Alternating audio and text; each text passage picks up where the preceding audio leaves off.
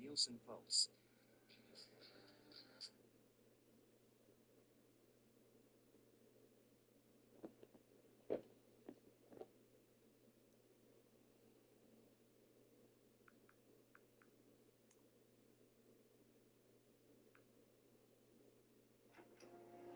Hey, Kev.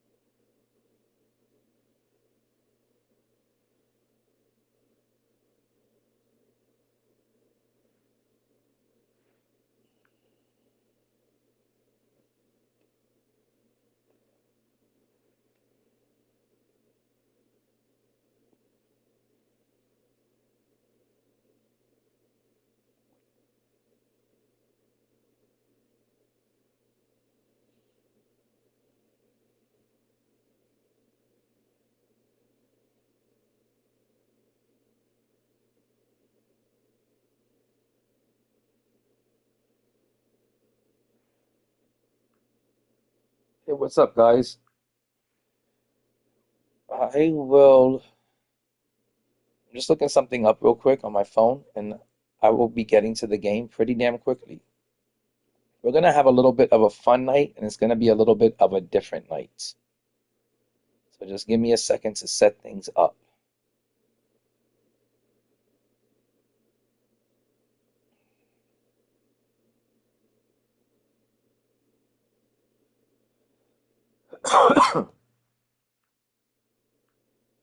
Right now, guys, I am going through Vike's video catalog, and let me start off by saying, before we get into this, okay, first, let me explain what we're gonna be doing here today.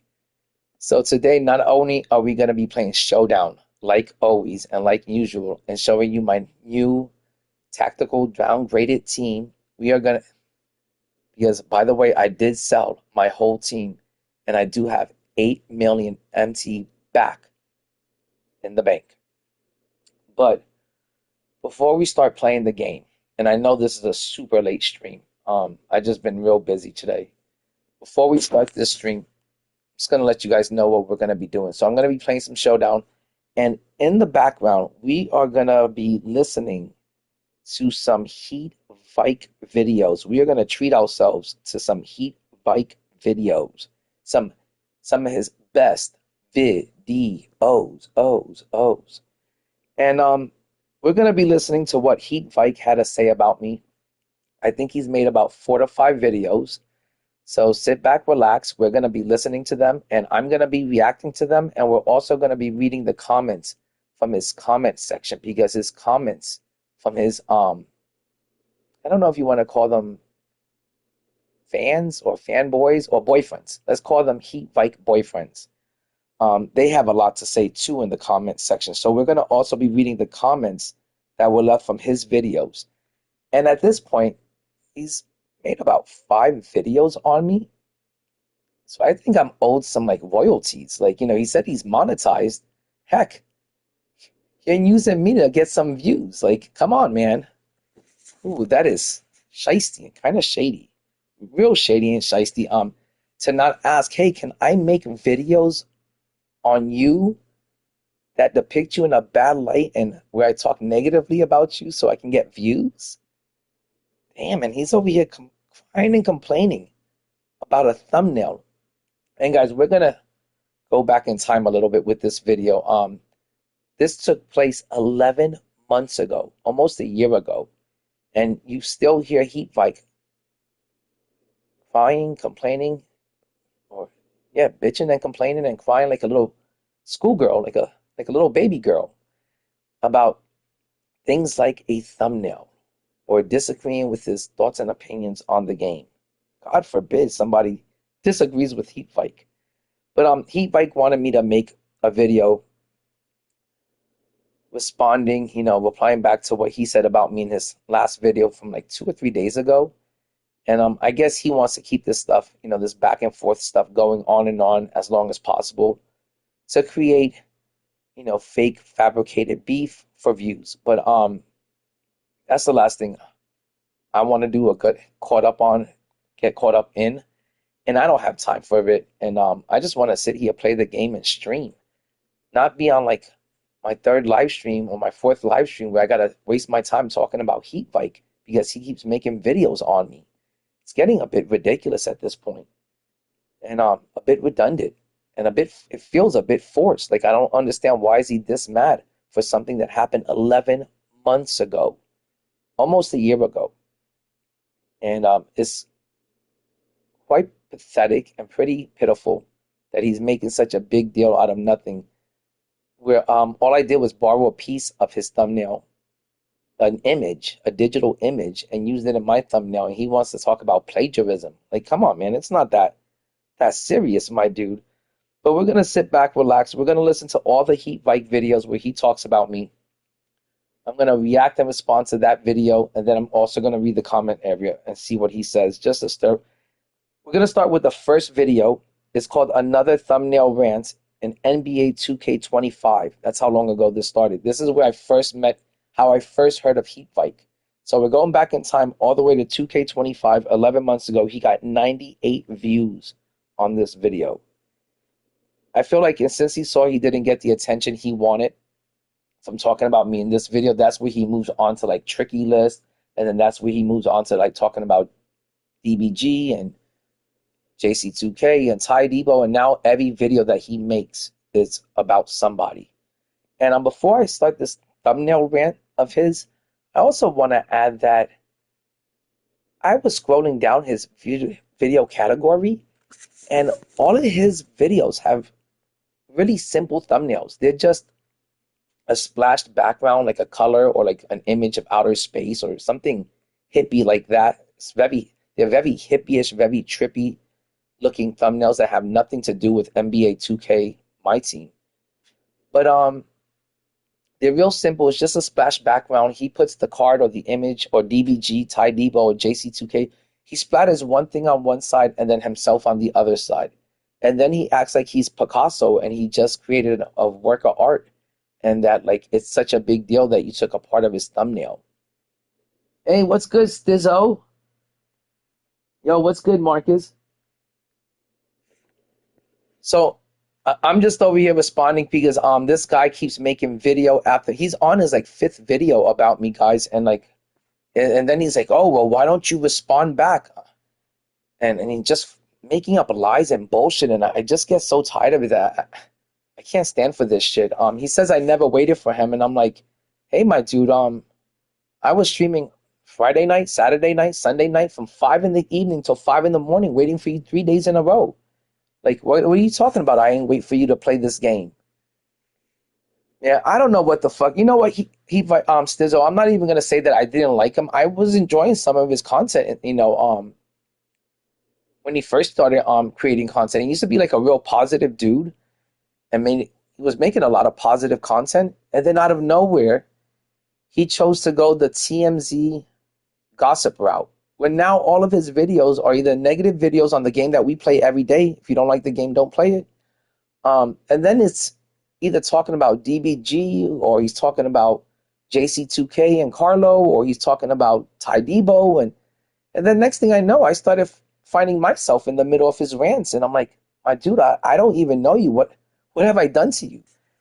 And I feel like anyone that knows me knows that I'm real positive and supportive of every single person in the Myteam community, from Instagram to Twitch to Twitter to YouTube. I support everyone in between. And even people in the chat, like for example, I'm a real big fan of Marcus over here in the chat. We met in I think it was like 2K24 in Ant Live's room. I always admired his record, his skill ability on the court, and how to play the game correctly. And his record, most of all, his record was impressive. I was like, hey, dude, you need to get out there and stream to the community, because you're pretty damn good. So I'm always supportive of every single person in this community, because it's a small and dying community. It's like, my team has shrunk compared to how popular it was 5 to 10 years ago. And like, instead of being negative, I would think you want to be positive and supportive of everyone in this community, especially when making negative videos on a JC, on a Ty Debo or DBG. That affects their bread. And these men got families to take care of, and you're trying to affect their bread the way they make money. And you don't know what people are going through in life. So like, why make negative videos on people when so many of us are dealing with so much stress in life? We come to play this game to get away from stress and relax. This dude wants to make negative videos on any single person in the community. He was even bothering Tricky List. I haven't seen Tricky List in a while, and I don't blame him if you got to deal with shit like this. But this guy used to hold tournaments for the Myteam community in NBA 2K25 when we had no tournaments.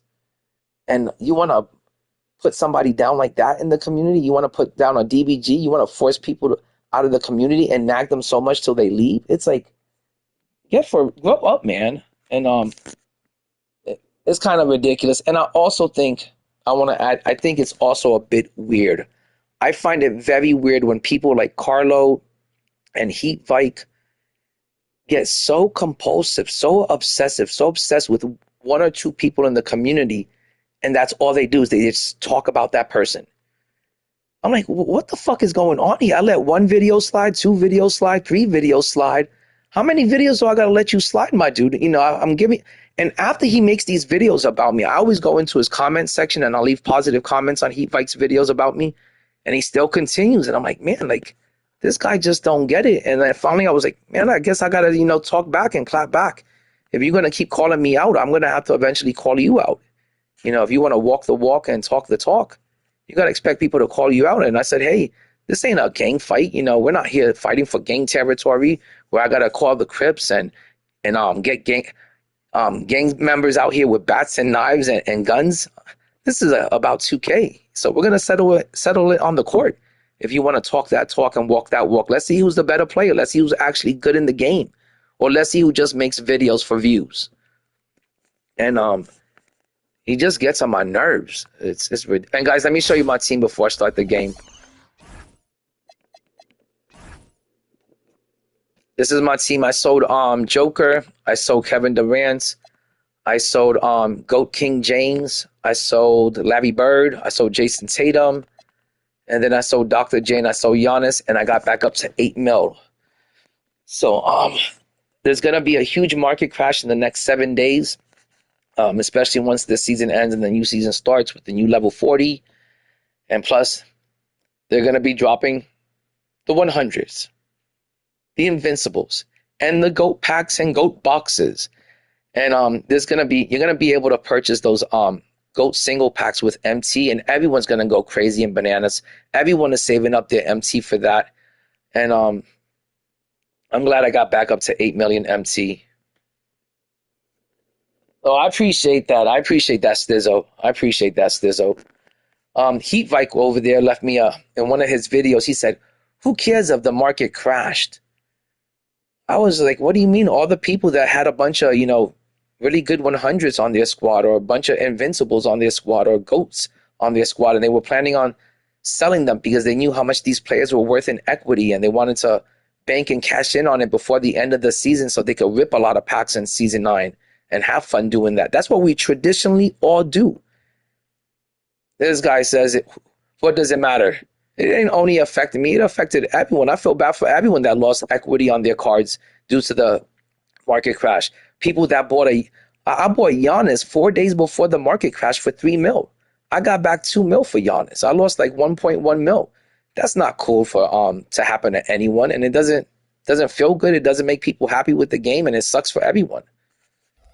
So I don't know how much winning I'm going to be doing with this team today, guys. I have not played with Michael, Paulo. This is like my first time really using Devin Booker and Jimmy Butler. And Russell Westbrook is severely undersized, and Akeem is kind of undersized. So I'm going to try my best in Showdown, but Showdown has been extra sweaty, guys. So I'm going to just try my best out there.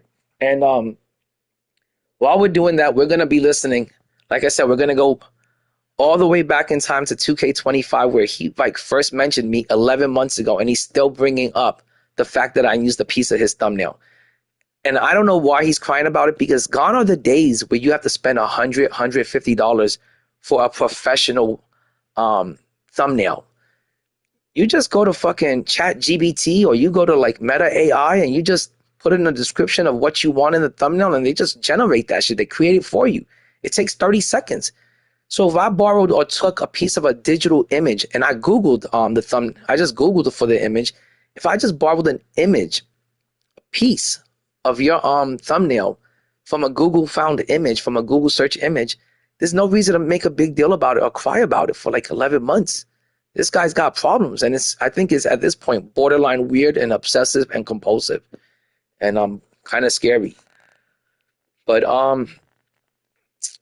what was I gonna say? Yeah. Oh, and I also want to say that I only used the thumbnail for about 4 hours because he was bitching and crying so much that I just was like, he was giving me a headache. And I was like, I don't want to hear this little girl crying about it. So I just replaced it. And he's still complaining about it like I kept it up.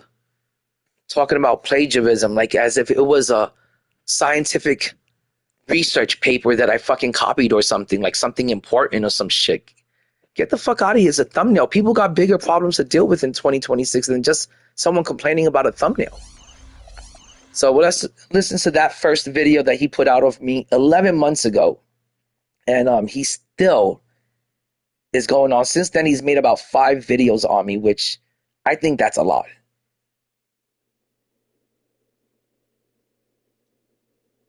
Yo, what's up, Erigo? What's good, my dude? What's good, champ? What's good, killer? Yo, Stizzo, Erigo over here, man. He's a comp player. He's tier 1. He's S tier. This guy is tier 1 king of the court for sure. And he gave me a good ass whooping the other day. I have to admit that. I was not ready for his lineup. His lineup was fucking OP.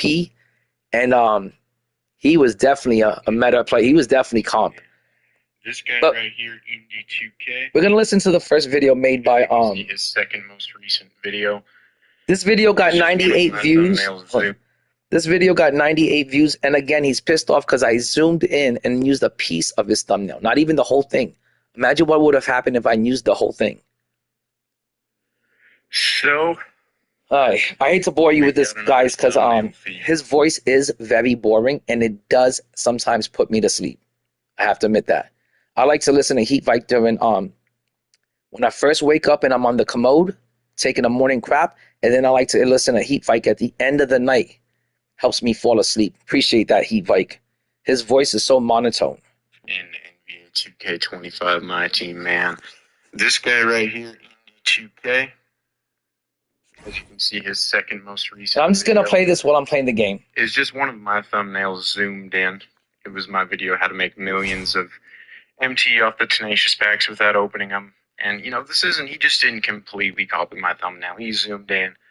So maybe not, you know, as bad as the last guy, but I mean, it is still my thumbnail that he used. He sounds so sad about it. He knows how to edit a little bit because he just, you know, copied the image from my thumbnail from this video and then took it into some kind of editing. Or no, he probably just took it into No one is editing thumbnails in 2026. Screenshot it or something like that. But with this guy, it's a little bit of a different case, and there is worse ones. I will talk about a couple worse. He's also complaining about trickiness. Well, we'll talk about it right. If I go to my subscriptions, I subscribe to this guy just to kind of keep an eye on him. He was a subscriber before he even made this video. Vike was a fan of mine before he even made this video talking about me. Why do you think he made the video talking about me? Clout chaser. Hours ago, NBA2K25 Myteam Massive Goat Pack Opening Part 1. Oh, tier 2 plugin. Blatantly used my thumbnail. Alright guys, I'm gonna lock in. I'll let you listen to this. The video that I posted yesterday, my Goat Pack opening, he just copy and pasted my thumbnail, man, for this video.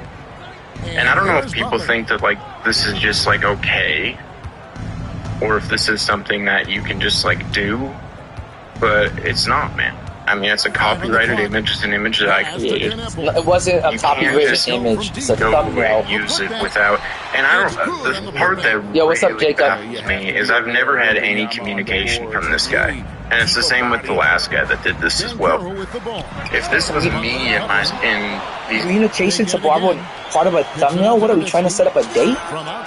Situation. Good lord. Why not? This guy wants a fucking dating shit. He wants to hear from me and stuff. I gotta talk to him and discuss a image from his thumbnail. Thing to do will just be use it and credit me. I've seen people do that before. Like, that is perfectly valid. If you want to use it, go ahead and do that. Maybe if I had used the whole thumbnail. You can even see the timestamp of 1919, which is how long my video is. You can see it in the bottom corner. It's just like, bro, like, what is going on?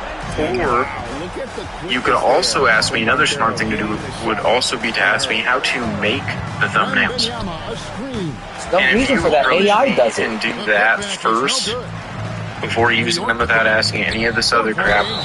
I will have so much respect for you, because that shows me that, you know, you want to succeed, you want to be original.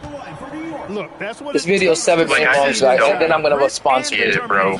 I really don't. So what I did was I went to this guy's channel. Let's go to his channel really quick. And went on his most recent video, which was this Invincible Option Pack right here. And I just commented this right here. Let's see what he commented. I just don't get it, bro. You're not the first person who's done this. Does it not just feel wrong to use my thumbnails for streams or videos? Why not ask me if you can use them, credit me, or ask me how I make them? That would be the right thing to do. I could throw in a copyright claim, but I'm a nice guy, so I won't. Keep up the grind, my man. Because there's no copyright on the thumbnail that you can find on Google. I went about it as respectfully as I possibly could. I feel like, you know, I'm gonna give him a warning first. And it's the same with the last guy. The last guy was a little bit weird about it. Like, he said, reach out to me on IG, we can get something figured out, I can credit you, whatever. And then I followed him on Instagram because it wouldn't let me DM him without following him. And then he just never, like, replied or even followed me back or messaged me. So that was weird. But he hasn't used Bradley's so nice. And even though he is continuing to use other people's thumbnails. So, yeah, we'll see how this guy goes. I think he's talking about Tricky over there. I'll be curious to see. But then if you go to this guy's channel as well, like, there's some other thumbnails. There was one other one that I wanted to highlight. It was, okay, this one right here. You can see it on the right side of the screen. NBA2K25 Myteam ripping the Season 8 level 37. I hate that con card, man. This thumbnail, I don't know if I mean, I guess it's possible that he stole this thumbnail from someone else. I'm just going to assume he made this thumbnail. And if that's the case, This thumbnail is 2 steps away from being great. He's talking about one of my He's got thumbnails. the Invincible player pack there. He's got the Magic Johnson card there. All that he needs to do is use a different arrow in the Design Assets tab. Use a different arrow, because that arrow kind of with the box and everything doesn't really look great. And then remove the background on the Magic Johnson card, because you can still see the white background in the back. Those things are pretty easy to do. And if he does that, this thumbnail looks good, man. So, I mean, he's almost there. If this is his thumbnail, he's almost there. But no, he's just going to go ahead and, start using it. But anyway, let me know what you guys think. I also saw last night when I was looking for a picture for a dope piece from the event so that I could remove. Oh my God! Computer's letting this guy make a comeback. For my thumbnail that I made for my team video last night. I found someone using my thumbnails on Reddit to talk about. This guy's like the fucking thumbnail police. And it's just like, let me search and see who's using my thumbnail out there on the internet. Like, please. What the fuck is going on here in this world nowadays? People that soft, that petty, that pathetic? I guess we'll just see, what happens. So if we go to my channel, my most recent video, how to snipe gold invincible cards and make millions of energy in my team. So what I did was I put a watermark on it because I actually worked really hard on this stuff. He worked really hard on the thumbnail. His thumbnails are so simple. It's a splash background, it's an image of a pack on one side and an image of himself on the other side. It's not that complicated. And then, the AI app will do that for you, man. I put some work into this stuff, maybe more work than I've ever put into stuff. More than ever, yeah. I'm not just going to let people plagiarize. I'm going to put my watermark on it. I'm sure people will do their thing and like zoom in and whatever, but at least if someone just used the thumbnail straight up, they'll be able to see my watermark. So that's kind of my first step in combating this. Combating the people that are stealing his thumbnails. Oh my God! Interesting. But if you are thumbnail police right here. Subscribe. That is always very much appreciated, and also please make sure that people like the video. It's also very, always very, very much appreciated and helps me out a ton, man. But yeah, 98 views on this video, guys. And the next video. Great ending, Heath. I do like the way he ends it. Okay, guys, sorry to put you through that torture, but that was the first video he made of me. 11 months, almost a year ago, and I still hear him talking about it, asking me to respond to it, reply back to it. And I just think it's pitiful and pathetic. I've said enough about it, and it's petty. It's ridiculous. It's childish, to say the very least. And I don't know. I don't even know how to respond to it. It's so fucking weird. And I think what happened was he was maybe mad that somebody else was using his full thumbnails, but then he said, oh, well, Indie's using them too. I'm going to take it out of him, make a video out of it, get some views out of it, and chase some clout and get some clout off of it. And I ignored that first video. That was 11 months ago, and I'm just now responding to that in the last 2 to 3 days. And he also wanted to say that I haven't been waiting for him, or I haven't...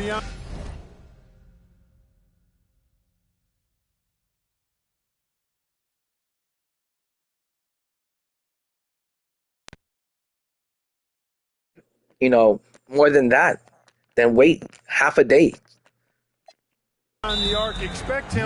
Just to play you in a game and get you to shut up. Even Ty Debo's told him, hey, you want to, talk about all these people and keep talking about people. There's got to be a time where someone's going to tell you, shut up and play.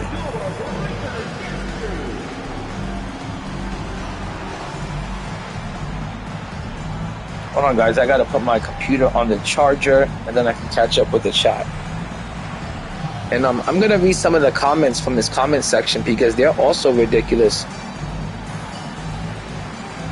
Ronald, I don't know when they're dropping any real news on my team content. They dropped some news today. I know Ty's put out some information. JC2K is always, real informative. But I don't really see... All I've heard them talk about was that there was going to be defense in the game this year, and that there was going to be a real change to the contest system. I heard about that. I heard that the shooting, they're going to change up the shooting. And I don't know how happy people are going to be about that. I just hope it's not RNG shooting. I hope we're not going back to RNG shooting. And it also said, you know, they're going to try to combat Zeners, and it's the same talk every year. It's the same fucking speech every year from fucking Ronnie and shit, and Mike Wang. So I don't even buy into the hype anymore. I used to get really hyped up before in INDIE2K. I would get really super hyped for it. Oh, I forgot how slow his jumper was. But I don't get really hyped up anymore for the pre-release, you know, and the pre-order. I'll believe if the game is good when I see it, you know, when I actually play it and shit. So then I'm gonna be real skeptical about it. All right, I gotta call a timeout, guys. I gotta get the chat back up. Showing us the catch and shoot. Well done. And Phil Jackson wants a timeout. Coach is gonna talk some. So I gotta put some subs in. But guys, I already got to like 215 showdown wins. To be honest, I don't really feel like sweating it out or like, you know, dealing with showdown. But I play it because I know you guys love it. And I'm going to catch up with the chat right after I get back in this game.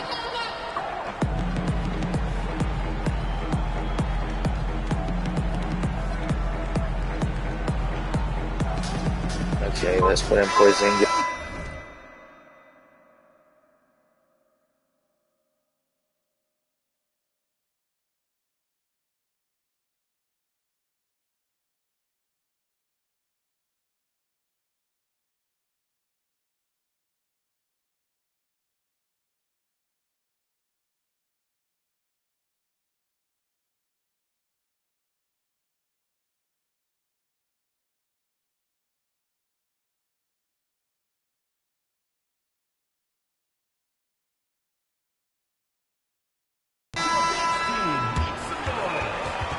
$2K Goaters, I don't have any cards to throw up. My bad.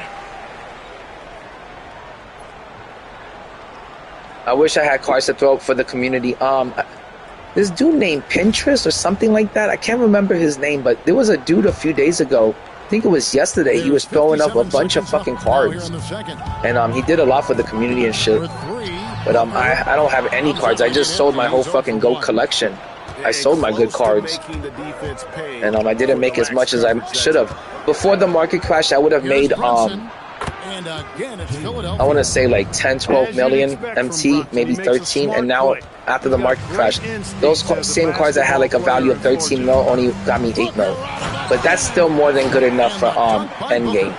Usually during endgame, if you want to collect all of the GOATs in the collection, you want to complete the GOAT collection, you need about 6 mil to honestly get all of those cards at the end.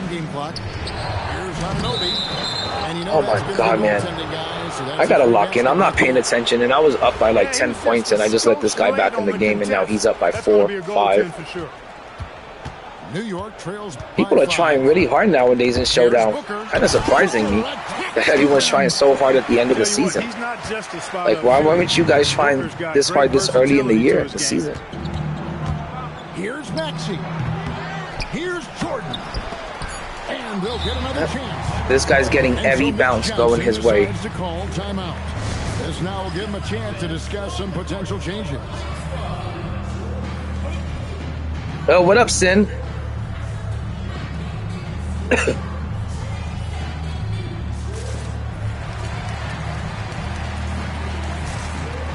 And you know, guys, I really hope 2K27 is good, but I've heard a lot of people call it 2K26.5. That unfortunately is just gonna be the same shit. You know, it's got the same pre-order scheduling. You're gonna get a Galaxy Opal. You're gonna get a Invincible in May or some shit. It's the same thing as it was this year. And then and that's it for the first half of action. I don't know. It kind of reminds me of 2K25. 2K25 was so bad that before the pre-order, they didn't release any news about it. They didn't tell you if the game was good. They didn't show you any like video game footage. And this year, I feel like the same thing is happening. Oh, Sin, I didn't even bother with the locker code. I'm not going to even lie. I'm not going to watch a 30-minute show on Twitch. I used to do that kind of stuff for 24 and 25, but gone are the days where I'm going to get excited for an invincible locker code, you know, when we got GOATs out here. They should have made it a GOAT pack if they wanted people to, like, tune in. But I'm not going to sit there and watch a 30-minute show and, you know, I got other things to do and shit. Holmgren outside. And I know I could have just played it on the phone and leave it in the background and shit, but it's ridiculous that 2K even makes us do that for a fucking invincible. Like, why not just give us the traditional old school locker codes? What happened to just dropping the locker codes? You know, back in the day, I didn't even check Twitter for the locker codes. I would just tune into YouTube, and Carlos from Carlos' Story would have a fucking video up about the locker codes, and, you know, and that's how I found out about it. Now it's fucking, you know, about you having to go to Twitch and spend 30 minutes on the site and watch videos. And I watch enough videos for the day. So, I think it's... Oh, what'd you get, Sin? Let me know what you got. See, and that's the answer right there. Not enough people bothered with it because it was too much trouble. I really don't know anyone that bothered with it. Inside the three-point line. No good with the wing jumper. But I wish they would just go back to the way it used to be for locker codes. Holmgren outside. And Butler puts up a deep. Oh, that's the first time I ever shot with Jimmy Butler. There's a bunch of new cards I got on this team, guys. He brings it up for Philadelphia. They lead. Oh. That's terrible, man. How the computer just doesn't help on pick people up. Like, if they see that there's a man open underneath the rim, the computer defense should, like, pick that up. Kicks it out to Holmgren. I just tied the game up. I was down by 5 and I just tied it up. I gotta lock in. It's hard to lock in after you hit 200 wins. It is really hard to lock in after 200 wins. I don't give a fuck what anyone says. It's hard to lock in after 2. The game made that fun. To be still excited after 200 wins every season. I'm excited till I hit 200 wins, and then afterwards I'm like, oh, I'm done. I think I'm 20-5 versus tier 1 players. So, kind of done for the season. The only reason why I'm streaming today is because, like, you know, I listened to the last video Vike made and was like, oh, how come you're not making a video and responding to this and replying and reacting to it? I'm like, I'm not gonna make a video, then I have to edit a video just to respond to them. Like, what are we going on dates or some shit? What are we, 2 girls on TikTok being catty with each other, going back and forth? What are we, 2 gay rappers making diss tracks on each other? Come on, man. 2026, it's time to man up. It ain't that serious, you know. And I think the other reason why he was mad was because I said I didn't agree with him giving advice to people saying, hey, spend 40 hours a week doing the VC method in my career, or spend, you know, 40 hours a week doing the MT method, you know, to sell sneaker and takeover boost all day. Like, fuck, why not tell people for that? Go get a job and earn the money and just buy whatever you want on the game. If you put in 40 hours at work, you're gonna have enough money for the game and then some. You know, like, what kind of fucking manly advice is that? That's like child's advice. I would even tell a child, hey, go mow some yards if you want to fucking buy a GOAT option pack.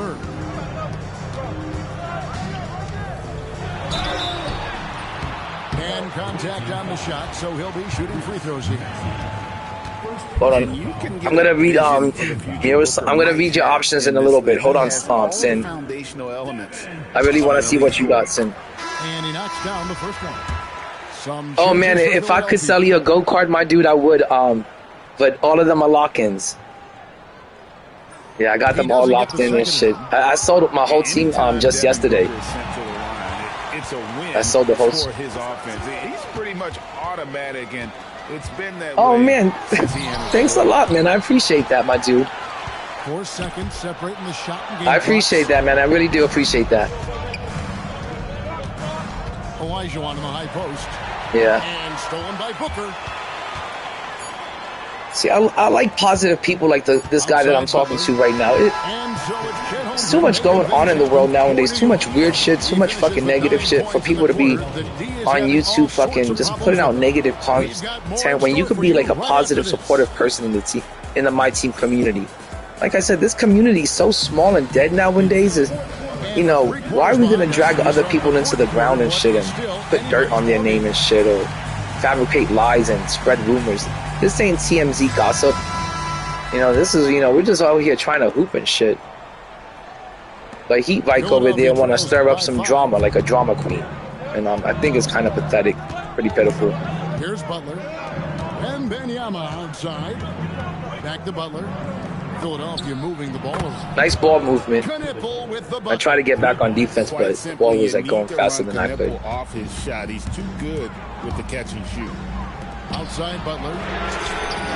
I feel like the AI was better, like, you know, than passing, but I think since season 8, 2K's made it worse. So this way, you're like, oh, this game sucks. I gotta move on to 2K27. So I think 2K like kind of nerfed the defense this season. So you can kind of move on.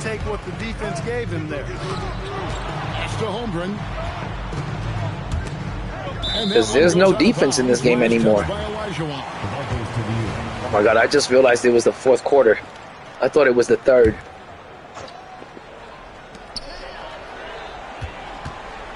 Butler deciding where to go with it. Lock at 6. Kicks it out to Booker. I can't believe I make that. Always going to give you his best effort at that end of the floor. He uses his length, his size, his strength, nice jumper. and his speed to bother shooters. I don't know, GG, but I like that thumbnail. You like that thumbnail, GG? When it counts. You know, they want the ball in his hands here because they trust him to hit all the big shots. Alright guys, I'm gonna go into stealth mode. I have to lock in and try to get this W. He really does. But after this game, I'm gonna respond to some of the comments in Heat Vike's comment section. They feed off of that energy and ability to make plays. It gets them going. Oh, what was that? Out of bounds, though. I thought it was gonna be a foul.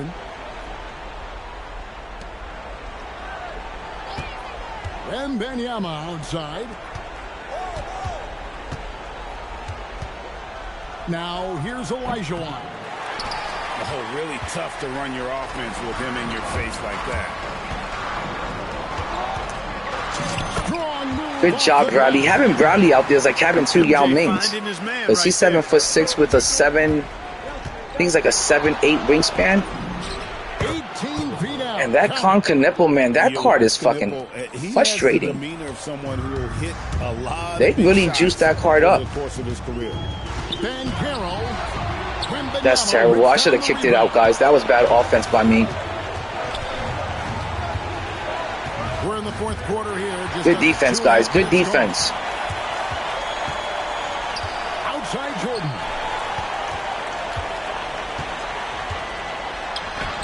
That was bad offense again. Philadelphia trails by 5. Butler with the ball. Picked up by Nowitzki. From outside. That shot, no good. Good rebound, guys. Really hard to stay competitive when you're taking low percentage. Sean Bradley coming through. Nobody comes to his help, like to get the ball out of his hands. Nobody. Powell just standing there. Outside Jordan.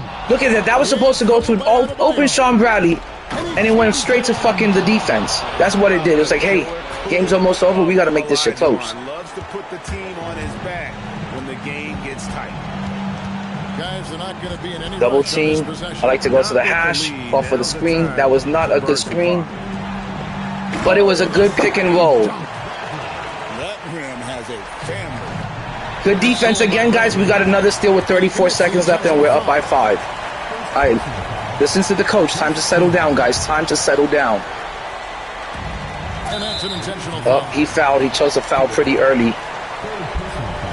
Sending me to the free throw line. Let's try to win this at the free throw line, guys. Yesterday, I missed one free throw in the game, and it cost me the game by 1 point. It was the only game I had. Lost for the night. It should have been win number 8. I won 7 games in a row, and then I lost game number 8 by like 1 point. And then I ended up being 10 for 1 for the night. That was last night. So it gets them both, and it's a 7-point game. Boy, those were big free throws right there. Guys, like up the stream. Try to sub up if you can. I think I'm only like 4 subs away from 2,200. Look at that. Jimmy Butler dunking over Yao Ming like he ain't there. Like Yao ain't there. Yowzer is over there in front of the rim. I got damn Yowzer in front of the rim and I can't block anyone.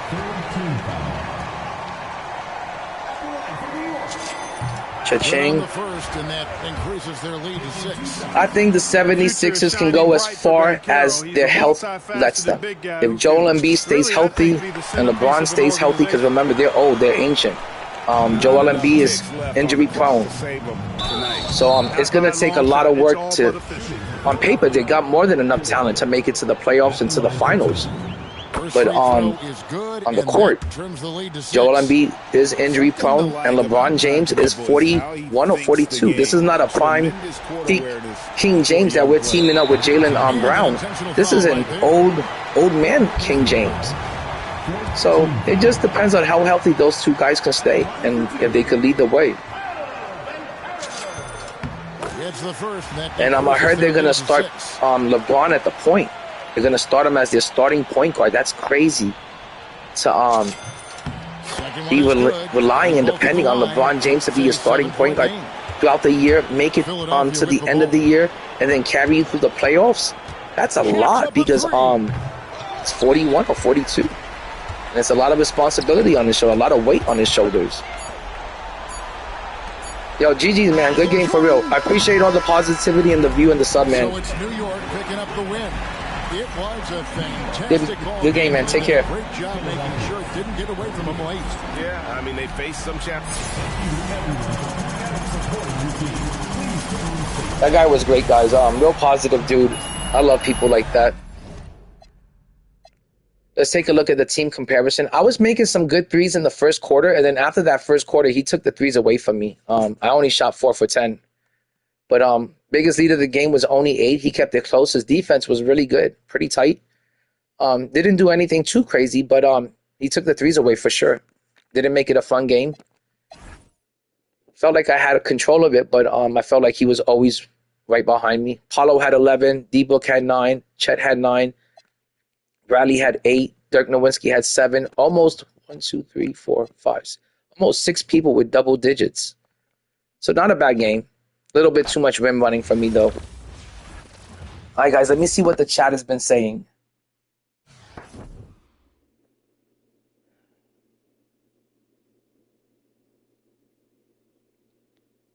AI contest is better. Cross-platform, auction house, no S. Oh, yeah. I heard about that, Stizzo. That the AI contest is going to be better. The cross-platform, auction house, and no escrow. If I was the Xbox people, I'm not happy about the cross-platform auction house because their cards go for a lot less than on Xbox. And I used to play 2K24 on the Xbox, and I have friends that have the Xbox and they play on Xbox, and their auction house is much cheaper, like by millions. So but it also has less cards on it. So if you're an Xbox player, you don't like it that they merged the auction house because now it's just going to make the cards more expensive for you. And now, as far as PlayStation goes, now there's just more people bidding on the same rare, scarce cards. It's going to make it more difficult to get the cards now that we're all bidding on it. And it's going to make the prices overinflated. So I don't think, now it's good that they dropped the escrow, but the cross-platform auction house things. Graphics look worse because they did a comparison on Google, and there was less detail in like Derrick Rose's face and all these other cards. It just didn't look like it had the same detail. And there was another thing they were comparing. Cooper Flagg's goatee didn't look right either on 2K27. There was just some things graphically that didn't look correct. And you're right, Ronald and Stizzo. Ronnie 2K says the same shit every year, and so does Mike Wang. They all say the same garbage, the same speech. It's the same ass fucking bullshit each year just to get you to buy the game. And then the game is good for the first 2 weeks. And then people start complaining about the defense or the shooting. Then they change the game up, patch it up, and they continue patching it up for like the first 6 seasons. And the game is just copy and paste. So I really don't. I have not pre-ordered the game yet. I'll be honest, guys. Like I'm not motivated to pre-order the game until I see some game footage. It's $150 fucking dollars, and then you got to spend $100 a week just to enjoy that shit and make a competitive team to compete on Showdown. This game's got to get better than what it is right now. It's got to get better. And I don't want to spend the money if I know that it's not better yet. I'll buy it after they get done patching the game up for 6 months, because they're going to be patching up the game all the way until season 6 like they did this year. See, Ronald ain't bother with the pre-order either. CB the Grenade got 276 million MT. That is crazy, guys. That's bananas. And that's what I was. Let me touch on that real quick. When you rip in as much packs as CB the Grenade, you're gonna have all the cards from the exchange events throughout the year. You're gonna have the best cards in your collection. When you rip in as much as CB the Grenade, all that investing that you're doing with your MT into ripping, or with your VC, all that investing you do into ripping, it's going to farm you hundreds of millions of MT by just you ripping and spending that MT and that VC. So when Vike says that he don't got no good players to be accepting the challenge and play against me, that's a lie. And 2K's giving out so much free stuff this year and so much locker code shit, that's a bullshit ass lie. And then also to say that he said that he spent 50 million MT this year, or 60 million MT throughout the course of the year ripping packs. Well, that kind of investment into the game should have got you every card from the exchange event throughout the whole year. So you should have good cards in your collection. And that right there should have made you 120 million MT if you invested that much MT into ripping packs. You must have pulled so many good cards. It must have doubled your MT on that 50, 60 million MT investment. So I don't understand how he don't got no good squads to play me, no MT, so to the point where he could buy a good squad and assemble a good team. How do you not have either players or the MT stacked up? You should have a ton of MT savings stacked up, or a fucking crazy team. But you should also have a ton of MT savings stacked up and every great player from the exchange event throughout the year. And then his excuse was, I used all of my event pieces for the MT method. So you did all that grinding to make 50 million MT. You ripped 50 million in packs, and then you took your event pieces and you did the MT method from every season, every festival, every exchange festival, and then you still have no MT and no good players and no players from the exchange. None of that shit makes sense. It ain't mathing up. Make it math up and make it make sense. Vike. So I'm gonna read some of the comments from the last video we just played. The video was called Another Thumbnail Rant, where he talked about me for about 10 minutes. This video was from 11 months ago. He got 98 views on it, and he still hasn't let it go. So let's read some of the comments, because they sound just as pathetic. So this was his first comment on the video. Thanks for the shout out, my dude. I appreciate you, fam. That was me, INDIE2K. His reply was, getting called out for plagiarism, he called it plagiarism, isn't really much of a shout out. But if you with the vibes, I'm with the vibes. I don't know what he means by that. And then it says, I told him, thanks for the sub. I appreciate you. I appreciate it. W positive vibes. Keep up the great work and keep up the positivity. Keep grinding. I love your content, Brody. First of all, I appreciate that. The grind definitely won't stop. I enjoy your content as well. With that being said, though you have to quit using other people's thumbnails, I appreciate that. You are on positive vibes as well, and I'm glad there is no beef. How could there be beef between me and you if I didn't even know he existed until he started making videos about me? So the only beef could be from your side. The only form of negativity could be from your side. He said, if you want to use my thumbnails, you can, but I expect you to shout me out in the video and state that you used my thumbnail. I'm excited for your success with my team content, and I love that you're excited for mine. We can keep up the grind together. Where the issues lies is that you're using other people's work for your benefit and providing them with nothing in return. I will stay tuned, and I hope to see you change up your thumbnails. Keep up the grind. And I remember that comment. That's the first time I read that comment again in like a year. And I remember afterwards, it did motivate me to, I only used a piece of his thumbnail. It was a wheelbarrow that had like VC and MT coins spilling out of it. And I just used that image. Like I said, I found it on Google. And I didn't think it was a big deal. I had used other people's thumbnails in the community plenty of times, and not one person ever complained. Not one person ever bitched, complained, or cried about it like a little baby girl. And the only positive I can take out of it is that it did motivate me to stop using anyone's thumbnails at all, and I just started using the AI to create the image.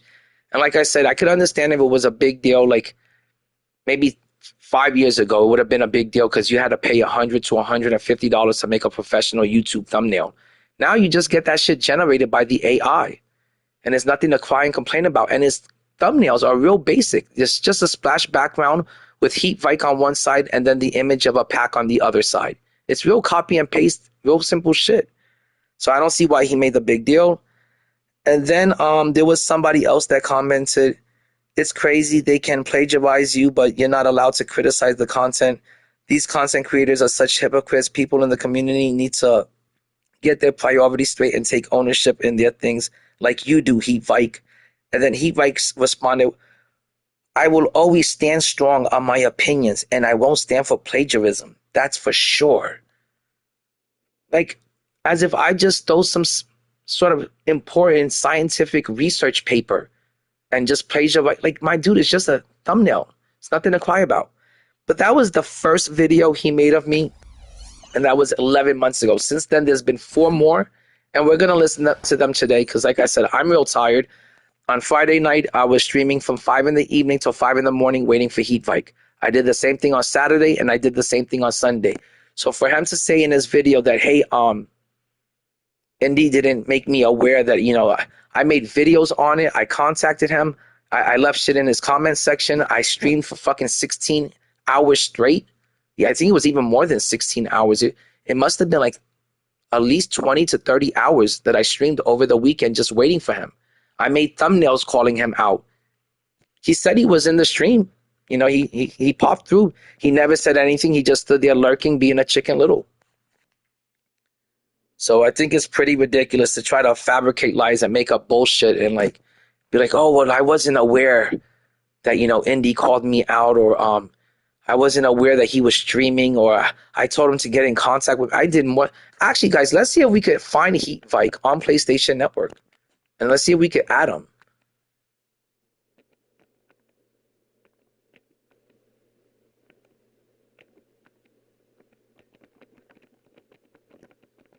Hold on, I'm going to see if I can find him. Because I thought of that the other day, and I was like, I don't know why I didn't just see if he's on. There he is, Heat Vike 12. And we will send them a friend request. Let's see. I'm going to tell him that I want to be personal friends with them, very close friends. That's what it sounded like he wanted in those comments. He sounded like,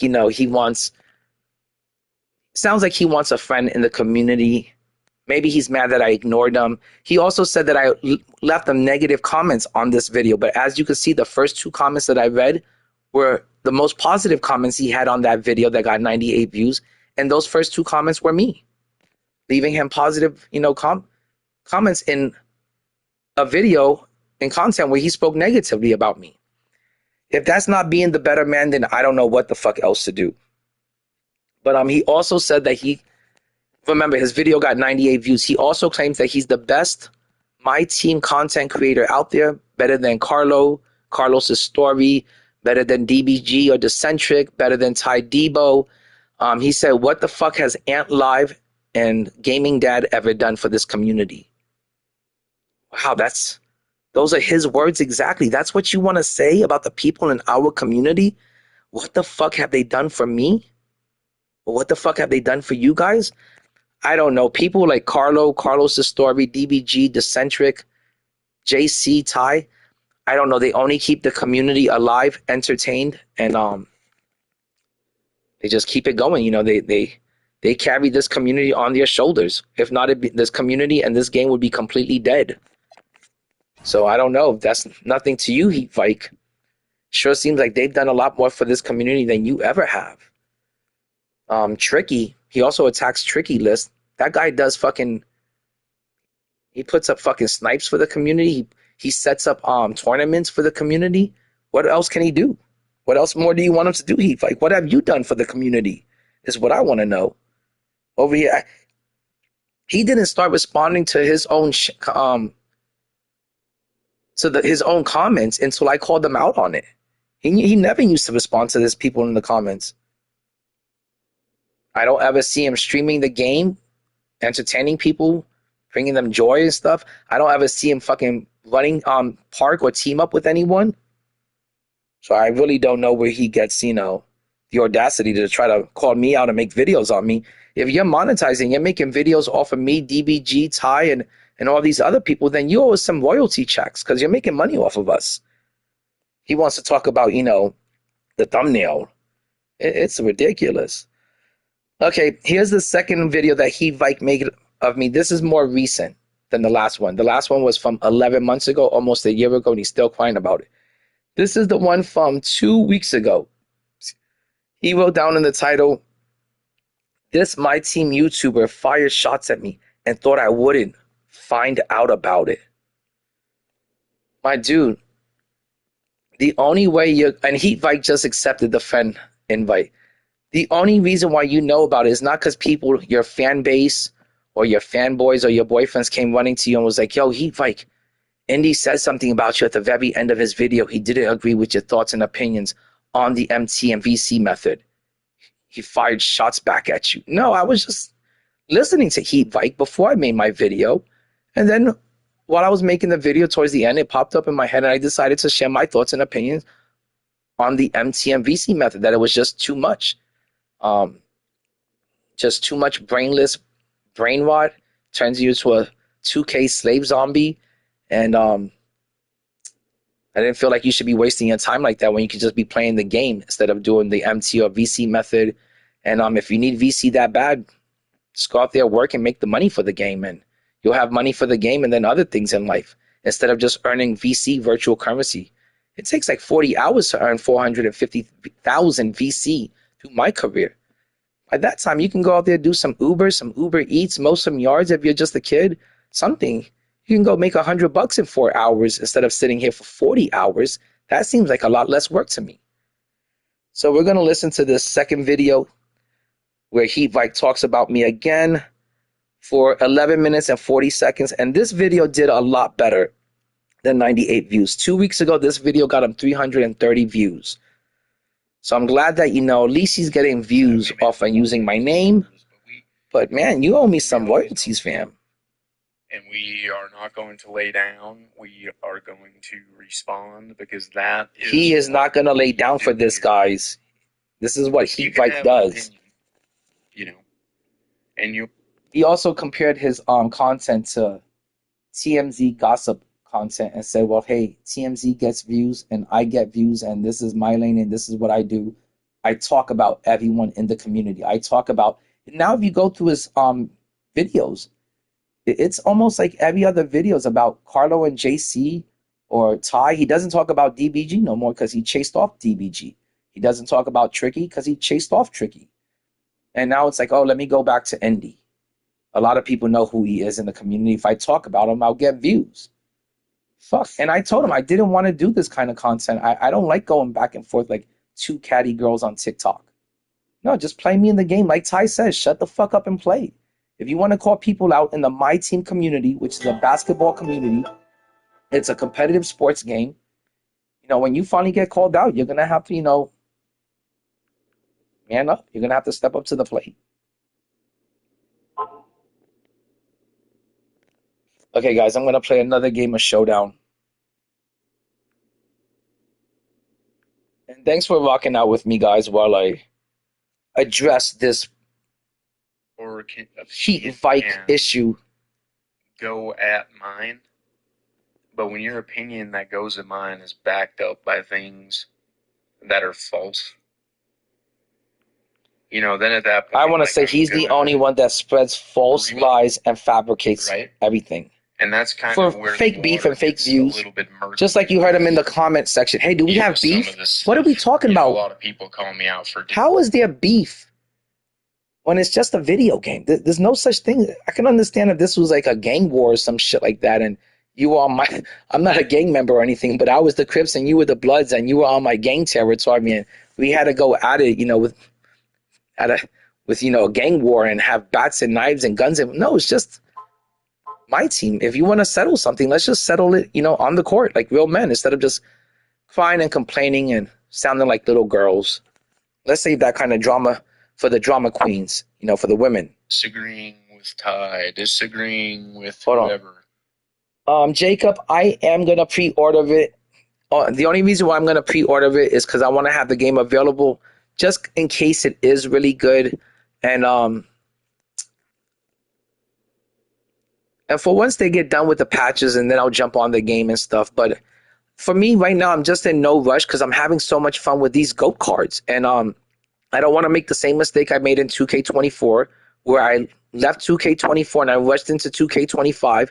It was the worst game ever. We all agreed 2K25 was the worst, and it made us all miserable. And it was the beginning of all of the crappy stuff that we hate in the game. And that whole time while I was playing 2K25, I did nothing but miss 2K24, and I always wanted to get back to it. And I would always go back to it and play it on occasions, but I always missed it. In the background, I was always thinking about 2K24. And this year, I like this game. The green on miss window reminds me of 2K24. This whole game kind of reminds me a little bit about 2K24, and that's how much fun I'm having with it. So why go to 2K25 where they're going to change the shooting again, change the defense? They're going to be patching up the game for the first 6 months. Fuck, if I buy a game for $150, it should be working from day one. It shouldn't take 6 seasons of patches to get the game to work good and correctly. So, okay, guys, I'm going to let this video play while I'm playing some Showdown. And you guys can listen to this. I'm going to go in stealth mode and lock in. Back here with... This is his second video he made on me. Another video, man. About 3 weeks ago. This YouTuber fire some shots at me, man. Fired some shots at him, he said. Because I disagreed with him. Noticed. He always takes notes. Lay down. We are going Remember, he's the thumbnail police. Chicken Little over here. You can have an opinion, and your opinion can... This video's 11 minutes, guys. ...go at mine. But when your opinion that goes at mine is backed up by things that are false, then at that point, I'm gonna rebuttal, right? And that's kind of where the water He's turned this into a debate. Murky with, some of this stuff. A lot of people call me out for Like, if I wanted to debate with someone and just be catty going back and forth, I'd be making TikTok videos, or I'd be back in college in debate class. But here he's going to talk about how, people don't like it that he attacks Ty and DBG and JC and stuff like that and me constantly. It's the negativity is just ridiculous. It's overboard. It's no need, no call for it. Stop trying to affect people's pride. Disagreeing with whoever. Calling Market. Thanks, man. I appreciate that. With whoever. But then they either don't back it up or what they use to back it up is false. Got Thon Maker. This guy's got Thon Maker. Really an opinion I gotta lock in, guys. Or is it kind of more of like an educated? Tier 3. Because I like to base my takes on facts, right? You guys know what I'm saying. So anyway, this is your boy INDIE2K. Which we've got a lot of history with on this channel. Absolutely. You guys have not been around for a lot of history. I don't even know him. This is when this happened, but INDIE2K, as well as another YouTuber called like a Genty or something. Indie's more of like a pack flipper. Genty's more of like a sniper. Like snipe filters and stuff. I don't even know. He says I'm a pack flipper. Anyway, I play the game. Both of them were stealing my thumbnails. And this was before I put like the little Heat Bike figure in my thumbnails. I thought it was so much. I started doing that was because I have this issue. And this is something that INDIE2K still does. He still steals people's thumbnails. Yes, you go onto his I've been using AI-generated thumbnails for a year now. What is he talking about? Under the timestamp in the bottom right, or like how much time it says the video is going to be, you can always see. Because sometimes I don't get it erased. Original video underneath his, and it's just like, what I don't care. Like you can literally do what Ty Debo does. Go on ChatGPT and take 15 seconds to make a thumbnail. That's what I do, dummy. Or you can put an effort. And I literally offered this guy to show him how I make my thumbnails, and he did not. He came at me with attitude. So anyway. And as you guys could see, that wasn't true, because in the comment section of that video where he's complaining that I stole a thumbnail or an image from the thumbnail, where he even admits I only took a part of it. I showed you guys, I left 2 positive comments underneath his in his comment section. So that's another fabricated lie right there. And you be catching Heat Vike in all of these lies constantly. Like, and that's what I don't like about some people, when they're just lying and saying bullshit to besmirch your good name or discredit you or make you look bad just for views. I just clicked on this video because I was going to just skip through it and see what he got out of his Super Pack 10-pack box Season 7, because I was sitting on the toilet this morning, man, and wanted something to do. Maybe that's a little bit TMI, but you guys know how it be. He stole that line from me. Someone like Heat Vike recommending you to do the sneaker takeover boost method and sitting there for 3 hours doing the MT method. That is ridiculous. I would rather have fun playing the actual game in this last season. Okay, first of all, that's all I said, guys. That's all I said. I recommend going. And he turned that into a 12-minute video. Insane. Check out the video, man. Go ahead and go check out the video, because it is the best MT method in the game right now with diamond shoes. There is no good MT method. The MT method is dumb. Which will not take. The MT method is brain rot. The MT method turns you into a 2K slave. Max. It does not take. If you have a time. It does not take 10-20 minutes to break down any fucking GOAT event pieces. That's another fucking lie. And it does not take 10-20 minutes to list things in the auction house. It takes all fucking day doing shit like that. You're throwing a bunch of bids up. But then what I recommend always is to do that, and then if you want to get even more empty, then go play the game. Which he does not play the game. I always state that I understand that people do, like I understand that people don't just want to sit on the bench. Just like I'm, someone who would do that, but I realize that not everybody wants to do that. So I always recommend doing that, as well as going and grinding the game, as well as breakout to get even more diamond shoes. But Indie recommends that you play Showdown. This guy just collects sneakers and takeover Showdown for this 10-pack box. He has 75 wins, which, Jesus, I don't even want to know how long that would take. And he also recommends, 10-pack boxes are the best MT method, which a 10-pack box, unsellable, averages about 5K MT. Or 10-pack bucks. I'm gonna address something that he just said right there. I do recommend playing Showdown to get. I think when you get to 75 wins in Showdown, you get like a 10-pack box that you can make MT off of that when you break down all the cards in there. But most importantly, you make 35,000 MT a week from just playing Showdown, just winning 20 or 25 games a week. You get 35,000 VC a week. That equals 150,000 MT. That equals 150,000 MT a month. If you just win 20 games a week in Showdown, it's real easy to win 20 games in Showdown. It's not sweaty. It's not filled with a bunch of tryhards. Tier 1 is easy. Tier 1 opponents are easy. When he says, well, good God, how long does it take to win 75 games of Showdown? If you think about it like that, it's going to take forever. And you only think about it like that when you're a scrub in the game. Because this weekend, I played 33 games of Showdown this weekend. I went 31 for 33 in Showdown. Right there, there's half the games you need to get to 75 wins. 75 wins gets you a Season 8 mode completion card. 75 wins gets you a bunch of MT. 75 wins gets you a 10-pack box from Showdown. So what is he talking about? Like, oh, and how long would that take? And how difficult would that be? It would be the easiest thing ever. You could win 75 games in about fucking 5-6 days if you're good at the game. If you play the game. Good Lord. So for him to make a big deal about winning 75 games of Showdown shows me that he doesn't play the game. He doesn't know how to play the game. He can't win at the game. Because 75 wins takes about maybe 5-6 days. 7 days tops. Like I said, this weekend I streamed the whole thing. I played 33 games on Showdown, and I won 31 for 33. That's half the wins you need right there for MT, for a free 10-pack box, for the mode completion card. I mean, how much easier can the fucking 2K make it for you? like as if it was such a difficult thing, like such a bad thing that I said, well, hey, instead of doing the sneaker method and just sniping all day, or doing the MT method of breaking down goat pieces and listing cards in the auction house sneakers and takeover boost, instead of doing that all day and not having fun with the game, why not actually just play the game? You'll earn the same amount of MT. Like I said, I make 150,000 MT every season off of, more than that. And that's every month I make 150,000 MT just off of playing the game and winning in Showdown. Then on top of it, you got the daily grinds, which is 5,000 MT a day, and that turns out to be 35,000 a week. That's another 150,000 MT a month. Altogether, that's 300,000 MT that you get from just grinding and playing the game. I'm sure that's more than you're gonna make doing the MT method, and more than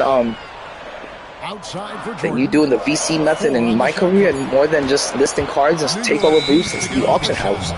You know how long it takes to list sneakers and takeover boost constant badges? That shit gets annoying. It gets old. Okay, I'm gonna go back to the video. I always state this. I always state that I understand that people do like I understand that people don't just want to sit on the auctions. Like I'm, you know, someone who would do that, but I realize that not everybody wants to do that. So I always recommend doing that as well as going and grinding the game, as well as Breakout to get even more diamond shoots. Breakout? But who plays Breakout? That you play Showdown for MT. You make a lot of MT off of it. Showdown for this 10-pack box. You make MT off of that too. Jesus, I don't even want to know how long that would take. And he also recommends, you know, 10-pack boxes are the best MT method, which a 10-pack box unsellable averages about 5K MT. No, it doesn't. 10-pack box. You'll get 5K from just your duplicates. You're going to make that in, you know, less than 5 minutes. You get shoes. Yeah, let's continue. Also, let me add this. You get shoe, sneaker, takeover boost, all of that stuff in every single pack of a 10-pack box. So if you're telling people to do the MT method to get sneakers and takeover boost and badges, well, that comes in every 10-pack box 10 times, because there's 10 packs in there. So what the fuck is he talking about? How knowledgeable or informative is he on the game? Every single pack is going to have sneakers, takeover boost, and badges. And there's 10 packs in the 10-pack box. So you just got 10 sneakers, 10 takeover boosts, and 10 badges. And players along with it. And you can sell your duplicate after you get done opening the box. How does he only say 5,000 MTs in there when he just said if you list 2 to 3 pairs of sneakers, you make 5,000 MT? Well, you got 10 pairs of sneakers in the 10-pack box. You got 10 badges, 10 takeover boosts, 10 jerseys, 10 courts. Come on, man. State some real honest facts. Don't just fabricate lies and make up bullshit and be inaccurate with your information that you're putting out there. At least be knowledgeable. I'm not going to waste my and time. Informative. Becoming a brain dead zombie and just doing the same thing over and over and doing the That's all I said. Like 4 to 5 hours just to make 100,000 MT. Guys, go do. So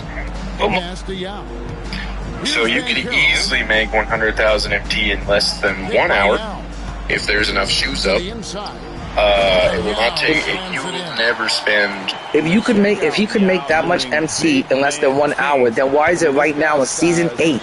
I just saw his last video. He only had 100-something thousand MT. If you could make so much of MT from just listing sneakers and takeover boost, then and you could make 100,000 every hour, then why does he only have? He doesn't even have 200K. Well, what the fuck are we talking about here? That's a lie then. That's inaccurate facts, which is a lie. 4 to 5 hours on the auction at the team. I missed that. I should have had that, guys. Because you go and throw a bunch of bids up, and then I'm not even like locked in. I'm gonna lock in, guys. I gotta make my subs. My guys are tired. I'm gonna do that in halftime. I and my viewers just don't even play the game. Like it's just auctions forever. You only sit on the. He even admitted himself he does not play online games. He doesn't play Showdown. He doesn't play King of the Court. He doesn't play Park. He doesn't play Team Up. What are you playing them? Casual fucking breakout board? Domination on rookie? Salary cap? Salary cap even tells you that it's the most casual place to play, where you're gonna just run into average casual players. You go to the park to relax. What does he play then? Easily make 100,000 MT in less than 1 hour if there's enough shoes up. for that side. It will not take. You will never spend 4 to 5 hours on the auction house at one time with this method. You really with any method, At the free throw line. because you go and throw a bunch of bids up, and then we got to wait for everything when it's pending anyway, and then you go play the game. And the ball goes Oh my God, out of bounds. Just don't even play the game. Like, it's just auction house forever. We only sit on the auction, which is just false. It's just false, man. He doesn't understand that you can do both and maximize your activity. And he's somebody who, let's continue. I've never seen him on Showdown, not once. Do some I've never seen him some DoorDash.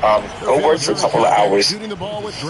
When you get back home, you'll have enough money to rip 2 or 3 gold packs, and you don't have to sit there and do the mindless MC method for 4 to 5 hours. Or you know what else you could do is you could go work for 2 to 3 hours, and then use that money on something else. Maybe some. Before he goes on, I want to say you have to go to work and work for money to use it on everything in life, not just something else.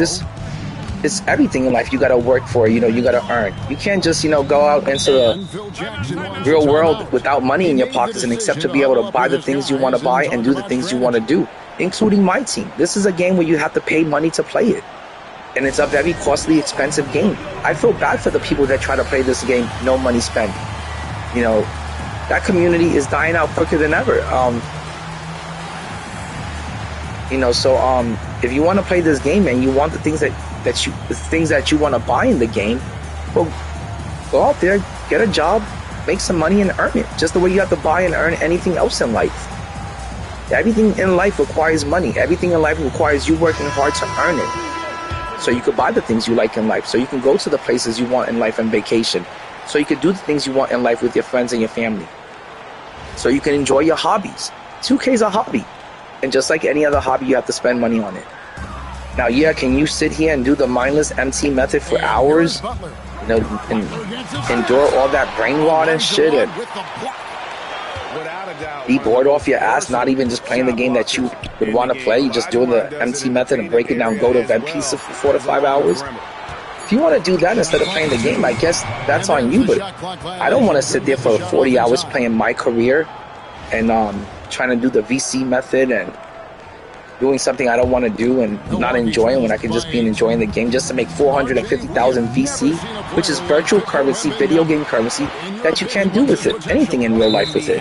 And at least if you go to work for 10, 20 hours and you make the money you need that you want to spend on Myteam and the game you like playing, you're also going to have money to do other things in life and enjoy other, things in life with. Not just, Myteam. If you just grind out the game for VC or MC and you're there for 40 hours a week doing that shit, all you've done is become a slave to 2K. You did the mindless fucking brain rot fucking MC method,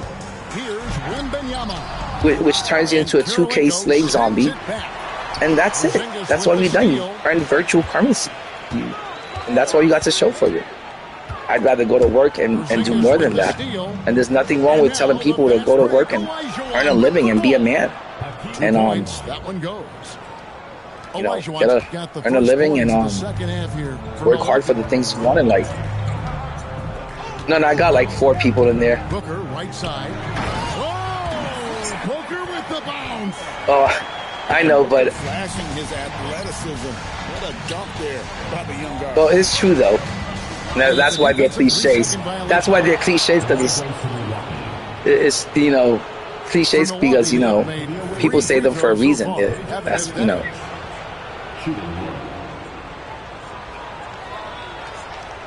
Oh, my bad, dude. You can turn off the mic. You don't.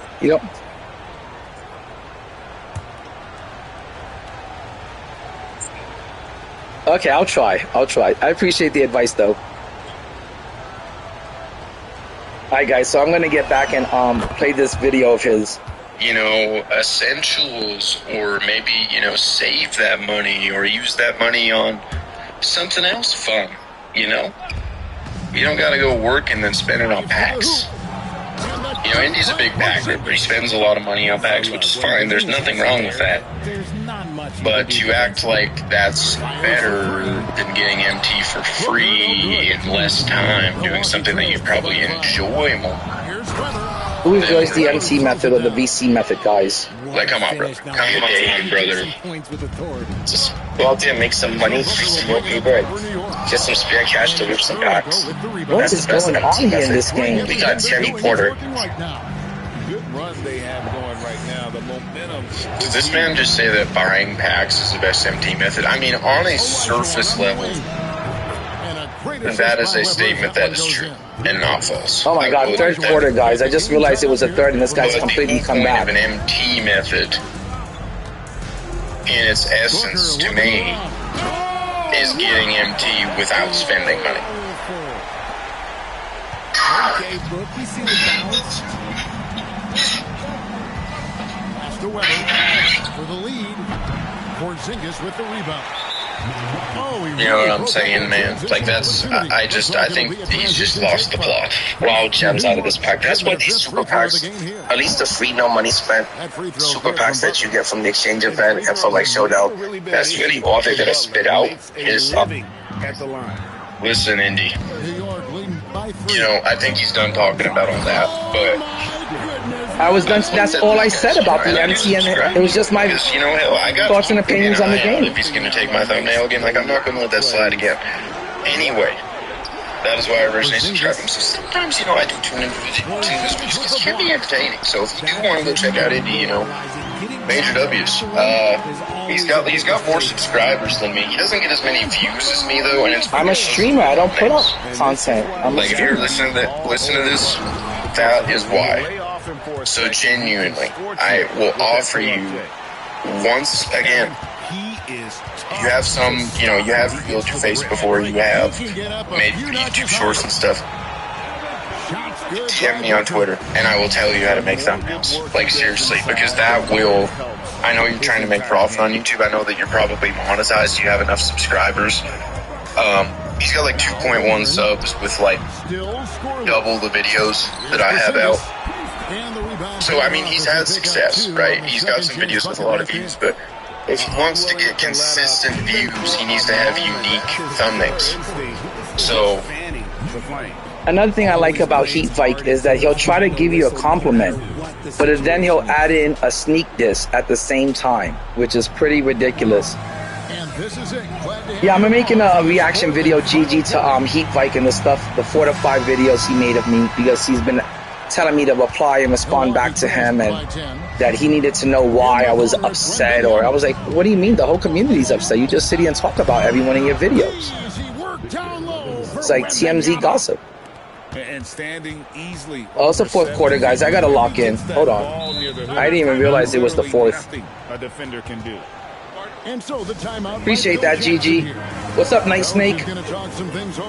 I won 100 games in just under 2 weeks. Exactly. It doesn't take that long to win 100 showdown games, and it's not that difficult. Like, he's making it seem like it's so damn difficult to play showdown and make MT off of the mode. You can make a ton of MT off of playing showdown.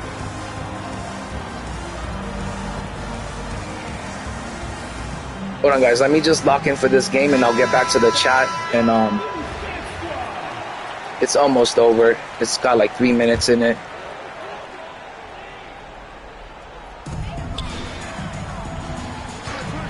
Van Carroll with the ball.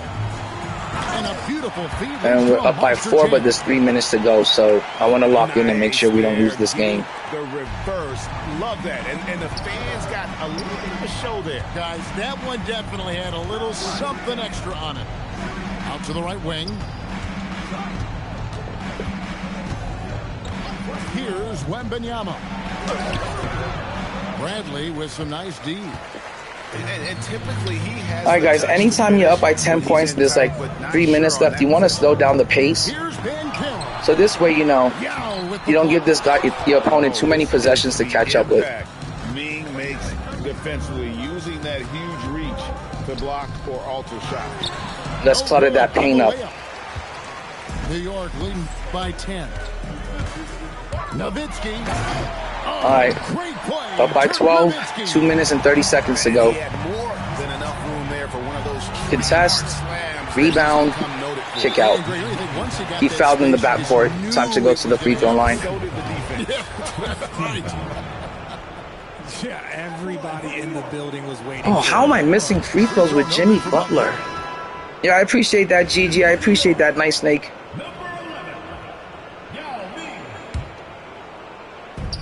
The 12-point lead, their biggest of the game. Banchero outside. Butler outside. 5 on the clock. Yao inside.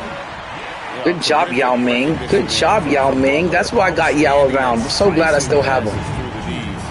That was the good part about buying those option gold boxes. They were lock-ins. Like, he just hit a 3. He's still down by like 9 points. There's only a minute 50 left in the game. No, he's down by 11 points, guys. And there's only a minute 50 left. So in situations like this, instead of like, you know, just charging into your offense and wanting, you know, kill some clock, try to get the best shot possible, and don't make any turnovers like I just did over there. And now I'm only up by 9. He's about to make it 8. So like I said, you want to slow down the pace. You want to get good shots, good looks, and try to kill some clock and not give him as many possessions as possible. Now here's Banchero. A little over 2.5 minutes have passed here in the fourth quarter.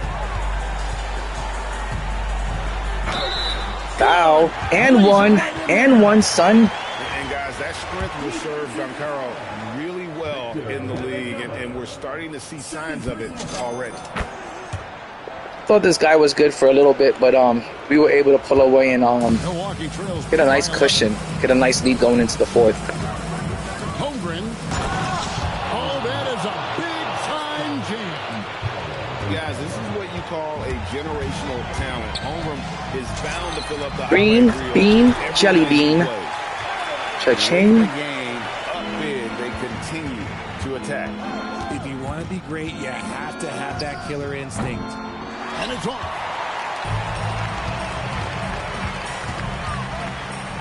Fires the three. Green bean, jelly bean. Green Giants. That's back-to-back threes, guys. And a block. That should have been a clean block. And it felt like they just flipped the switch to go on that run and seal the game. Saving their best basketball for the end. Always smart. Free throw good, Wembanyama. Considered by many to be the best prospect since LeBron James. Wembanyama. All right, guys, 40 seconds left, and we got the second win of the night, and that's back-to-back wins. Remember yesterday, we won the first 7 games in a row, and then the days before that, they were like, I think I won 10 and 11 games in a row. Close to making the defense pay for the lax. Green Giants. That's that Master Yoda lightsaber. The green one. Still fighting. And for his position, Banchero, great vision and willingness to make the extra pass. To be honest, guys, anytime I get down by 10, 15 points, I just quit that game. You won't see me play till the end. I'd rather take a ban than sit through a loss. These games take forever to get through and shit. Alright, guys, second win of the night. Score was 60-46. Pretty much a 15-point win. GG's, man, good game. Look me up on YouTube if you can. INDIE2K. Appreciate it. Completely under control for the vast majority of the game, and whenever there was a misstep, they just didn't. Alright, guys, we're gonna now finish up this Heat Vike video, and I'm gonna address some of the things he said, so I'll pause it. You know, I Listen, think he's done talking about all that, but right there when he says, I think he's done talking about that, I only said 2 things that I didn't agree with the MT and the VC method, and he turned it into a 12-minute video off of that. He spun me just saying, hey, I think the MT method is a waste of time. He spun that off into a video for views. And in a few seconds, he's going to talk about that I have 2,200 subs, and he's got 1,000 subs, but his videos get more views than mine. I looked at his views. He gets pretty much the same amount of views I do. And for 2K24, I averaged about 55,000 views a month. For 2K25, the views went down because the game sucked dick, and I was averaging 30 to 45,000 views. This year, it was even less. I'm averaging about 25 to 30,000 views. And it's because the game got significantly worse.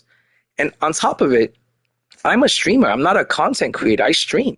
And if you go look at all of my views on the streams, the live streams, they're anywhere from like 100 views, and I'll be like streaming for like an hour, and all the way up to 1,000 views in maybe 2 or 3 hours of streaming. So if he wants to compare views, I would say, hey, go look at my live streams, and then also go look at my views starting from 2K24 till now, and you'll see that I blow you out the water. That all of my videos from 2K24 and 25, the first 2 years I was in this community, are far better than the first 2 years that you were in this community. I don't know anyone that's rocking with Heat Vike. He doesn't play King of the Court. He doesn't play Showdown. He doesn't play Park. He doesn't play Team Up. What does he play? He mentions the breakout board at times. I've never even seen him complete a domination or talk about, hey, I got this card from Dom and this invincible swaggy P is the shit. I never see him talking about the cards or doing reviews on the cards. It's just always about the auction house. This ain't called My Auctioneer. It's called Myteam. This isn't a game that simulates eBay auctions. This is Myteam. This isn't the stock market where we got to keep track of the auction house and the market when it's up and when it's down and when it's the best time to sell and not sell. If that's all you're doing is just turning this game into My Auctioneer, then don't call out people like DBG. Don't call out Ty Debo. Don't call out JC2K. Stop calling me out.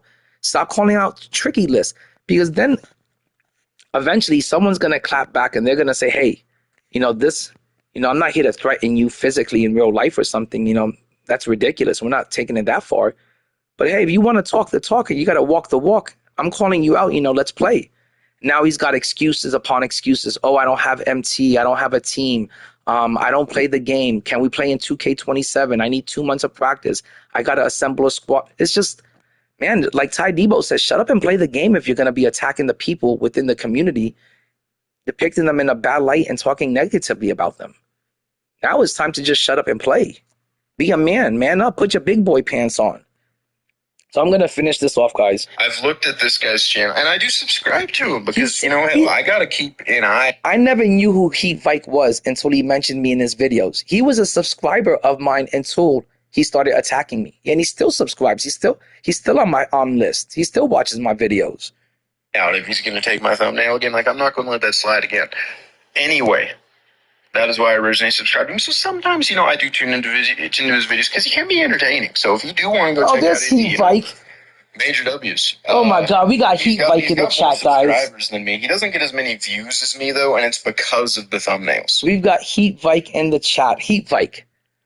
I was just in the middle of a showdown game. I just ended the game. Are you ready to play? Are you telling me? Because now, as you can see from my videos, I sold the team and stuff, but I'm still ready to play whenever you are, if you're ready to play. That is awesome. Isn't it awesome that Heat Vike finally showed up, guys? It took 4 days of calling him out and streaming for 10 to 12 hours a day, but we finally got Heat Vike to come out of hiding and hibernation. And Heat Vike, look, no one's here hating on you. No one's here, being angry or attacking you. My community, we're not negative like that. We're real positive people, good vibes here. We just want to play. We just want to, see how good you are at the game, where you stand and where you rank amongst the community. You must be good and you must have a good team by now, like I've been saying. So glad you swung through, and I'm glad you're in the chat. And like I said before, I'm a fan of Heat Vike. I listen to you all the time. First thing in the morning, I jump on the commode. I'm listening to Heat Vike. I'm checking out all the other content creators and streamers during breakfast and stuff. So I'm glad to have you here finally. Wouldn't mind playing you if you're down to play. I just got done winning 2 games. Kind of warmed up. Guys, sit back, relax, enjoy the popcorn, grab a drink or two, maybe take a shot or crack open a beer, smoke a J. Hopefully we can get this game going on. All right, I'm going to finish the rest of the Heat Vike's video. If you're listening to this, that is why. So genuinely, I will offer you once again. You have you have revealed your face before. You have made YouTube shorts and stuff. DM me on Twitter, and I will tell you how to make thumbnails. Seriously, because that will. I know you're trying to make profit on YouTube. I know that you're probably monetized. You have enough subscribers. He's got like 2.1 subs with like. Hold on, Vike. Hold on. Let me check out the auction house real quick. I'm just gonna finish up this video. I mean, he's had success. Because I find them very He's entertaining. got some videos with a lot of views, but if he wants to get consistent views, I appreciate the advice, Vike. Thumbnails. So take a picture that has your face on it, because I've seen you, do face reveal before. Make it look like you're shocked, and then you can easily get a picture of this Season 7 Super Pack 10-pack box, crop out the background, put your face and the 10-pack box on the thumbnail, put some cool, like, lightning or whatever kind of graphics you want to put on it. It would get, like, 5 times the views that this one has. Because this one, I don't even think this video has a thumbnail. I think that it just... Because I've been there, man. I've been there. Back in the day, if I was using thumbnails in like 2K22, my pack openings were already getting a decent amount of views. But if I was using thumbnails in 2K22 with how many more views were coming from that game, I would have been way more successful way earlier with this. I absolutely would have. So oh my God, Ralph Sampson. I want Ralph Sampson so bad. There was a time in 2K23 where it was actually at the beginning of 2K23, I believe. Hold on, guys. I'm going to check out the auction house. I'm going to learn how to make thumbnails. And they started off crappy. The first few ones were horrible. And they just keep getting better and better. And, it looks so good. Just figure it out. 7.4/228. So that would be my advice to INDIE2K, genuinely. And my advice would also to be, work the auction house a little bit, Put some bids on some diamond shoes. Get some MT work. Well, I don't even know if he needs to use an MT method because he's got like 14 million MT because of how many packs he's ripped. At least the last time I checked. But yeah, don't be dissing on my methods, man. We're not going to let that slide. We're not going, just let you ride out with that because everything you said was false. It does not take 4 or 5 hours to make 100K. It is not brainless. It is brainless. Activities over here. It's like 10 minutes of, and actually, working the auction house takes a lot more brain power than playing Showdown. Like, I'm not even joking you. It 1,000%. No, Showdown is so simple. It is so simple to get wins in Showdown. Everyone knows it's easy to get wins in Showdown. You're probably going to be running some plays. You're playing online. You got to outthink your opponent, but especially over like offline. It takes a lot more brain power. All right, this video's done, guys. It's got like 5 seconds. Don't be dissing on, my methods, my way of playing the game, my way of working the auction house. Like, come on, man. I'm going to say something back. Anyway, I hope you guys enjoyed the video. Make sure to... And that was the end. And that's the second video Vike made about me. And I'm glad to have Vike in the chat. I know it's really late. It is 2:59. I'm surprised to see him here. This is the latest I've had a stream. Well, usually I start like around 5, 6, and I'll stream until like 5 in the morning. But today I had like things to do and I had to get to work and stuff like that. But and I started pretty late. But I am glad to have him here. So Vike, if you want to play, just send me the invite and I'll play you. My team isn't the same team anymore, and I'm sure that's why now you want to play. Because I did sell Joker, I did sell Kevin Durant, I did sell quite a few of my cards. I wanted to play you when I had the whole team. Now this just isn't the team that I like and love. I wouldn't mind waiting until I got my cards back, but I'll play you either way. I got still a good enough squad to play anyone. Can't back up. I can't back out of it. And if you want to play, I'm ready to play. I'm always ready for the challenge, and I'm always going to accept the challenge, and I'm never going to duck a challenge or back out of one or be too scared to take one on.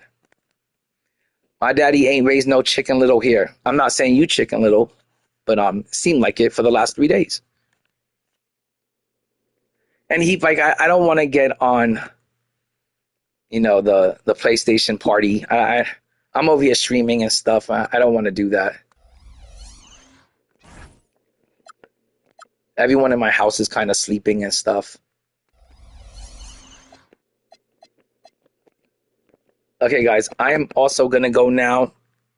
Let's see what negative comments Vike had to make on this video.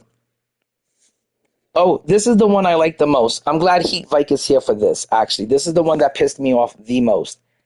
If you're an adult that has to get a second job to open up packs in a video game, you are not doing right in life. Vike's statement was, such facts, man. I love ripping too, but I never go do a couple of hours of DoorDash and work for an invincible option pack. How else are you supposed to buy the things in this game without going to work and earning a living and working hard to buy the things you want to enjoy? You got to earn a living either way for bills, food, necessities. Might as well be out there and earn a living and make some extra spare cash. And that's what I do when I'm doing Uber or Uber Eats or DoorDash or Lyft. I'm making some extra spare cash that I could spend on this game without feeling guilty about it. I'm making some extra cash that my girl that doesn't leave a paper trail and my Puerto Rican girlfriend can't see what I'm spending on the game and then eat me alive about it. You know, I'm making extra spare cash that I could spend freely without feeling bad or guilty about spending on the game. I don't think there's anything wrong with telling people, hey, if you want to enjoy this game and you want to enjoy it to this fullest without having to grind and stare at the auction house all day, without having to break down GOAT event pieces, without having to play 20 to 40 hours of my career and do the VC method in a mode that you don't even enjoy playing, that you had no plans to play. Instead of doing that, play the actual game you like, play the modes you like. And, you know, when you're at work, maybe do some OT, work some overtime, maybe pick up a side hustle. You know, in the 4 hours I go out there to do Uber, I make about $100 to $200. That's more than enough, you know, to the point where I could spend on the game and buy and do whatever I want on the game and buy whatever I want on it and still have money left over to do other things in life, enjoy my other hobbies, travel, take my family out to eat to a real nice restaurant, instead of just sitting here earning MT and virtual currency for a video game that you could only spend on a video game. It's a lot of work to sit here for, you know, those hours breaking down GOAT event pieces, going to the exchange, exchanging all of that for sneaker and takeover boost, then listing all of that into the auction house, then redeeming it, then listing them again, and then playing my career for 40 hours to earn 450,000 VC. In that time frame, you can go earn $200. Buy the GOAT option box you want and then have money left over for other things. That's my advice. And that's all I was trying to say. It didn't require, you know, such mean comments in your comment section and a whole video about it. And then let's go back to what Billy the GOAT had to say after Vike said that. Such facts, man. I love it, but oh yeah, so he finishes off, I would never go to work or do DoorDash for an invincible option pack. That money goes straight to food and other necessities. But just to let you know, Vike, I have no rent, no mortgage. I own a 5-bedroom house in Orlando in Waterford Lakes, which is resort-style living community. I own the house. We have just like water and sewage bills, cable and internet, electricity, HOA fees, about 6 or 7 bills. I have a Porsche 928 that I own it's in my garage right now, just chilling. I need to get it repaired, but I own the car. I don't have any car payments. I do have insurance. I guess that would be bill number 7.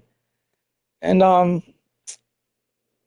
have a pretty big Jordan sneaker collection. I have about $40,000 or $50,000 worth of comics that I'm trying to get rid of. What else? I have a Louis Vuitton bag that costs more than some people's rent. So I want to say I'm doing pretty good in life. I'm doing A-okay. I'm living my best life and I'm doing good. The only thing I care about is the happiness and health of my family. But as far as like, you know, having money for all the necessities, I think I've taken care of that and then some. We're living pretty good over here. We're doing fine. Thank you for asking though, Vike. And like I said, I go and do Uber or Uber Eats, DoorDash, Lyft as a side hustle just so I could have some spare cash and spend it on my hobbies without feeling guilty. Because I like to spend money on the hobbies that I enjoy, that I like. But I'm glad you had a huge conversation with Billy E. Goat. And I'm glad you had a conversation with him like as if you know me when I don't know you from a hole in the wall. And then Mike Cash said, how is he having fun playing the game in Season 8? I'm having fun playing the game in Season 8 because I'm doing a lot of winning, and winning equals fun. It equals a ton of fun. Okay, guys, we're going to go back to the comment section because there was one more comment in this video that I did not like. And it was a comment that I liked by somebody named Sal. He said, you're not wrong to TBF, but I don't think he insulted you by any means. This guy just said that he didn't insult you at any way in this video, but he took it as an insult and made a 12-minute video, spun it into a 12-minute video. Somebody else said everyone plays the game differently. I gotta side with Heat Vike and the shoe method. That's great if you want to do it. And then anyone still spending money ripping packs in July has a serious pack addiction problem, in my opinion. But I haven't bought the Pro Pass yet. 2K doesn't deserve my money until they improve the game mode. His reply was, yeah, I didn't. Something about he didn't buy the Pro Pass, and I guess I don't know. It was a crappy reply, but my answer to 2K Sweats is that Heat Vike here has ripped 50 million MT worth of packs. He's grinded for 15 million MT. He's got no team to show for it. He's got nothing out of the exchange events, and all he does with the 50 million MT is rip packs. I ripped about 5 million MT worth of packs this year, and you're calling me the pack addict. And instead of correcting him, Heat Vike just went along with it. Jason Snyder said, so you do Uber to open packs. He must not be a grown man who pays actual bills. I've only got 7 bills, and they're all paid for all the time on time. I don't see how anybody would know that about me to say that. But Heat Vike goes along with it again. And then he said, and that was the end of the comments. Heat Vike got 336 views on this, 15 likes. 336 views is nothing to pat your back about and say that you're the best content creator in my team. I could easily get 330 views in a 2-hour live stream or 4-hour live stream. But he got 330 views. He's monetized. He got the views off of mentioning me. And he didn't ask me to use my name in his video or anything or talk about me in his video. He claims that you had to ask him just to use a part of his thumbnail. But meanwhile, he can go up in his videos and talk about whoever he wants and say whatever he wants about them, talk negatively and depict them in a bad light. He never asked me, hey, can I talk about you so I can get views and make money off of it? As much time as he mentioned me, Ty Debo, JC, and DBG, he owes his money. But that was the end of the second video that he talked about me.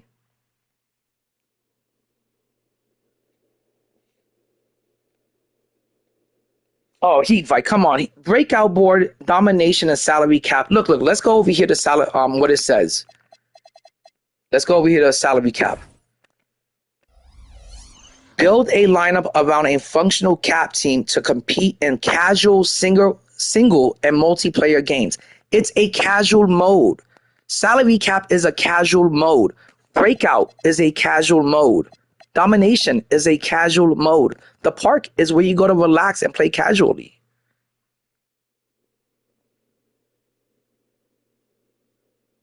Oh, yes. Jacob, that was one of the best things that they took away the escrow. Because like I said, it always takes, either 5 to 13 hours before you get to play with the card that you've been waiting to play with. 4 hours or 12 hours for the auction to end. And then you got to wait an hour for the escrow to get up, for the card to get approved. So you're always waiting between 5 to 13 hours from the time you lay your eyes on the card you want to the time that you actually get it. So I'm glad they got rid of the escrow. I just don't know how they're going to keep track of everybody buying and siphoning MT into their accounts, because a lot of people this year were definitely buying fake MT. But guys, that was Heat Vike's 11th video. Second video was 11 minutes long, and that was the second video he made on me. And let's see, where was the third one?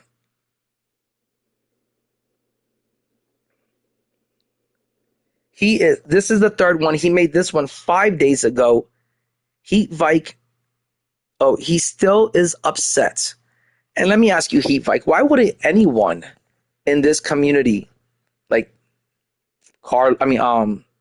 DBG, JC, or Ty Debo, why wouldn't they be upset that you're splattering their faces onto your thumbnails and then depicting them in a bad light with all your negativity? Why wouldn't anyone be upset with you?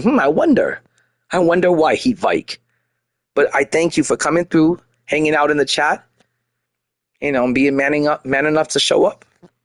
So let's listen to this other video that Heat Vike put up about me 5 days ago. This is the third one. It is called He Is Still Upset. He got 239 views in the last 5 days on it. This guy is doing big things He's got like something like about 1,200 subs. He claims that he is the best Myteam content creator.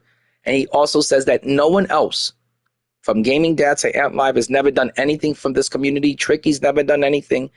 And Ty Debo and JC2K and DBG are not worth listening to. They're all crazy and they're all wrong. And they've only been with this community, this game, for, I don't know, like a decade. So what the fuck do they know? Unexpected risks hit when you least expect them. Your safety, defined by you. Opinion, and you know that we bring genuine opinions here, and that is it. There's no switching of. Let me tell you, he starts off this video talking about genuine opinions. I wish Vike would do a little bit more genuine content, original content, instead of talking and gossiping about everyone. Opinion, there's no. Oh my God, guys, I can't even make you listen to this video because this video is 39 minutes long of Vike talking about me. It's just way too long. I'm going to have to skip this one. I can't put you guys through this. Let's see what the comments say. Vike's first comment on this video was, great video, Vike, W content, all 39 minutes was very entertaining, very enjoyable. I really did like how much personable you got in this video, and I'm glad you found a way to open up without being negative or whiny. W Vike. Great stuff, man. That comment, that first comment that he got on this negative video that he made up about me was me, guys. That comment was by me, INDIE2K. So for Vike to say, hey, I'll make videos about Indie, and then he comes into my comment area and he leaves like these negative, smart ass comments. I've done nothing but leave him positive comments every time he makes a video where he's trying to besmirch my good name and discredit me and talk about me and depict me in a bad light, negativity. That's what I leave to his videos that are 39 minutes long, where all he does is rant for 39 minutes and talks negative about me. If that's not being the better man, I don't know what is. Somebody said this beef is so weird. I felt the same way. I felt like it was forced, fabricated, and just done for views.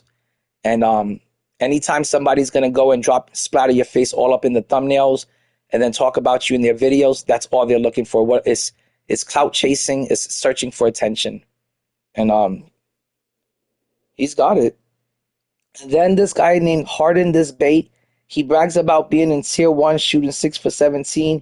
He claimed that he beat me. Harden This Bit, I've never played you and you've never beaten me. I've only lost 3 games all season and you were not one of them. I remember every single loss and you're not one of them. You're probably not good enough to beat me and you never were. So if you want, add me to PlayStation Network, INDIE2K_Harden. I'll play you again if you claim that you beat me. Someone named Menace7Tribe says, tell him to play me. I'll take it. I'll take the Vike back fade. I would embarrass him. I have 188 wins. Let me see some of the other comments he had. He came for the smoke and he got the heat. Very unrelated video, but I'm curious to the minorities. And then some of these other comments were just annoying comments. They didn't even make much sense. This dude sounds like he doesn't shower and he don't got a life. Oh my God, I don't know, but if you're trying to say that I don't have a life, I'm not the one here doing the MT method, breaking down GOAT cards for 4 to 5 hours a day. I'm not the one playing a mode that I don't enjoy, like my career, and grinding out 40 hours of that game just to earn 450,000 VC, virtual video game currency. I'm not the one breaking down GOAT event pieces for 4 to 5 hours a day. I'm not the one constantly listing sneaker and takeover boosts. So to say that I'm constantly on the game and I don't shower is just ridiculous. And of course, Vike is going to respond with, like a smiley face or something.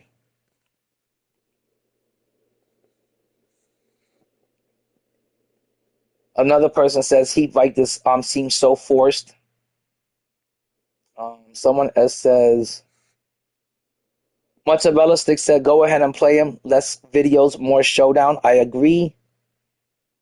Somebody else said, play him in salary cap.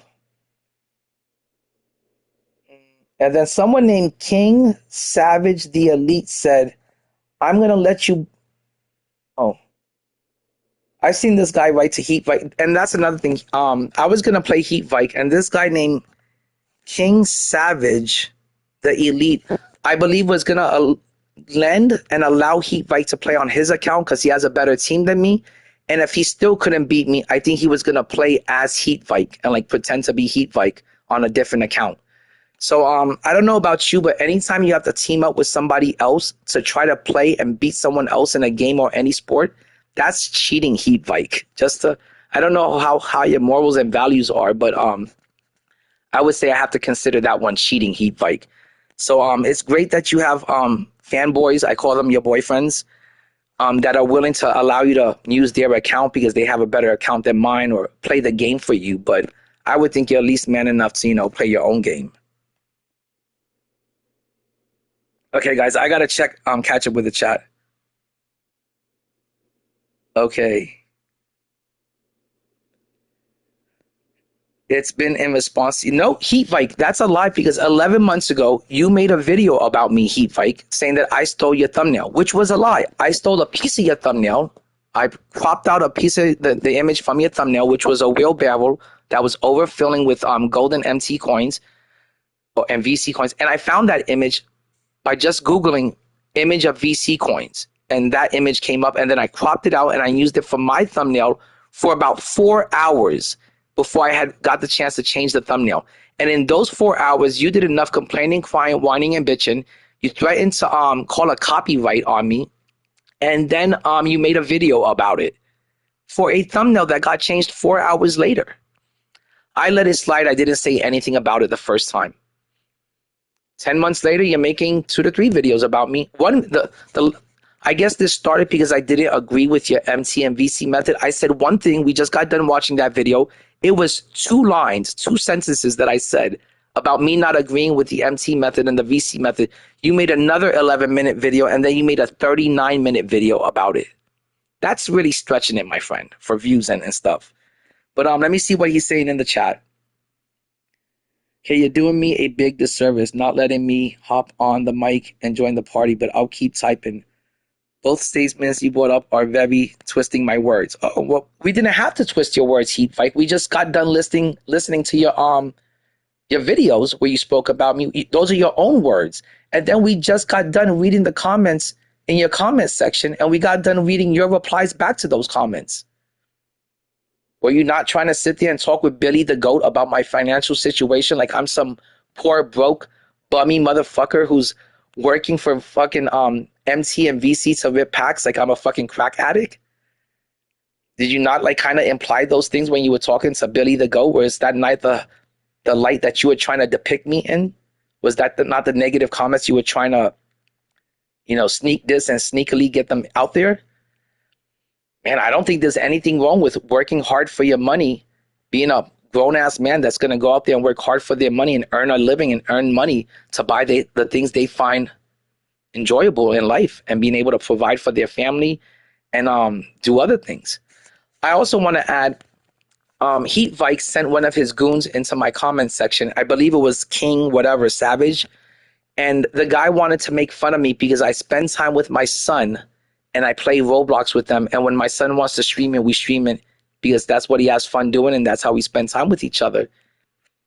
That was one of Heat Vike's boys. He sent a goon over into my comment section to attack me for playing Roblox with my son and spending time with him. I would say that maybe some of you guys needed some extra time with your dads, some attention from your dads, and maybe your dads to, teach you how to be a man up a little bit, because attacking someone for spending time with your son and playing Roblox with them and streaming it and streaming the good time they're having is such a it's so below the belt, it's disgustingly dirty and despicable. Okay, Evike said, I was joking when I stated I was the best creator. Oh, it's funny, Evike. You didn't sound like you were joking when you stated that you were the best Myteam creator out there. I mean, you're so funny and entertaining and knowledgeable and informative. You must be the best.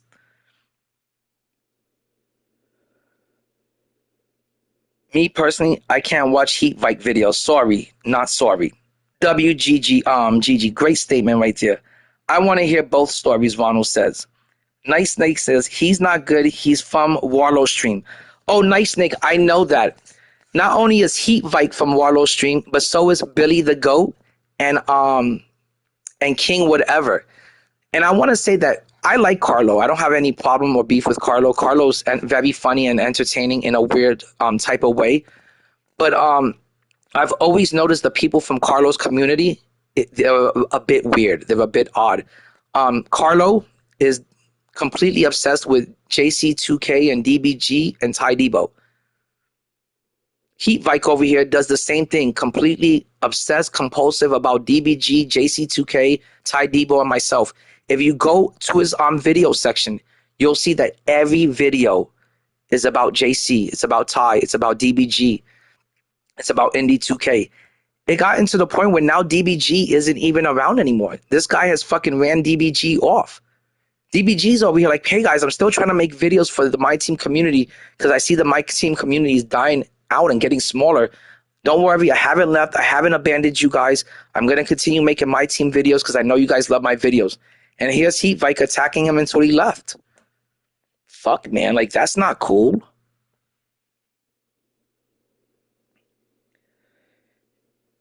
Indy, he's on the... Oh, I know, Ronald. I know. I've been reading his comments.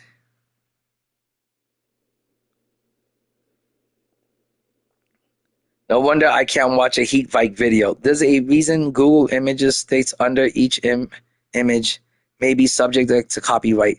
But Heat Vike, I didn't take your thumbnail. I took a piece of it. Just a little corner piece, my dude. I could have gotten any other image of a wheelbarrow with coins in it.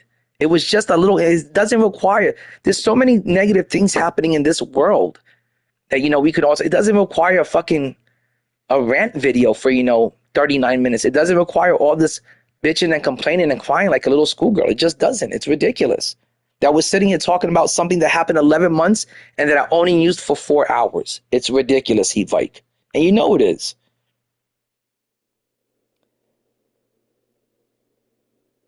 Okay, and let's see. Heat Vike says, I literally said that I was joking. Go back and watch the video. There's a lot of crossover between all of these communities. Throwing shade and is kind of troll. Heat Vike, I never threw any shade to you, my dude. Never. Sorry if I used part of your thumbnail for 4 hours and then I changed it out. I'm extremely sorry if it bothered you that much. I apologize. It was the wrong thing to do. Maybe I could have asked you, hey, I found this image. Can I use this little wheelbarrow? But I didn't think it was that serious. And I didn't think I'd have to ask just and use a little piece of the thumbnail, an image that was in it, within the thumbnail. It was not the whole thumbnail, so let's not make up lies. That would be a fabrication. You said it in your video that he used a piece of my thumbnail. And someone in your own comment was like, hey, I don't think this is a big deal. But you wanted to make a big deal, so here I am making a big deal of it. Let's make a spectacle and a show out of it if that's what you want. But it's going to make you look stupid and petty and pitiful.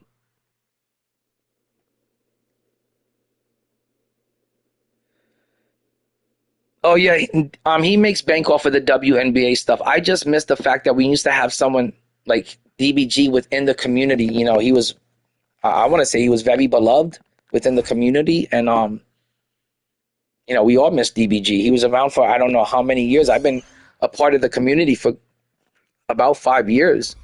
And DBG's always been a part of, the Myteam community. It's sad to see him go. But instead of us praising him and giving him thanks for sticking around, even though he was making money over there in the WNBA side of things and still making videos for us, we chose to attack him, Heat Vike.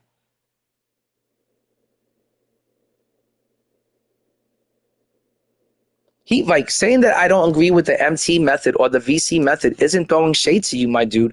You throwing in those sneak disses is throwing shade. I'm just saying, I didn't agree with the MT method or the VC method.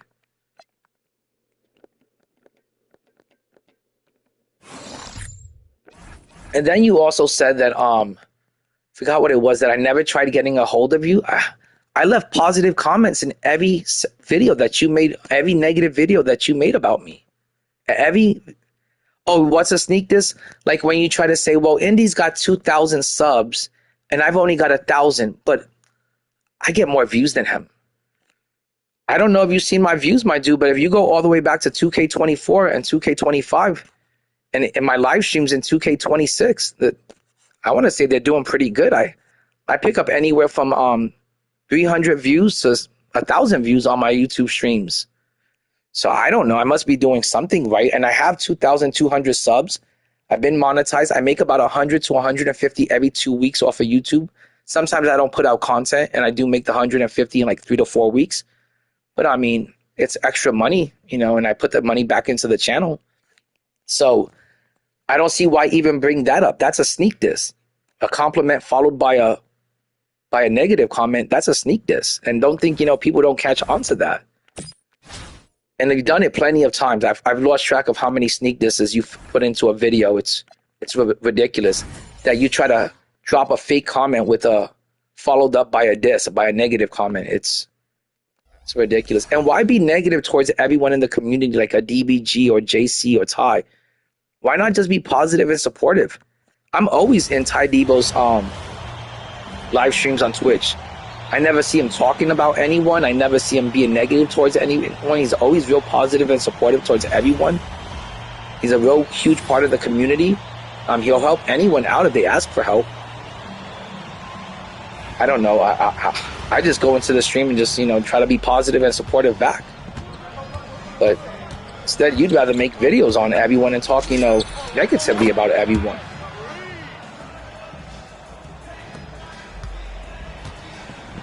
Oh, what about the one from the conversation you had with Billy Goat about me working? Is that, you thought, did you honestly think that was the right thing to do, that was a proper conversation to have about someone you don't even know from a hole in the wall? You don't know my financial situation, not one bit. But if you want to know, I have to tell you then. You know, I have to tell you, hey, I own a house that I don't rent or pay mortgage. I have to tell you I own a Porsche. I have to tell you I own a Louis bag. If you're so curious about it, you need something to report. You know, I just, really, the only reason why I do it is so I can have spare extra cash that my girl can't trace, so there's no paper trail.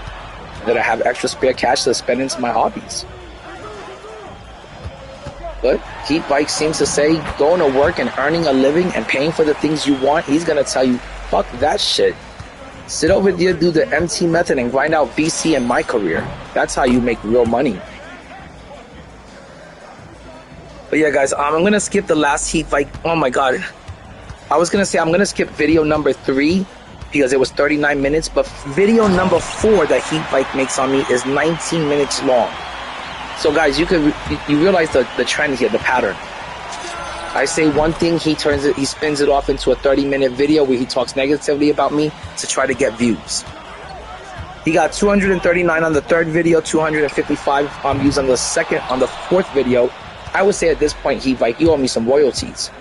You're talking about someone needs to ask you permission just to use your thumbnail, but you don't have to ask permission to talk about everyone in this community, use their name, and try to discredit them, and try to, you know, depict them in a bad light with negativity. That you don't have to ask permission of, but someone has to ask you permission and use an image from the thumbnail. Like you own the rights to every wheelbarrow spilling out MT and VC. You own every image that falls underneath that category.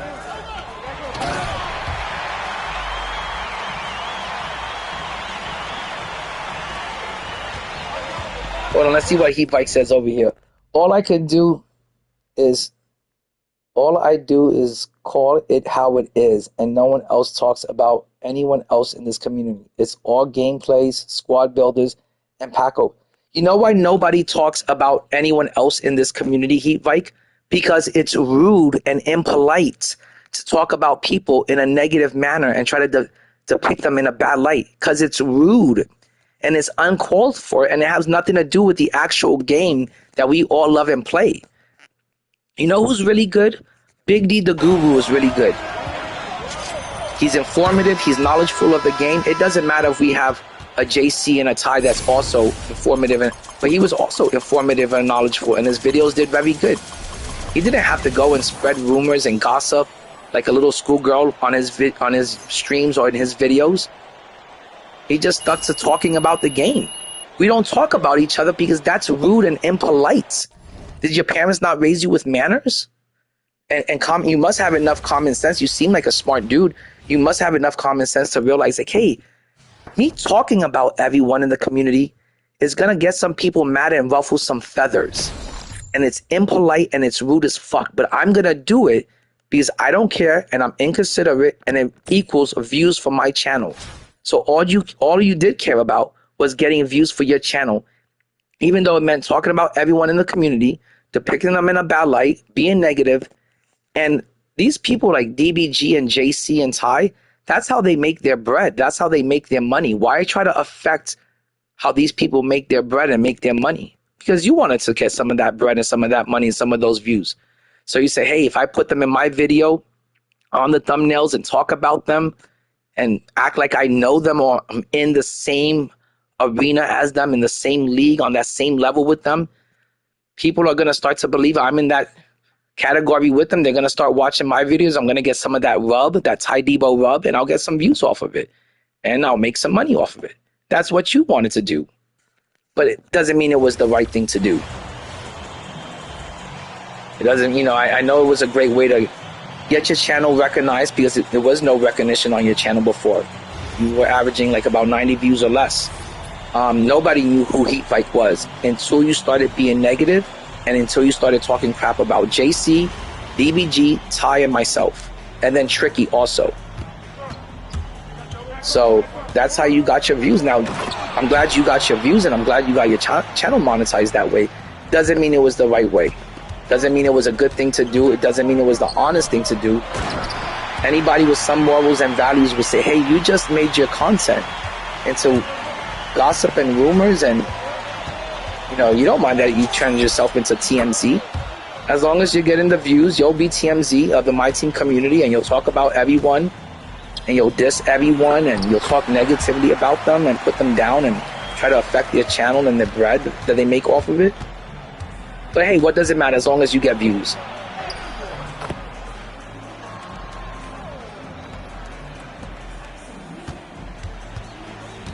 Let's see what else he says. We need to bring back and figure out what happened to him. Oh, I wish we could. I've tried to reach out to DBG. He's just too busy. I've left him comments on his WNBA videos. He's just busy doing WNBA stuff. When that season comes back, he's going to be busy doing that stuff.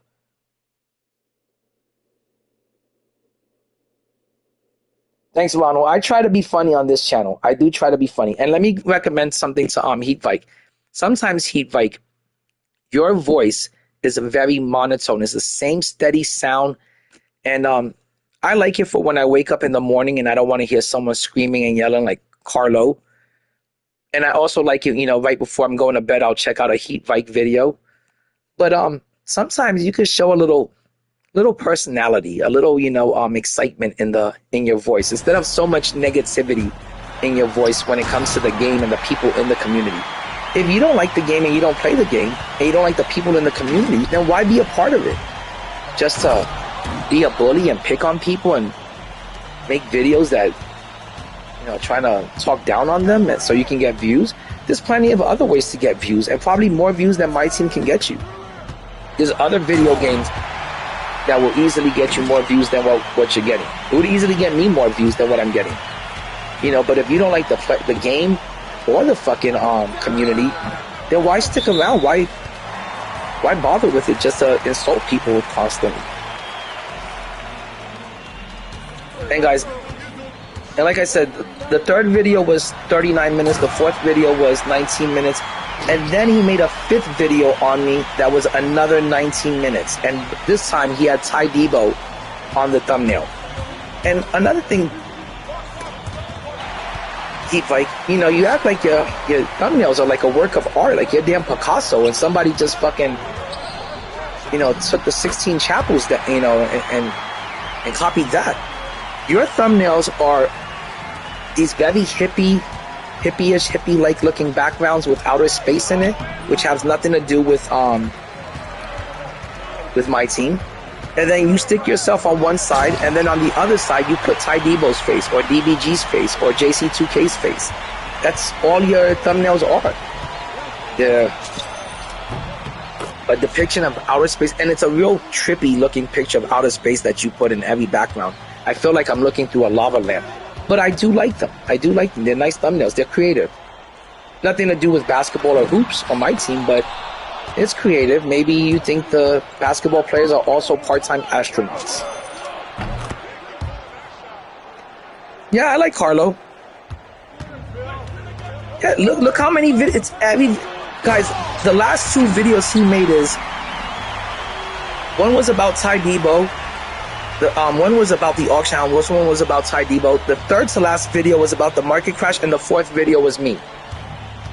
So every other video, Vike just makes a video about someone in the community and talks about them and depicts them in a bad light, but then he does not expect to be called out for it, he doesn't expect to be criticized for it, and he does not expect that he has to clap back or answer the call, or, if someone's calling me out, I'm going to say, hey, let's settle this shit. I'm going to expect you to answer the call and shit. And I'm not saying, oh, I hate Vike so, or anything like that, and I want to beat his ass in the streets. No, I'm just saying, hey, let's play a game of showdown and let's settle the score. But he had every excuse in the book of why we couldn't play. I tried for 3 days. I streamed on Friday, Saturday, and Sunday from 5 p.m. till 5 a.m. I said, maybe he's asleep. I'll just wait until he wakes up. Maybe he's eating. Maybe he's out with the family. And I played every day for about 10. In those 3 days, I won 31 out of 33 games in Showdown. I won 4 games in King of the Court, and I completed domination while I was waiting for him. He does nothing.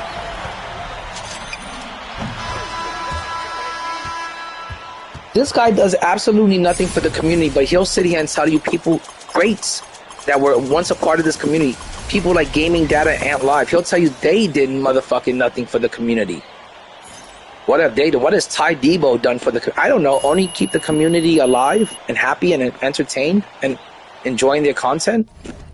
Putting this dying community on their shoulders and keeping it alive with constant, consistent videos and streams. I definitely remember Ant Live and Gaming Data and Josh2K and ISO and people like that he claims that did nothing for the community. I remember them getting on stream and playing games of Park with the community. I remember them playing my team up with the community. I remember them playing Showdown versus people in the chat that wanted to play. What has he done for the community? Has he streamed with them? Has he hung out with them? Has he chatted with them? Has he played any Park with them? Has he played any team up with them? Has he taken on any challenges from the chat? What has he done? Has he put up any snipes? But he wants to say Ty, Ant Live Gaming, those people have all that jazz. People they haven't done anything for the community. He's doing he's keeping this community alive with his 200 to 300, 500 views of video and his 1,000 subs. He's kept the community alive. And I'm not saying he's not a part of the community. He is a reason why the community is the. I still enjoy Vike videos. I'm still watching them. When I wake up and I'm on that commode, first thing I pop on is some Vike. Then when I'm eating breakfast, I listen to Ty and JC and Ty and JC now. DBG's gone, but he's a part of my routine, part of my 2K routine for the day. So he is a part of the community that's trying to keep it alive, but he's doing more harm than good with his negativity.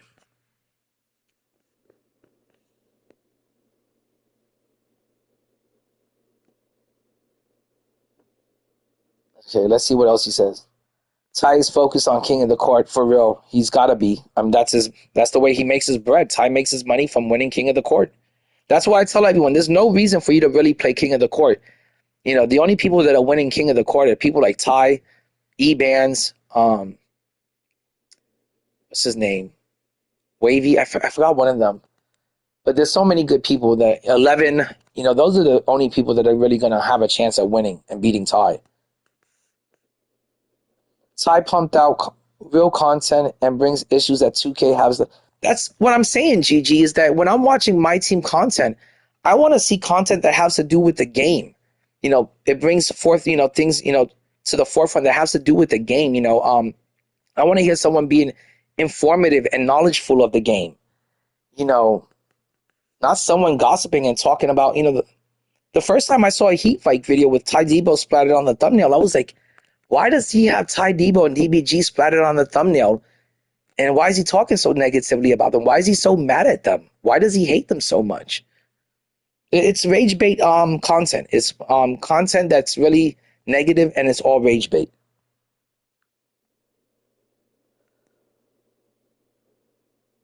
Yeah, I agree, GG's. I like it when people bring up the 2K issues to the light, not, things that have nothing to do with the game. Mike says, I've helped people make millions of MT. Ty only brings us up issues that affect him. I'm trying to join a party chat, and what type this all out, we just could talk. I really can't talk. I would, but I have my girl's in the next room sleeping. He responds to everyone on his channel. Yeah, he does, especially when he's streaming.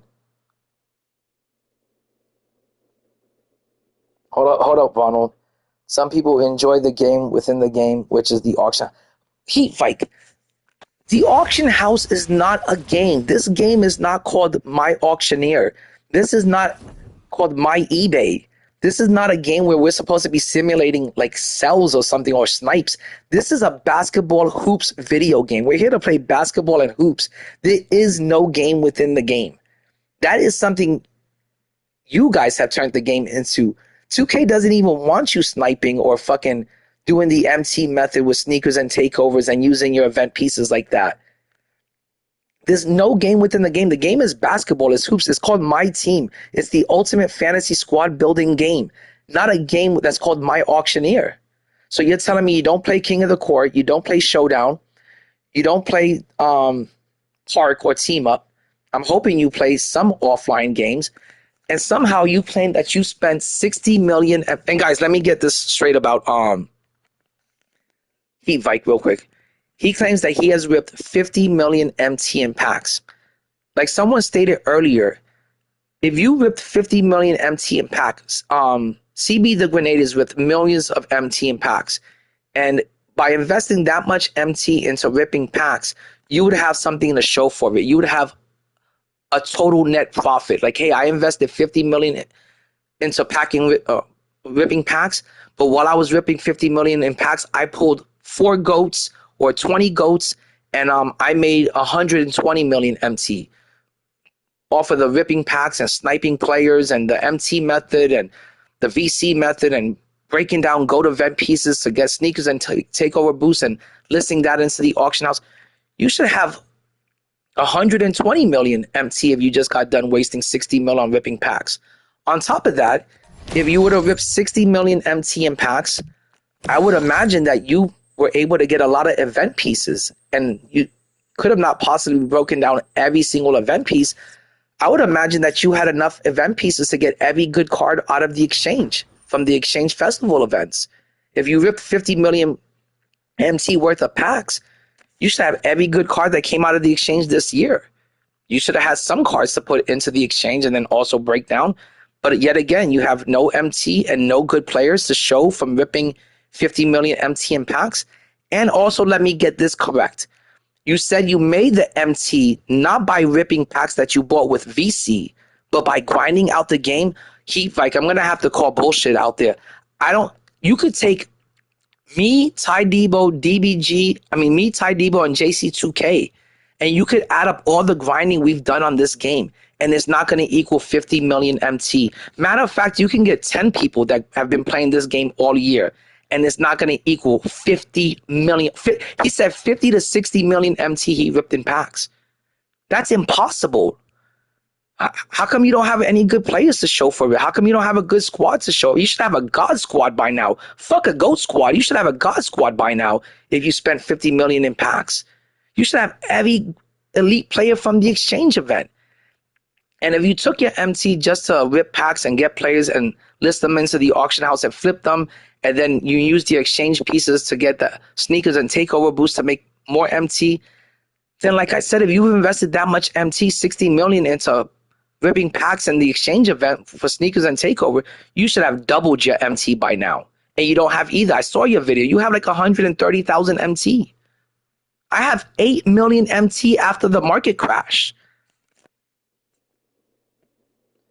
me see what else Heat Vike said here.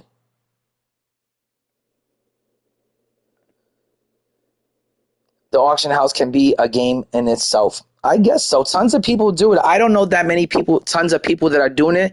If there was tons of people that are doing just the auction house as the game, there would be more than just you and Jay Grinds covering the auction house. There would be 10, 20 people talking about the auction house if there was that many, if there was that kind of audience for the auction house, for just people that just stare at the auction house for 8 hours a day sniping. That's not the game. And it's not a game within the game. Hold on, let me see what the chat is saying.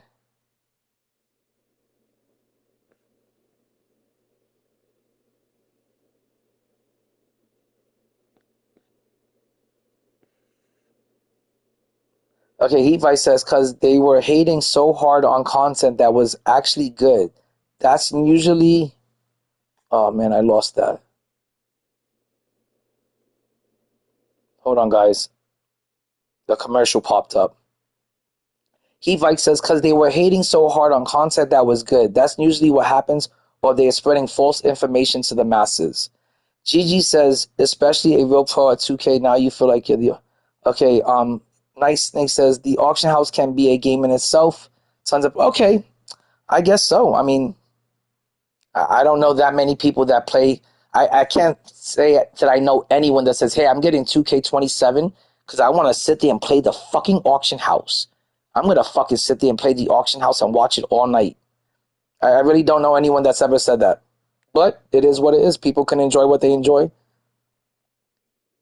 Who collect real cards and don't play with them. Ultimate card collecting. It is an ultimate card collecting mode. But it's also an ultimate fantasy basketball mode where you build the ultimate team to compete with. It's a sports game, Heat Vike, where you compete with the team. And another thing I want to say to Heat Vike, it cannot possibly be a card collecting game for you because you say that you ripped 60 million worth of MT in packs, and then all the players that you get, you relisted into the auction house. So how is it a card collecting game for you if you just list the cards back into the auction house? How is it a card collecting game for you if you claim that you have no team to play against me with? How could it be a card collecting game and you say that you don't have a squad? What cards have you collected if you can't even build a team? If it's a card collecting game, then where are all of your good cards? Where are all of your good players? So and Heat Vike, and if it's just that, hey, I like the game, I like spending 50, 60 million MT, ripping packs, I'm a pack addict too. I'm not afraid to say, I'm not nervous to say, I'm a huge pack addict. If that's what you are, you're a pack addict that just likes to rip packs, and you rip packs, and then when you get a player, you flip that player so you can make more MTs to get back to ripping packs. I completely understand. That was me in 2K24. It's just not me anymore. Okay, I sell everything and rip more. Why hold on to Dirk or Labby if I don't play online and I can use the MT to... Yeah, if that's what you want to do. But that's still not playing the game, Heat Vike. You're still not playing the game. And if you're going to talk about people within the community that play the game, you're going to have to expect that eventually they're going to call you out on the things you're saying about them in your videos and challenge you. Just like Ty Debo said, if you want to talk about the game so much and you want to walk the walk, shut up and play. I think that's only fair. Okay, bro, CB has 250 million MT after spending 100. No, you're right about that. You're right. Gigi says, I've sniped in the past when the Timberwolves wall gems were popping, but I was never going to sit there for 10 plus hours trying to make more than 300. Exactly, Gigi. And I feel the same way. It's a lot to sit there and stare at the auction house. I think it's complete brain rot. I think 2K turns you into a slave zombie to this game. And for what? Why be a slave to the auction house to snipe cards, players, just to rip more packs, just to get more players that you're never going to use or play or compete with, just to list them back into the auction house and rip more packs? What kind of cycle is that, Heat Vike? Okay, that's too bad, GG. You can make 100,000 within an hour. Let me tell you how to make 100,000 within 2 minutes. Go rip a fucking GOAT pack right now for $20 a pop. You're going to get a card right there that's worth $300,000. You list that card for 4 hours and you made $400,000 to $500,000 off that card. But the least you're going to make is $300,000. You're not going to have to sit there, stare at the auction house, break down GOAT event pieces for 5 hours, or go play a mode that you don't want to play. You'll actually get to just sit there and play the game that you enjoy every night. Okay, let me see what else is being said here. You know how many packs and VC that is? He doesn't rip MC. Okay, that bad. You can make you don't grind the auction house and you play show. Oh, let me address that. Vike, if you play Showdown every single week and you're in tier 1 and you win 20 games, that's nothing. That's 3 games a day. You will make 35,000 MT every single week. And as you're doing that, you're going to complete the daily grinds, which is another 35,000 MT a week. By the end of the week, you're going to make 75,000 MT. By the end of the month, you're going to make 300,000 MT from just playing Showdown. I don't know, Vike. That sounds like a W to me. You get to play the game, play the mode you like, and you're still earning MT. You're not staring at the auction house, and you're not breaking down GOAT event pieces for 5 hours. That sounds like an L to me. I don't think you're going to win this debate, Vike.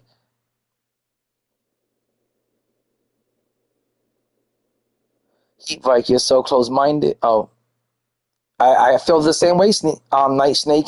You're right. Vike is being very close-minded. He doesn't want to admit that it's wrong to go onto his channel, talk negatively about people, and depict them in a bad light when those people rely on those channels, their videos, to make money, to make bread for their family, to pay bills and support their families and their loved ones.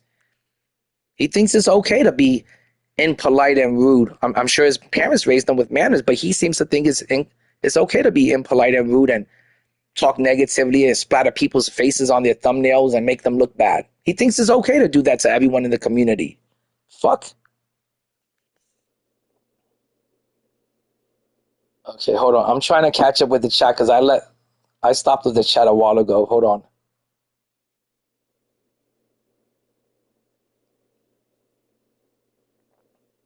Okay, hold on. I'm just trying to catch up, guys.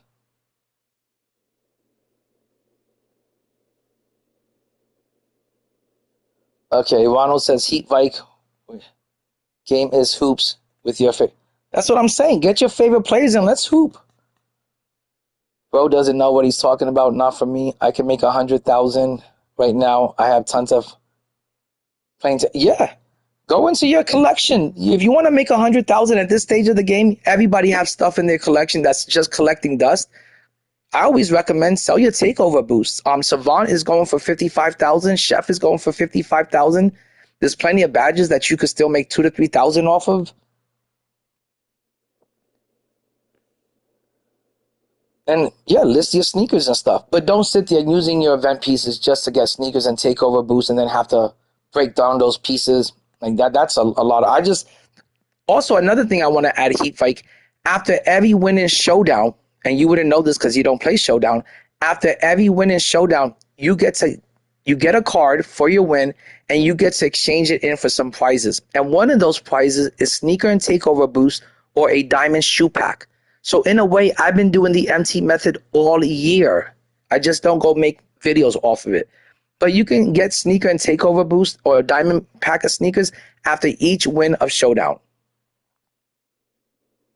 Thanks, Mano. I appreciate you agreeing with me.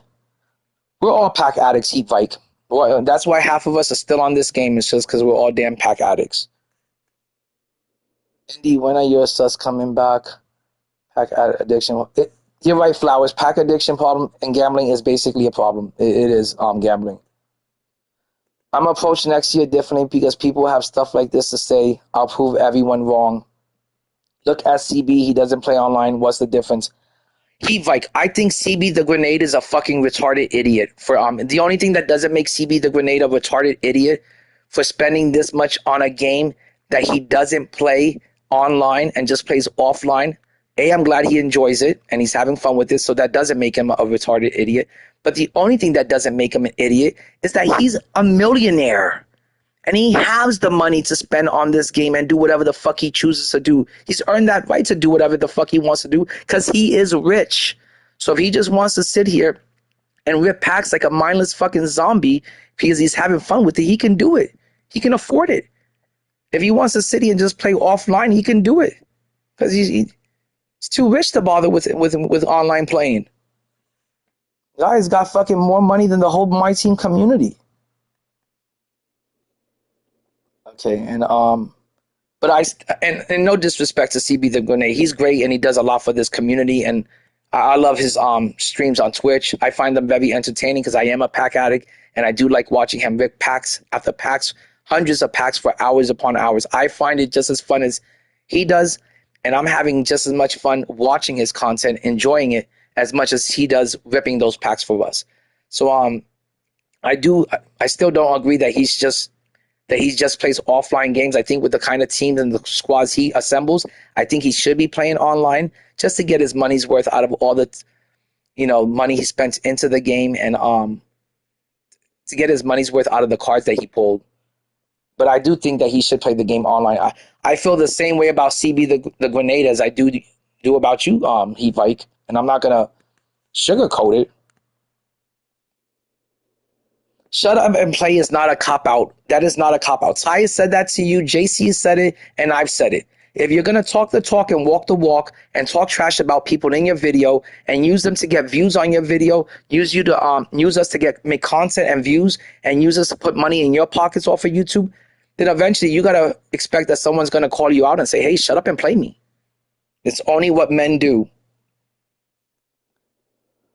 I don't like to draw, but I don't hate on an artist. Rude Kid has spoken again, I see. And that's what all we're asking, Vike, is not to be so negative, rude, and impolite. I know your parents raised you better than that. 35,000 VC is a half an hour of auction house work. Vike, in 30 minutes to an hour, if I go out there and I do some Uber and I pick up a 30-minute trip, I'm going to get paid about $60 for that 30-minute trip. Would you rather make 35,000 VC in 35 minutes, or would you rather get out there, jump in your car, work for 30 minutes, drive someone 30 minutes away, and pocket $60?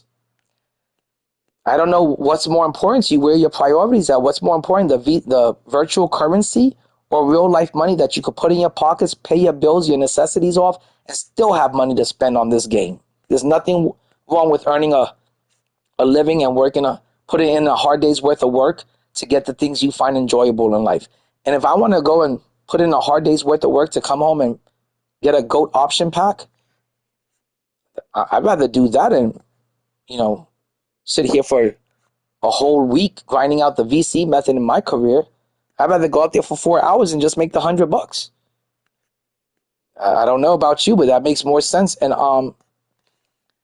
I believe that even Ty Debo has said that before, like, hey, if you don't got the money to afford playing this game, and you shouldn't be playing it. And if you don't got the money and you want to spend on this game, go do some DoorDash. I've heard those exact words out of Ty's mouth, and I think it's great advice. There's nothing wrong with going out there and earning a living to buy the things you find enjoyable and pleasurable in life. Okay, hold on, guys. I'm going to catch up. I'm trying to catch up with the chat, but it's just so much being said. Okay. People don't want to give hard-earned money to 2K. Well, Nice Snake, that is true. And that's why I always say you should only be spending your spare cash on this money, cash that you don't feel guilty or bad about spending on this game. If not, the only other way you're going to get things that you want from this game is becoming a slave to 2K. They're going to expect you to devote and dedicate your life to playing this game for 40-plus hours a week. If you want to grind out for a player that's an exchange event, most of those players are unattainable from just grinding. So that's impossible. That's an L. If you want to grind out to get a player from domination, that takes 16 to 24 hours. That's an L. You can go to work and earn for 24 hours, make enough money to enjoy the game and then some. If I go to work for 24 hours, I got enough money to spend on this game, buy a fat bottle of liquor and a fat bag of weed, okay, and a pair of Air Jordans. So it doesn't make sense. Myteam is not a game where you come here and play it for free. I'm sorry to say that. It's not no money spent friendly. This is a game that if you're playing my team, there's no reason for you to be playing it if you're not spending money on the mode. For that, go play quick play. That's my best advice if you don't want to give money to the game. But this game requires money to play. This game requires money to stay competitive and compete and build a good team out each week. And if you don't spend money on the game, then you're just cannon fodder. You're guppy food for the people that do spend money on this game and assemble good squads. You're just out there in showdown getting your ass beat, getting killed for the most part. Okay, living Vine acting like this are your drawers can be what's that supposed to mean? Hold on, you can break down a goat piece and do the shoes and MC method and no. Nice Snake. Hold up. That's a complete lie. You cannot break down a GOAT event piece in 5 minutes. That's a lie right there. That's fabricated. I did the MT method in 2K25 and I streamed it. It takes a long time to break down one GOAT event piece. It does. And then to sit there and have to load them up into the sneaker and takeover boost, that takes time. And then to list them into the auction house over and over again, that takes time. It is not 5 minutes. That's not true.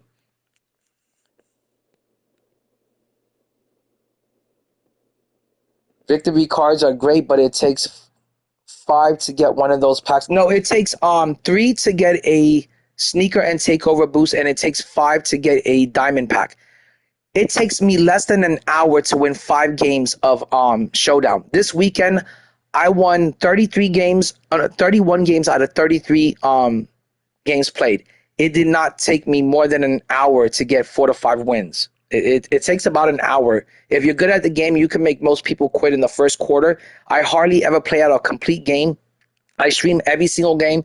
Everyone usually quits on me by the first or second quarter because they're down by 10, 20 points. If you're good at the game, you can get the game over with in 4 to 8 minutes. In 2 quarters, you'll have your pieces. So that's not true either, unless you're bad at the game. Now, if you want to say, hey, I'm bad at the game, and it would take me 2 nights to get 5 wins or the whole night to get 5, that is believable. That is understandable. And that's the reason why you're not playing Showdown, because you're not good at the mode and you're not good at the game because you don't honestly play it. You're just an auctioneer. Yeah, I don't have the money, so I rip MT packs, and I don't have a right to do that. I wouldn't recommend ripping MT packs with your MT. I don't ever rip packs with my MT. This year was the least amount of ripping that I did with my packs. I ripped 5 million MT in packs, and that helped me. I invested 5 million into ripping packs, and that helped me get to 17 million. Once I got to 17 million, I never ripped a pack again. I just save and stack up my MT throughout the whole year, and I save it and I stack it up for endgame.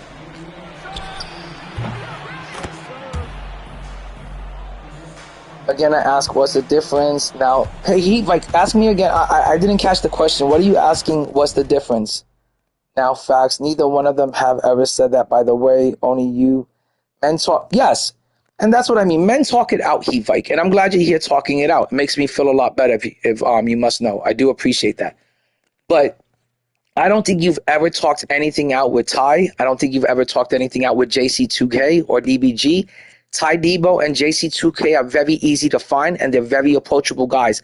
I'm in their streams every time, and they're nothing but positive people in this community. I've never heard the only person that DBG and JC2K and Ty Debo speak negative about is just Carlo. I've never heard them, and that's because Carlo is constantly attacking them the way you constantly attack people in the Myteam community. I don't know why you haven't. You must have common sense, and you must be able to see, damn, Carlo attacks DBG, JC2K, and Ty Debo. It does work for his views, but I notice everyone hates him in the community. If you want to be in the same category as Carlo, then you're going down the right path, my friend. But if you want to be beloved, like a JC2K, like a Ty Debo, like an Ant Live, like a Decentric, then you have to go about it in a different way, because this negative, toxic content of attacking people is not working for you. It's making people not like you. And I think you're a pretty likable guy. Your videos are very good. They're very informative when it comes to the auction house, and you seem pretty knowledgeable of it. I don't see, like I said, Jay Grinds. He covers the same kind of content you do. And Big D the Guru was kind of like the same kind of content creator.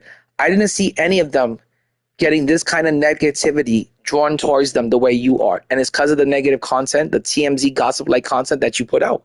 And that's why you've been called out so many times. Okay, I'm almost done catching up to the chat.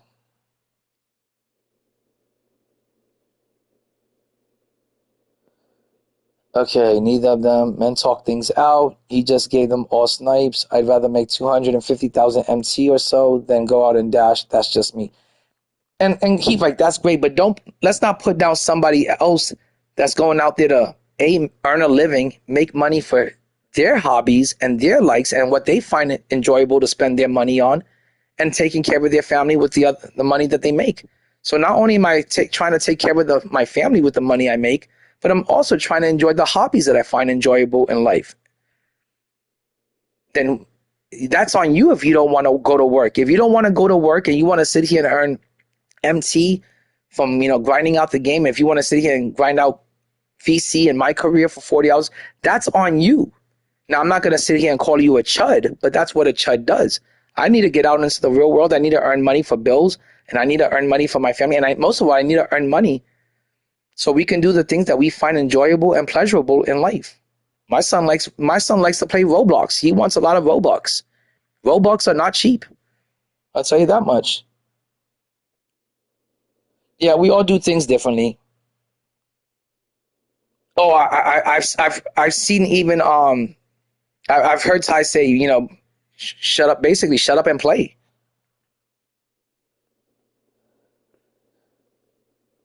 Oh my God, Heat Vike. It's 2026. Everybody's smoking weed, Heat Vike. Everybody's smoking weed. Come on, man.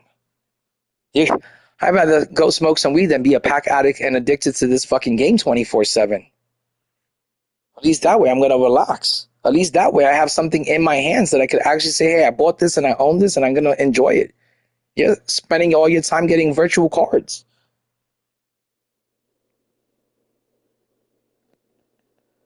Okay, I ripped a million MC and didn't pull a goat piece. Damn, that sucks, Night Snake. I respect Carlo way more than the other three because he doesn't filter himself. Carlo's a damn weirdo, but he doesn't filter himself because he's a weirdo. He's weird at times. He don't shower, he don't eat, and he smells like stinky feet. Okay? Oh my God, that was a bar there. He don't eat, he don't sleep, and he smells like rotten feet. Oh my God, that's a bar. Assuming I don't work as well, I'm not saying you don't work, Heat Fight, but I mean, you assumed that I was a pack addict out there just working to make MT and VC. Isn't that what you and Billy the Goat were chatting about in your comment section? Is that not what I just read out loud to the audience? That was so bad with the world with so many people care, or do we all live different? And Nice Talk, I agree with you. And that's why I say all I did was give my thoughts and opinions on that, hey, I thought the MT method was a bit of a waste of time, and it turned you into a slave into the game, and it was mindless. It was brain rot. I know because I did it for 2K25. It was complete, absolute brain rot, and it's a waste of time. There's other ways to get the things you want and need from this game in this easier ways. They might not be absolutely free, but there's better ways of getting what you want from this game.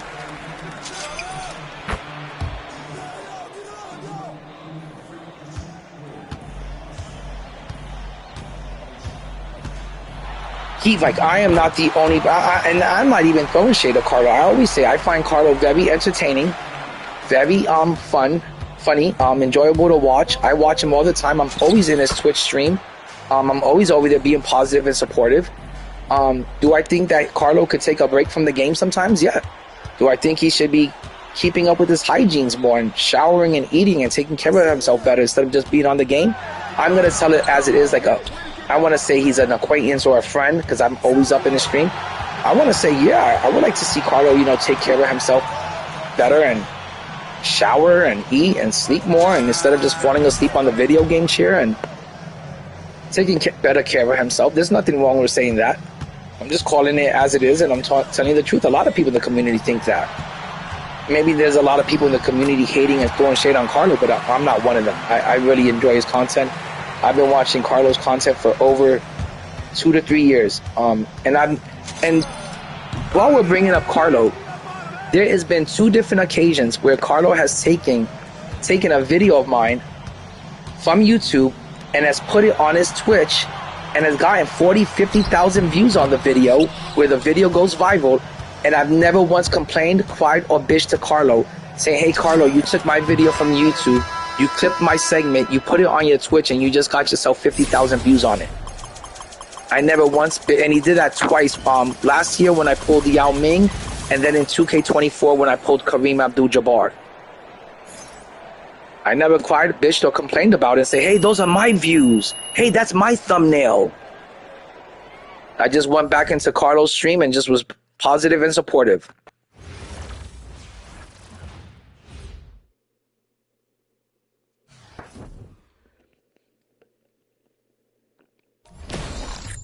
So, and you can go and ask Carlo, hey, Carlo, you know Indie? Yeah, and Indie's always in here being positive and supportive. Just because I say, yo, the dude needs to eat, sleep, and rest more, that's not a diss.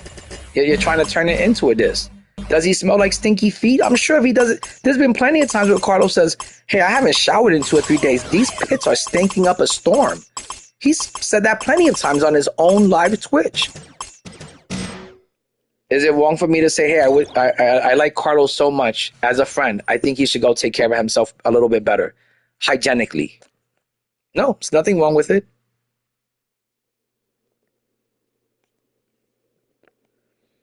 No, he went on to Twitch and got 40, 50,000 views off of 2 of my videos. I think there was... Did I get... He's monetized on Twitch. I'm sure he makes money off of that. Did I get anything from that? Did I get a part of that? No. Now, when you mention me, DBG, JC2K, and Ty Debo in your videos, and then you get 500 views or 200 views or 300 views off of it, and then YouTube sends you a little payday for that, do we get paid off of that? No, I don't get paid off of you mentioning me in your videos. Neither does Ty or JC. But you take that money, you pocket it, and you put that money in your pockets. You don't ask us to talk about our likeness on your channel. But meanwhile, for a thumbnail, it was an uproar. Oh my God, can you believe this guy took a thumbnail? I'm pissed off. Good Lord, there was no reason for it. You could have came to me as a man and said, and you did. You said something in my comments, and then I changed before you even said something in my comment section, I had the thumbnail down and changed. Because I saw how much it was. I figured, hey, this dude's sensitive. I'm going to change the thumbnail. It's bothering him.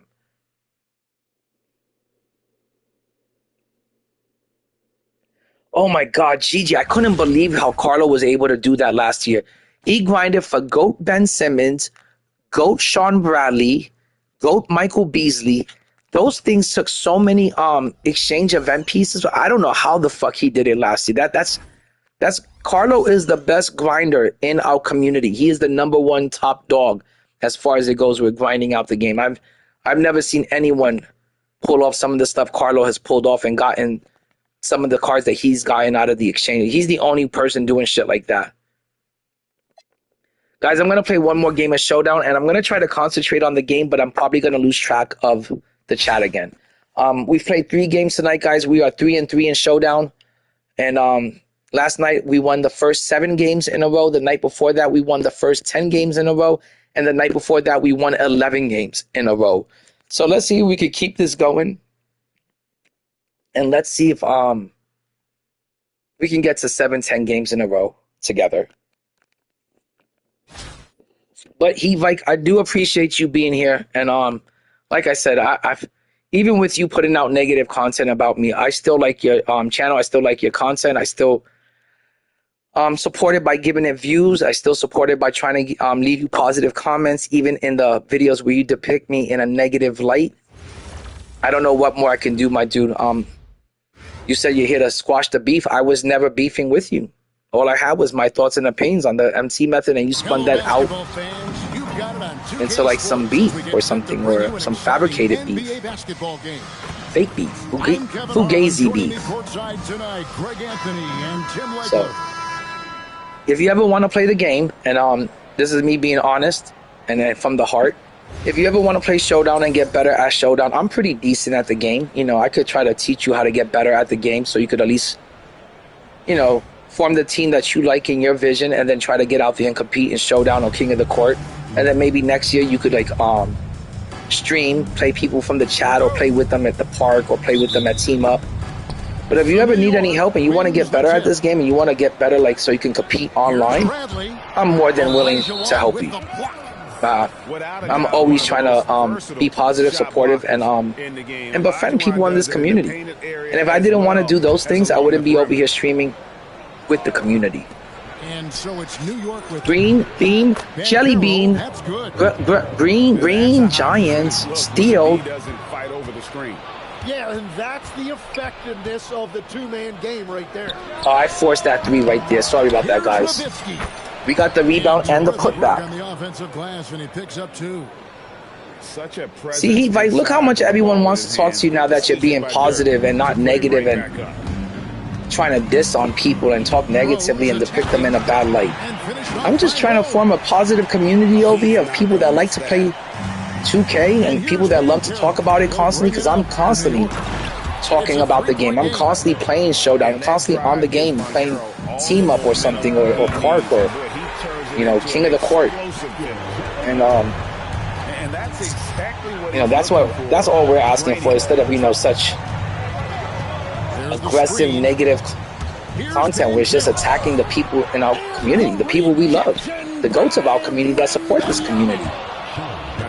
You know, I think you're a really smart dude. You can come up with much better original content than instead of just talking about people. And if you wanted to talk about people, why not do it in a positive manner, and depict them in a positive light? If that's what you want to do, if you want to talk about Ty and DB, talk about them in a positive manner, and just state the facts and stick to the game. You know, let's hear how knowledgeable of the game you are. Let's hear how informative of the game you are.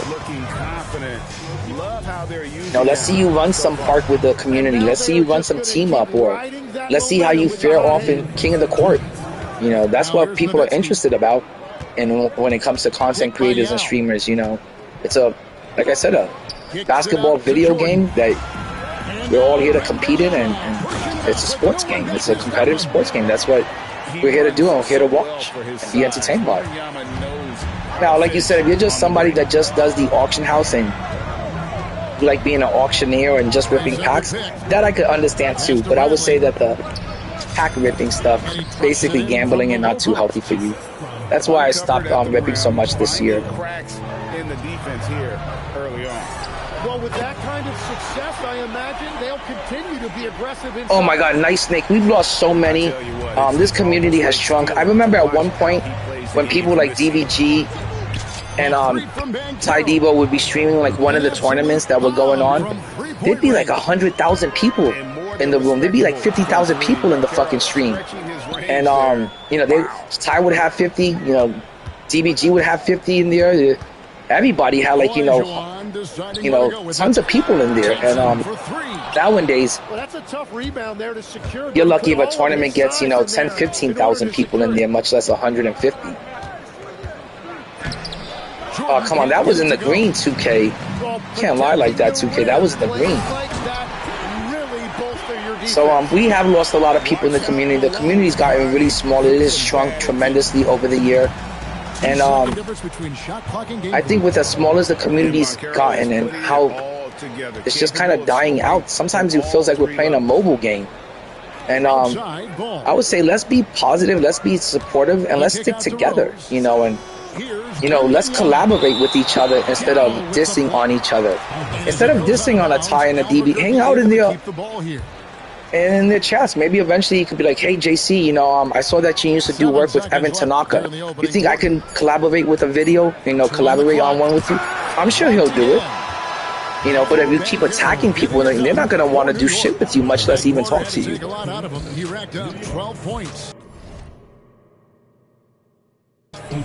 You're right. That's all facts, Night Snake. I completely agree. There's been other times where like in the past where like, you know, other content creators were like, hey Indy, can we do a video together? And I've done it with them. You know, I would love to collaborate with more people in the community instead of just, you know, like being negative or something. I don't want to sit here and have to waste time. I didn't even want to make the video. Like I said, I wasn't going to sit here and waste time and edit a video to respond back and reply back to Heat Vike or make some sort of diss track. I was like, I'll stream it and I'll talk about it there, but I'm not going to waste time making a video and then having to sit down and edit it and just to make negative content out there. Nah. That's just not me. That's not the kind of person I am. That triple was going to fall. Oh, and he went for the two-hander on the slam. But I'm W Heat Vike for showing up and talking about it. From him there. Sure. Really appreciate that. It's taking a while, but finally. Himself in a good position there to block the shot. Here's Van Karen. Okay, guys, we're up 22-16, but this guy's managed to kind of stick around because I'm kind of talking a lot, kind of yapping. Taking a quick look here, guys, at the hustle stats for New York. Their defense has been so aggressive right out A podcast would be nice. I miss for 2K24 and 2K25, Gaming Dad, Ant Live, Josh 2K, and ISO used to do they used to do a weekly podcast where all they did was sit there for 2 hours and talk about the game, you know, and just it was really entertaining and really enjoyable, and I miss. No one's putting out content like that anymore. And I was thinking of doing a podcast, but that's kind of like what I'm doing right now. It's just sitting here and talking about the game on a nightly basis, or what's going on in the game, you know, throughout the week. And taking the hit, no less. Excellent body control from Boncaro, and he does a great job of just shielding the ball. Oh my God, this guy's not giving up for some reason. Oh, he gave up. Like I said, guys, I never get to complete a full game of Showdown. Your goal should be when you're playing Showdown is that you gotta box people in from the beginning of the game. You gotta lock them up and you gotta press them. And you gotta, by the end of that first quarter, you gotta be up by 10 to 20 points. And when you get somebody down by 10, 15, 20 points going into that second quarter, you won't believe how many people are gonna just throw in the towel and say, fuck it, I quit against this guy. I can't beat him. I can't match up against him. And it's just because you're up by 10, 15 points. You'll be able to get a lot of people to just rage quit the game because it's hard to get motivated to continue and finish out a full game when you're already down by 10, 15 points by the end of the first quarter. Now, me, if I'm only down by 10 points at the end of the first, I'll try to make a comeback. But if I'm down by 15, 20, I also throw in the towel. So if I do it, and I'm pretty damn good at the game, I know a lot of other people will do it too. So that's why I always stress the most important thing is to get your opponent down by at least 10 points by the end of the first. You'll never have to complete a game ever. Heat Vike, you're more than, you know, I'll try to, maybe the next time I stream, I don't know when the next time I'm going to stream because right now the only reason why I've been able to stream so much the last 4 days is because my little boy, he's at his grandmother's house. And he's coming back tomorrow, and I really miss my boy. And he's only got like maybe 2 weeks left of summer break, and I'm pretty sure for the next 2 weeks I'm gonna be busy, and I'm just gonna want to spend as much time as possible with him before he has to get back to school. So I'm probably just gonna spend a lot of time with my boy for the next 2 weeks. But once he gets back to school, and he's going to bed a lot earlier because he likes to be a little night owl with his dad all night. Once he gets back to school and he's going to bed by like 9, 10 o'clock at night and I have the whole night to stream, you're more than welcome to join me on a stream and stuff. And you're more than welcome to, you know, run some park with me, run some team up or play me in a game of Showdown. I think it'd be great. It'd be fun. Be huge. Be W's for sure. Oh my God. Now 19-5 versus tier 1 players. I can't believe I haven't found a tier 1 player tonight to play against because I would like to get to 20-5, but we're at 219 wins in Showdown. I'm going to try to get to 220 guys because that will leave me with about 30 games to play to get to 250, and I'm positive that I'll be able to get to 250 games by the end of the season. I'm positive I can win 30 games within the next week. Like I said, this weekend, I was streaming a lot and I was on the game a lot. I won 31 games out of 33. So winning 30 games in like 8-9 days that's not a problem. It's nothing. Let's go get one more win of Showdown.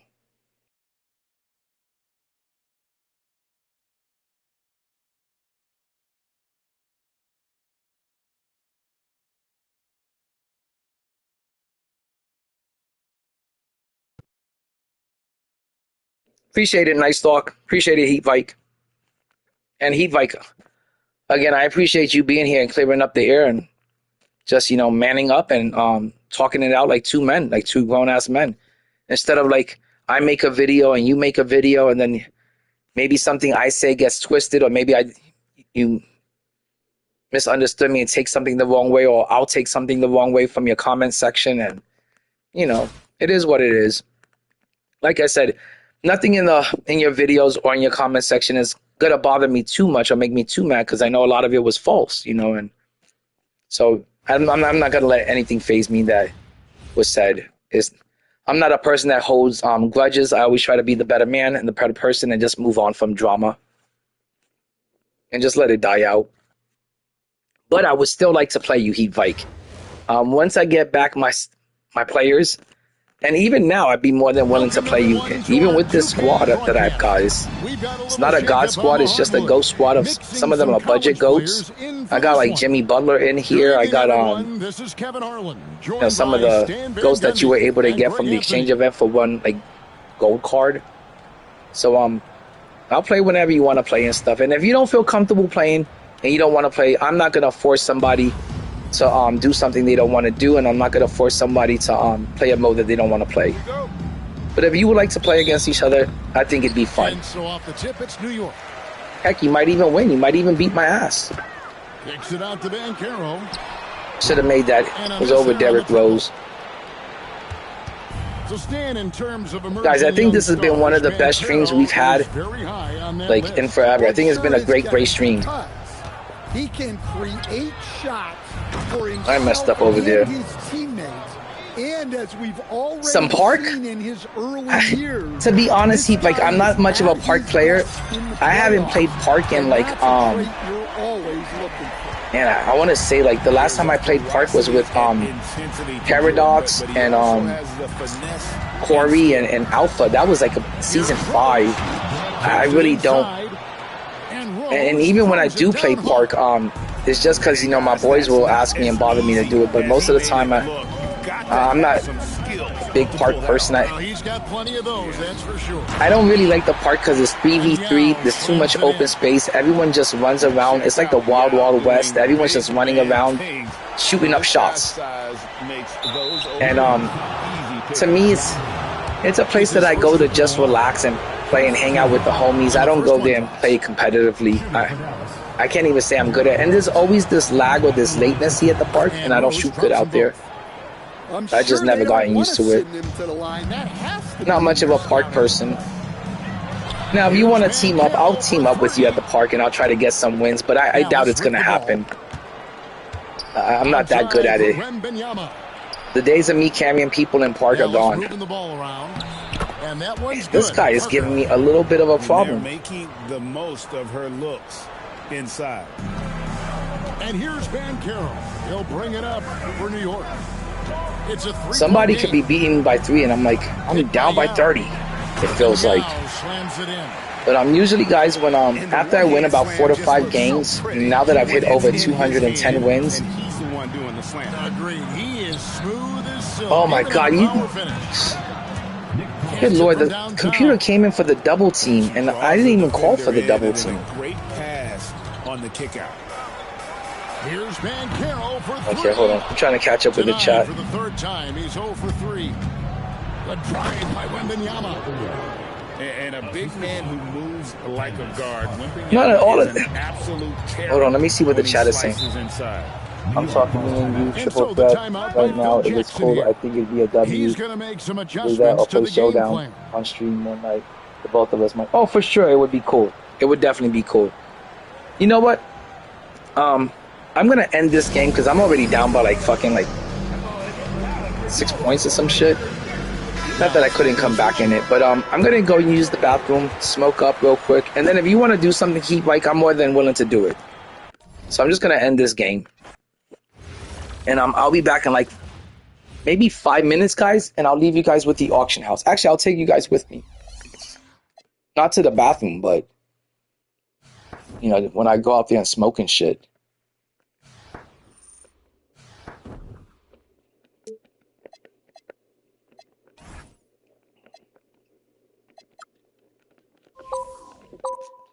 All right, let me grab my jizzoint.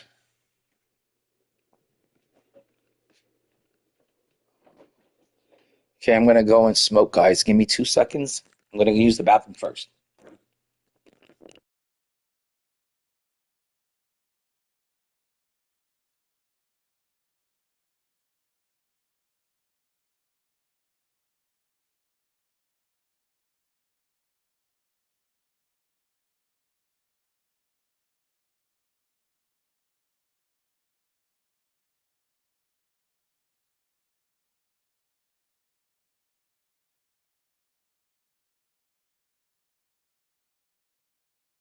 Also, I would like to add, since we're clearing up the air, I did not appreciate when Vike was taking stabs at my channel. You know that I really worked hard to,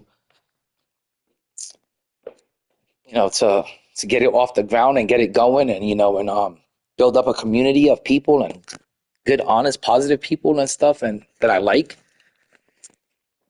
It's not a pissing competition. I'm not here to say, oh look, I've got 2,200 subs, you got 1,000, or here you say I'm getting 500 views and your videos haven't gotten 500 in a while. My live streams get, you know, 300 to 500 or even 1,000 all the time. This year, I kind of became more of a streamer than content creator, but I didn't appreciate being attacked. And if you want, you can go check out my live streams. They all get great views. All right, guys, I'm going to smoke real quick. I've only got like half a joint. I never smoke more than a half a joint at a time.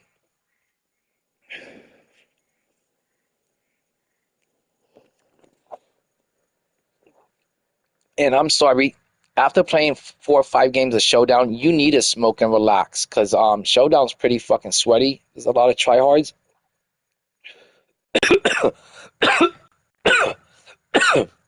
And it's pretty stressful.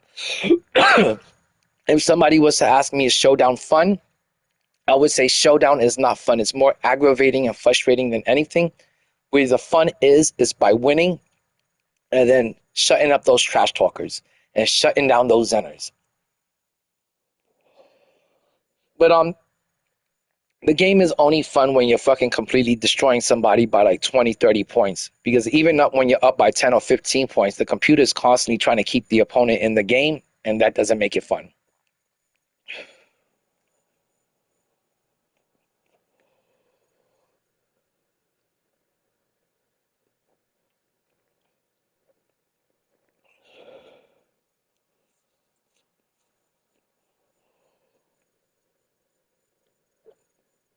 But I'm glad we did clear up the air and clear things up, Heat Fight, because I didn't want to have to continue this back and forth cattiness and making videos. And,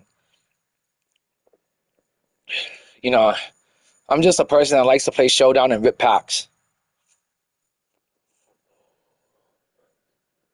Actually, I'm a person that likes to win in Showdown and pull something good out of packs. But I never pull anything good, and I'm not sure if I'm that good at Showdown.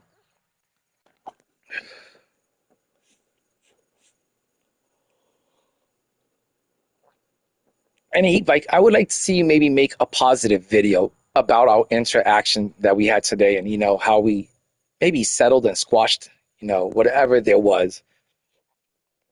I'm not gonna call it beef because I would say that's ridiculous to call it beef.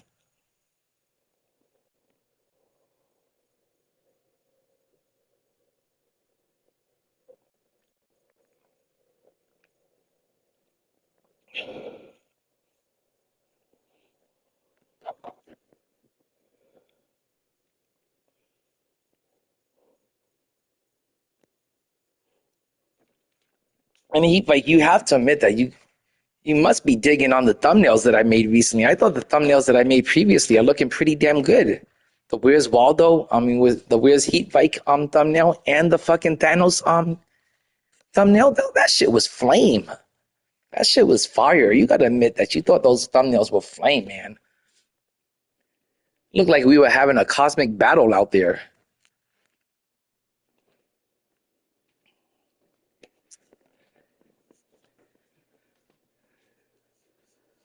Okay, I'm back, guys.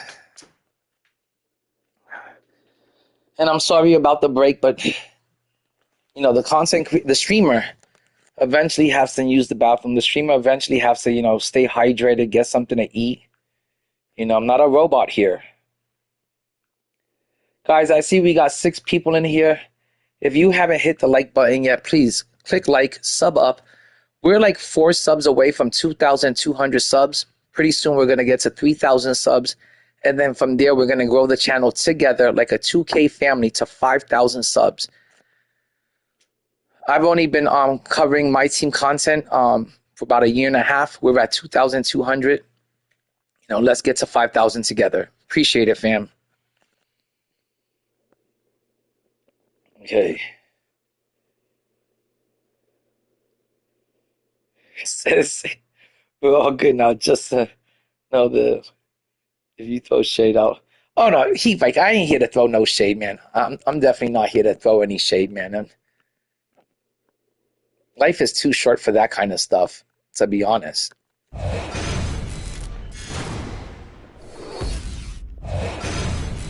Just because I quit one game, 2K wants to send you that horrible message like you just committed a crime. Oh my God, what are we playing against each other, Heat? No, Heat. I thought you wanted to play with each other. I'm not playing any triple threat park. I can't take the 3v3. It gets on my nerves. I'd rather play some showdown. Let's play some 5v5. That triple threat stuff is, I don't know, it's just not for me. I find it a little bit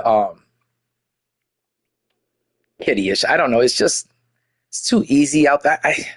I just don't like I don't like the 3v3. Hold on. I'm gonna send you an invite.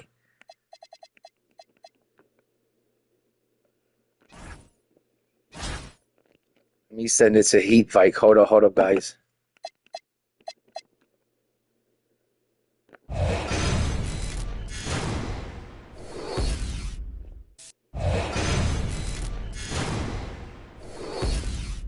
Alright, Heat Vike. I guess I'll play a game of 3v3. Resend the invite.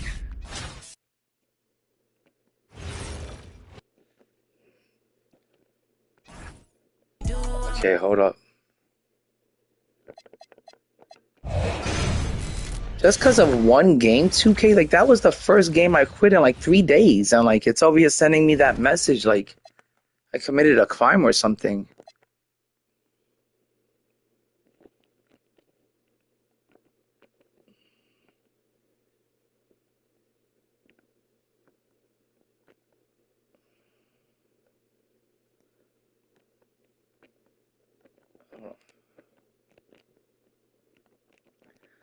I'm telling you, this is gonna be my funeral playing this game, because how come it's not going through? Heat Vike, send it again, I guess.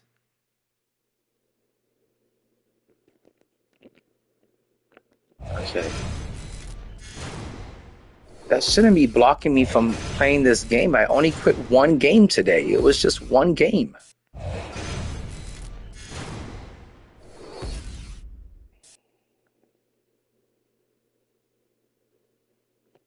Let me see. They may. I don't know. I know I have it on for to be able to hear people. He like put it on Hall of Fame. Yeah. Over here we don't play on Pro. That's not acceptable. Let's put it on Hall of Fame. Oh, and I don't even know what my lineup is looking like. I have no clue what my triple threat lineup is looking like. Was I supposed to do that before or after? Can I do it like after this, or I don't know if I have a lineup set up. I don't know what my lineup is going to be over here.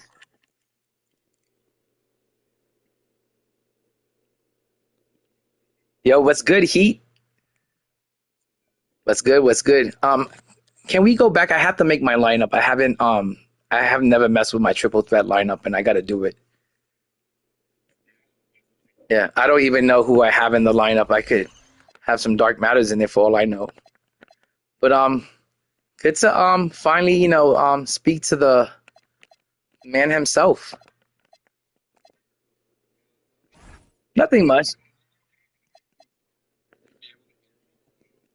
I could have sworn I had that on. I think they can. I'm not really sure. I could have sworn I had that option on where you could where the chat could hear the people you're talking to, but it may or may not be on. I'm not really sure.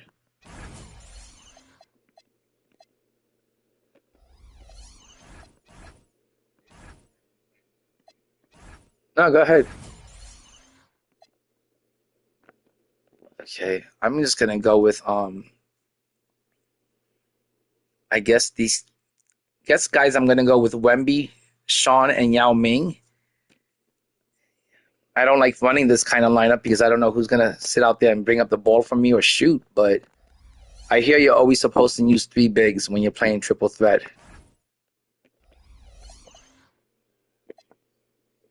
Yeah. I know I never play park or triple threat. I'm usually just playing showdown every day. I haven't been to the park in forever. You can send me the request again, I guess.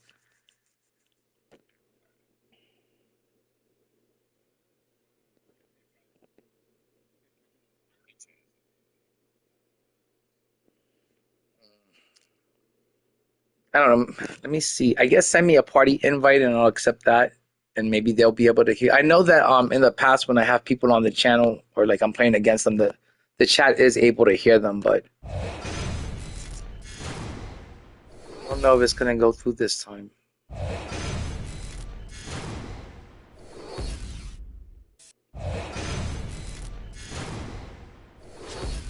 Okay. Let's put it on Hall of Fame. Over here we don't play on pro. That's for the rookies. Yeah, I guess I'm ready as I'll ever be. Do you play a lot of triple threat?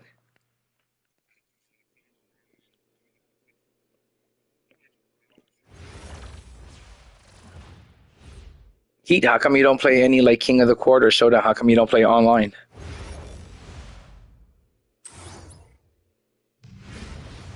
So you don't even play Domination? Do you find maybe that Showdown and King of the Court a little bit stressful?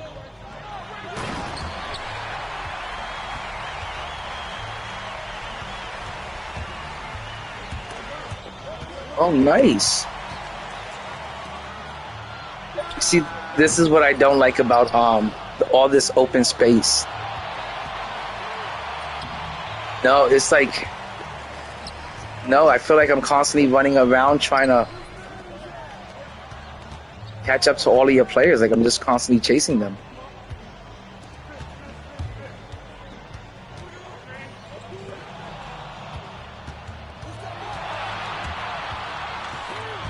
Oh my God, you see? I just can't. Yeah, that happens a lot in this game this year. It happens a lot in the park too. It's just always getting hit with body bumps and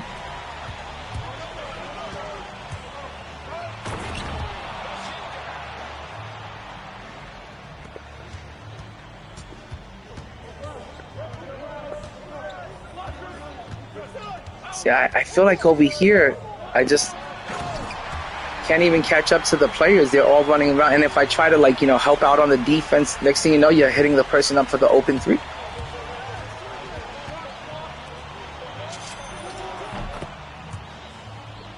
So I've never been much of a park player. Now, if I have some good teammates that can carry me to a win, I'll team up with them. But I never really get out there too much.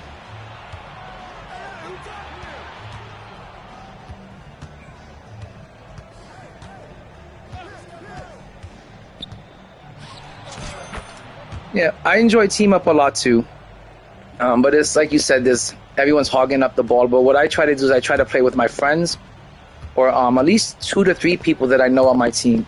So this way we could hog up the ball, and I know I'm going to get some looks and some touches. But if you go out there playing with randoms, you're lucky if you get your touches. What I do is I always try to be the point guard of the team.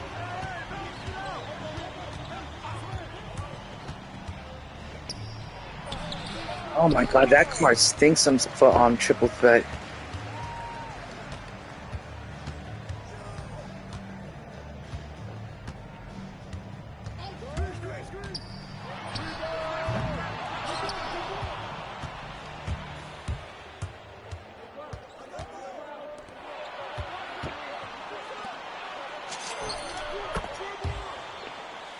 Yeah, I'm a button shooter. I don't ever shoot with the right there. Like, what happened to the team defense? Like, it's crazy. Like out here with just triple threat.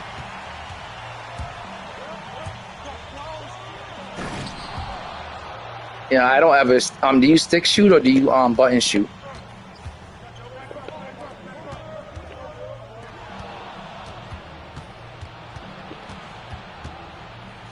Everyone thinks it's more skill to stick shoot, but I think it doesn't matter. I almost feel like the stick shooting gives a person a slight advantage. I'm almost like a built-in Zen. Yeah, I was kind of surprised to see you ain't take the open three. See right there, that's crazy work because you could see that I had a fucking open three and shit.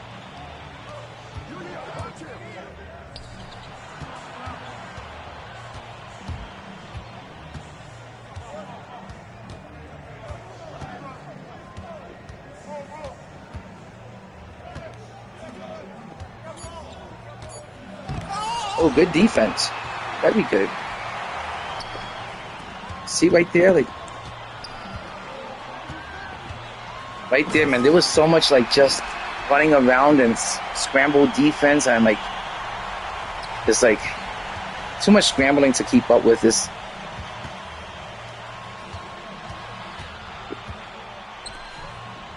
Right there, man. Bradley's shot was so slow right there that I didn't time it correctly.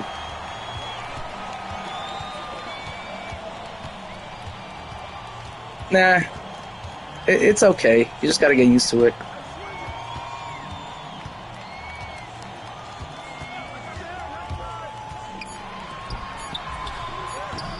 Nice mid-range, nice mid-range. Tied up the game.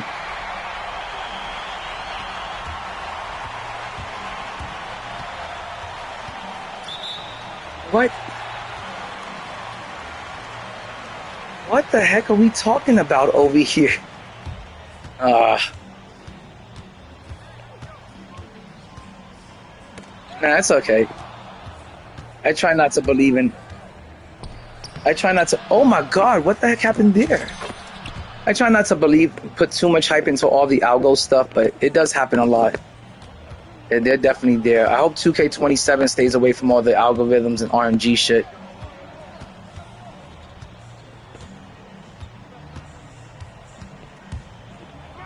Nice.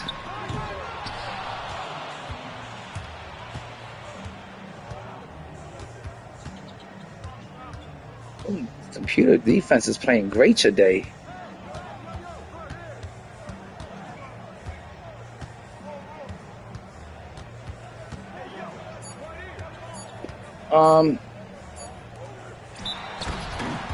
Oh, come on. Are we saying that was out of... No, I grind. I've done it before. I did the breakout gauntlet before, I think 1 or 2 times throughout the year. But I found it too boring. I was like, I can't take this. And it's like 100 games.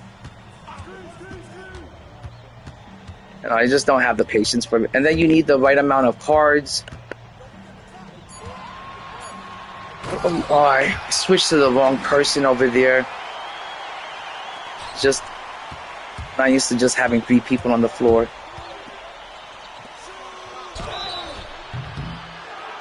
I was gonna say, I was like, that's gotta be a foul. Like,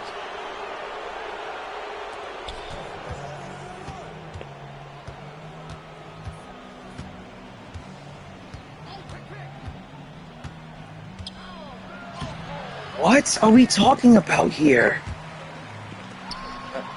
That's game. That's game right there.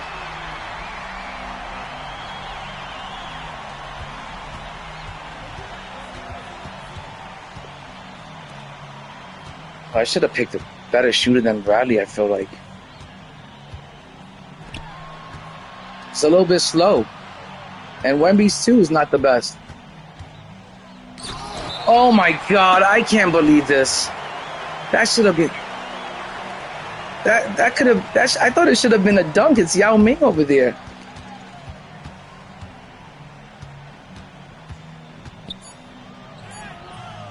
What? Oh my God, the timing on that was so good. What are they talking about? Oh my God, we're gonna... Yeah, I want to try this triple threat stuff again one more time. Let's rematch it. Yeah, because it was fun. I'll try to get used to it. All right, let me see if I could switch out, get a better shooter in here, because these players were just... I don't know, they were great, but I couldn't get anyone to hit their threes, or... Let's put Chet in here.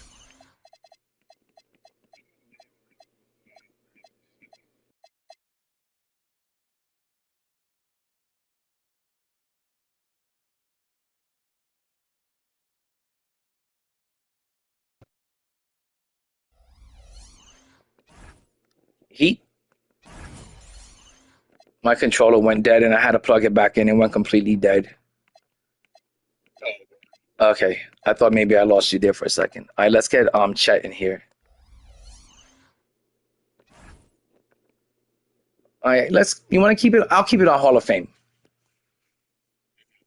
Or do you want to play another? I don't know. I always play on Hall of Fame and stuff when it's like versus.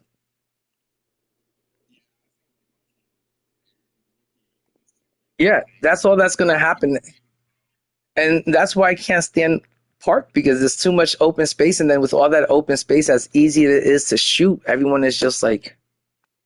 So I really don't indulge in any triple threat or Park really. But yeah, let's start up the game. I felt like I could have had that game. I just made some bad mistakes.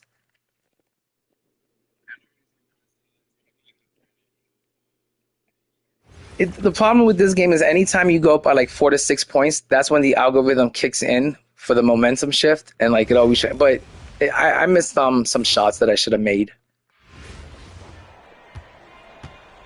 Oh my gosh, I thought you had the ball.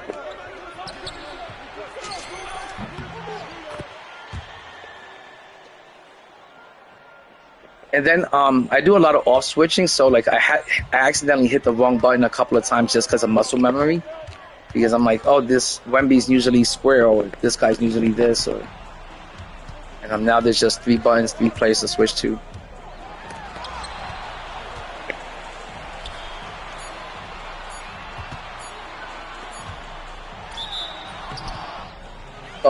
You gotta rely a lot on icon switching for like passing and defense. If you're not gonna rely on icon switching on defense, you're in trouble.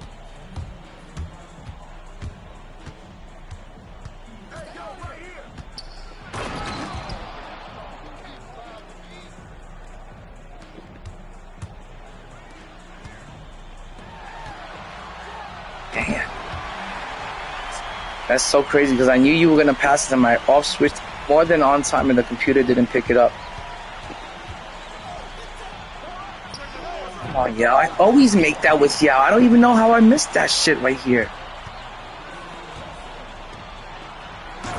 Yep.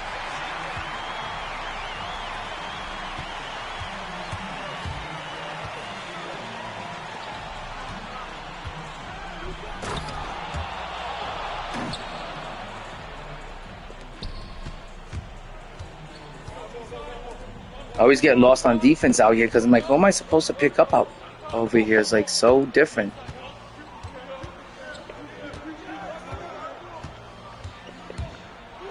Nice moves.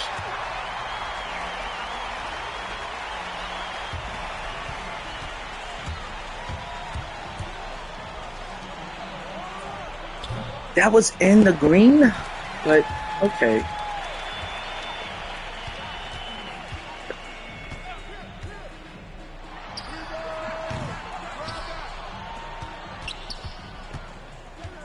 Oh my gosh, on defense I tried switching and I was still Wemby or Yao, and I went out of bounds. It's shitty. It's just something I'm not accustomed to, but it's fine. In the green. Nah, you're playing pretty well. Yeah, but I always say if you could play good at one mode, if you could shoot good in one mode, you can shoot good in every mode, and it's just you got the basic fundamentals down.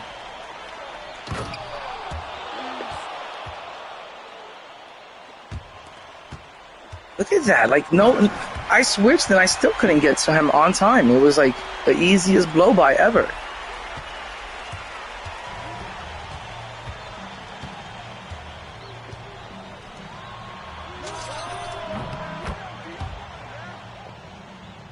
Yeah.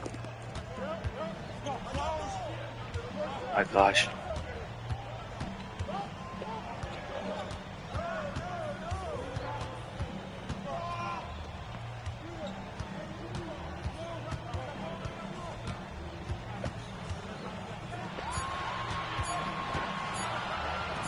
Look at that. Wow, that's crazy. That happened with 1 second on the clock left. Yeah, I didn't even think that was going to be possible. I should have kicked out for the 3. That was so stupid of me.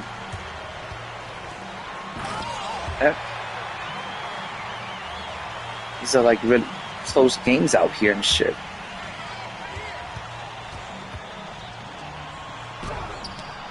No foul, no foul. My guy just fell to the floor. Where's the foul at? No rebound. And a kick out for 3. Good lord, like.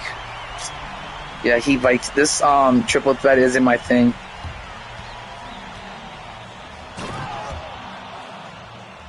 Yeah, no, good game, real good game. I think if I get used to it out here, I could be a lot better. I just get lost on defense a lot because there's just 3 of us. And it seems like someone's always open.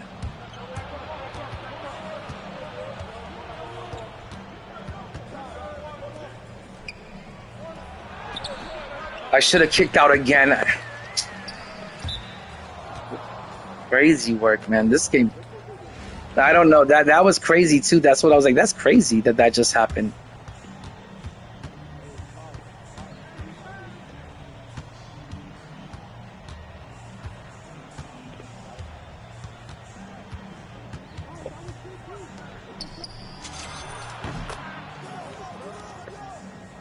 Yeah, I was trying to, the whole time I'm trying to get open for a 3, but it's just so hard to do that.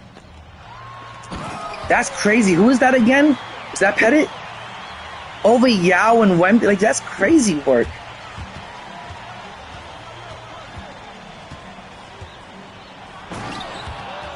Oh my god, I thought that was game. What the fuck is that about? Oh. I was like, that's game right there. This is crazy.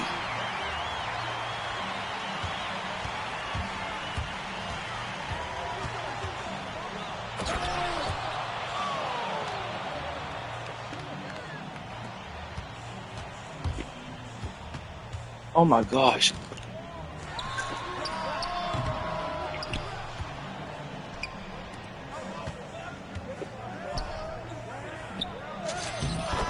Is that game? Oh my god. I was like, when is this game gonna end? Good game, Heat Vike. Now it's time for some showdown, Heat Vike. Now it's time for some showdown. And Heat Vike, are you always up this late?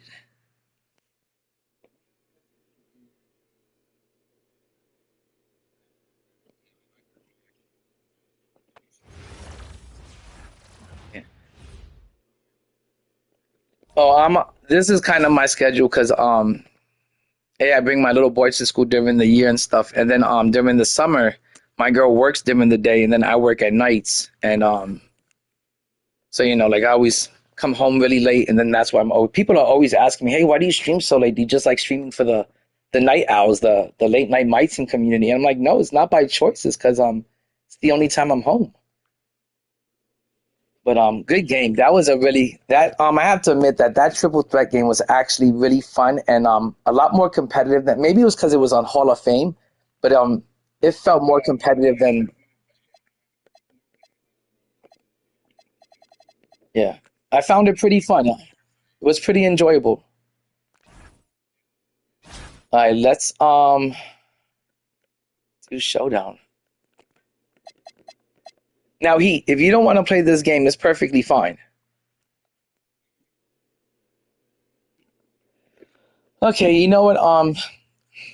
Instead of putting it on Hall of Fame, maybe we'll put it on just like what setting would you like to see? Because Hall of Fame, even Showdown is not fun on Hall of Fame. It's so if you want to put it on a different setting besides Hall of Fame, I'm completely understand.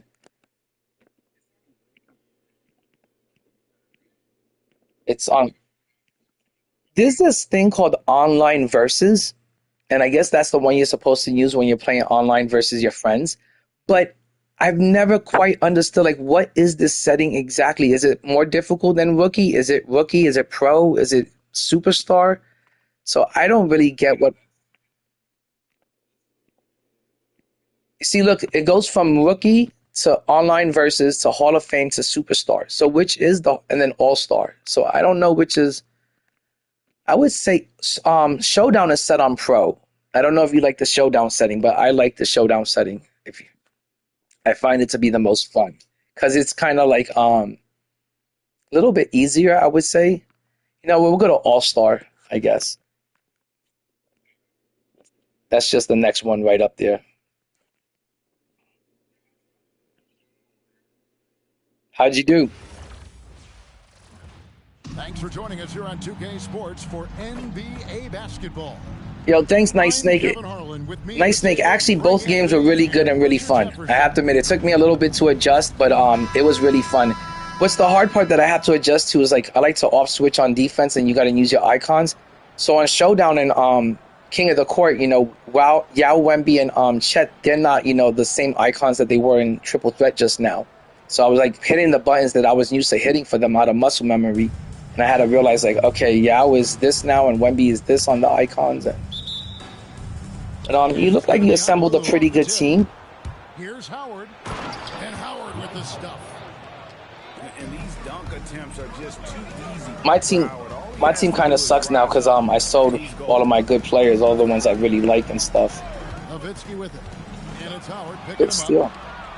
Yeah, I know, but they're not like right now. I'm not too happy about using Paulo or Michael back in the lineup. Is just not the team I want to run with. When he decides to attack the basket. Pass to Nowitzki. And here is Yao. And Yao slams it in. Actually, I think it would have been more fun to put it on pro. Yeah, because I'm not digging this all-star right here. I'm like, hey, he's like, let's just change it to pro. I'm really not digging it. It's kind of not fun. I just realized how slow the game was. I was like, this is kind of slow right now. We'll just put it on or online versus, I guess, because the game was feeling really different. Yeah, how do you change it? Okay. I guess let's do online versus. I know normally everyone wants to play on Hall of Fame or like All-Star, but like sometimes I really don't like it in that setting. Did it glitch out? And like I said, I'm so used to playing Showdown. That's what oh man, it did glitch out. Hold up. My screen just went black. Okay, it's back on. Yeah, that was the weirdest glitch I've ever seen.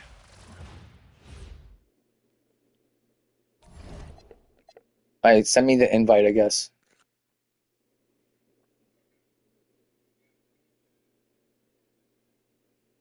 No, my screen just turned black. Yeah.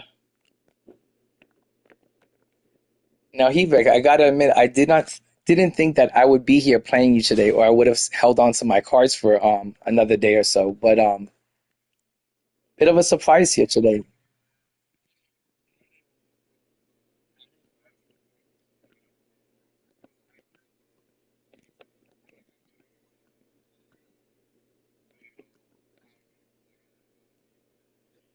No, it's all good. I always, like I said, I wasn't gonna try to force you to play something you did. Is it starting up for you? Okay, why is it not starting? It should start. Oh, why Why is it doing this? Yeah, because I don't. I mean, I play against people a lot, and it usually doesn't do that, but maybe it's the internet or something.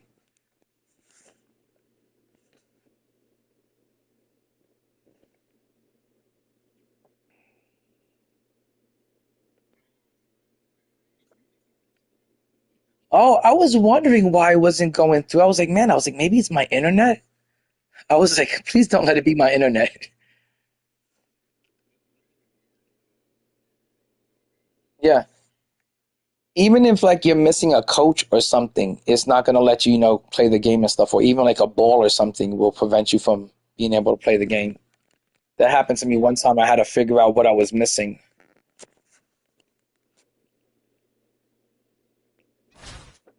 All right, let's play with this team. I really wish I still had KD and Joker in the lineup.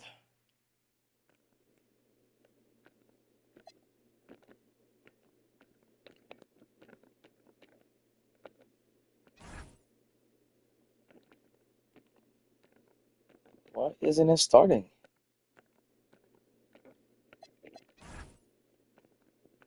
That is so weird.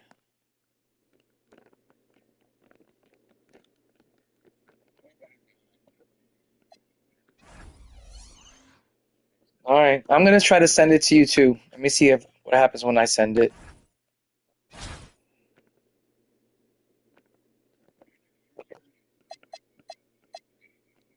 No, I wear like the right now I'm running I think it's the All-Star jerseys.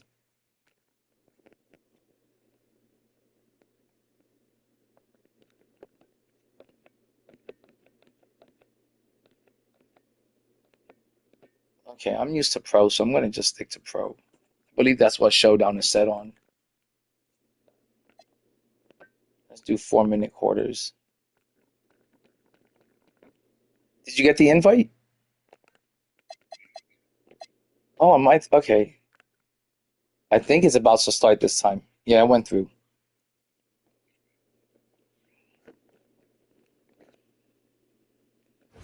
All right, Heat Vike, I'm gonna try to lock in because I don't want to fall for I'm just an average casual player and I can't shoot the ball or I just play offline.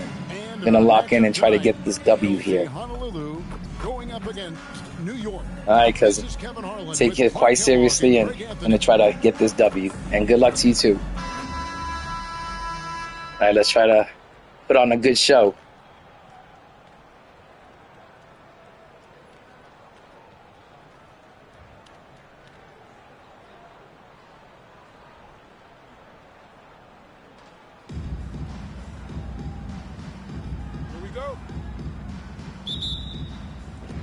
So off the tip, it's New York. And he's body steals it. Driving in. I'm really good with those bump steals. I always fucking have trouble with that shit. Gonna survive some of these unsell jams. There's just so much power to his game. Outside Jordan.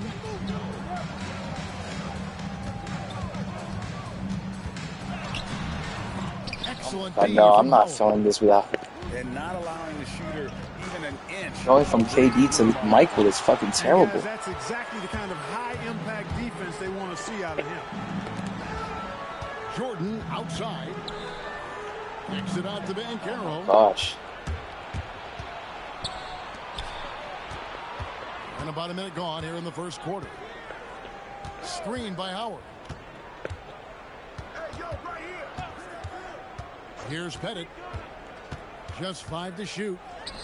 Howard at the elbow. Off to a good start as he hits his first shot attempt. And you know what? I was playing good defense there for a second. Still has it going on inside. Pass to Jordan. Oh my God, that shot was so slow by Michael.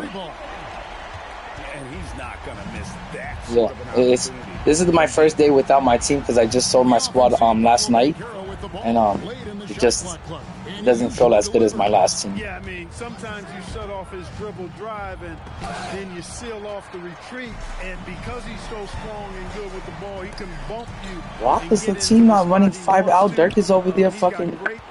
Oh my gosh. Dirk was wide open and then he came into the paint for no reason. The defense can't give him that deep interior positioning like that. Nowitzki drives in, and Nowitzki with the stuff.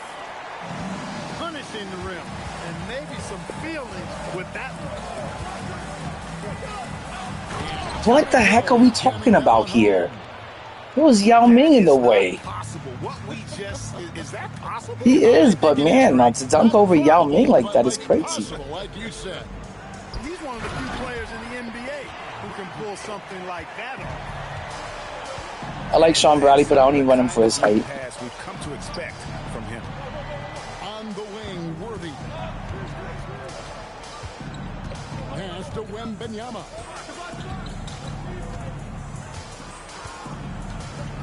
To the paint. Nowitzki with the steal. No one near Banchero as he lets it go. That's a movement though, Vike. I like how you keep the defense on their toes with a lot of movement. Sometimes people don't even have this kind of movement, and the off-balling gets to settle in and lock in, but not giving the defense a chance to lock in. Yeah, that's why I really don't like it, because it's so damn, like, just too fast at times. I'm like, man, this is, like, too much going on over here. Like,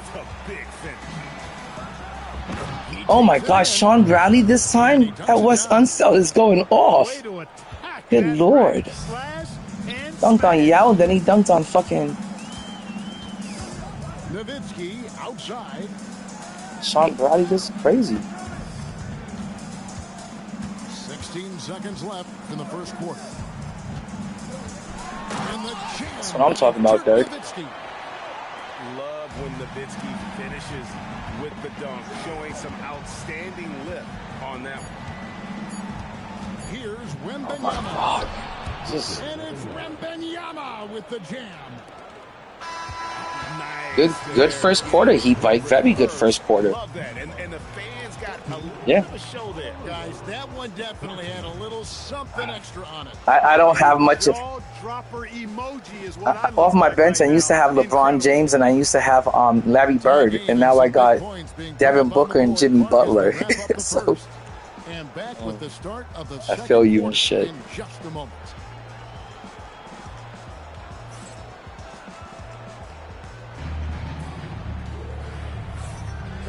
So what made you go out there and get that lineup? Yeah, I know. I feel you. That's what people wanted to see and shit. They came in with a well-conceived game plan and have executed. Yeah, you know what makes it I never do that, and like I swear I did that by accident. Just keep on keeping on. It's good. I never ever do that. Field goal the second quarter for New York. And the damn, like that's crazy work. Like I love the fact that they attacked early in the shot clock. And not a whole lot that D can do. Once Howard is in position for the dunk, he might as well start jogging it's back defense. the other way. Oh, good defense. It was good defense. It's just that sometimes the computer be holding shit out. His actions do his speaking, and his actions say, "I'm just too good." Screen by Howard. And stolen by Wembanyama. To the inside. And it's blocked. Where's the foul there? That was a good block, I guess. That's crazy. Pass to Howard. Wembanyama, a screen. Here's Worthy. And again, it's Honolulu converting. Yeah, you got to account for stamina here. Shooter and has a really good sense for when he should take his shot. Now here's Bradley. What a back and forth game, Vike. Bradley's got 8 points. And they keep hammering away at him inside, forcing the ball into the paint. If you made that, oh my God, that's crazy. I was gonna say if you, it did say it was highly contested. I couldn't believe that went in. I was gonna say if you make that, you're goated, and it went in. Offensively, he is a load to deal with. Yeah, I mean, he can cross you up, hit you with the spin move, score over either shoulder. This young man is a force. Pass to Bennett. A nice pick and roll. And they immediately answer back with the dunk at the other end. Yeah, I noticed. I use a lot of it too. Once he got the ball inside, you just know what he's going to do with the basketball. Here's Ben Carroll. No, you were. Finished off by Ben Carroll. When Banchero gets in tight, that's how he likes to finish. No layup for this big guy. He's all about the finish. Yo, nice snake. Wes Unseld is a monster. He dunked on Yao Ming and Sean Bradley like it was nothing. I've never seen that Wes Unseld. I've never seen anyone use it. I've never used it, and it's a beast. It's a great card, it looks like. Really difficult to deal with.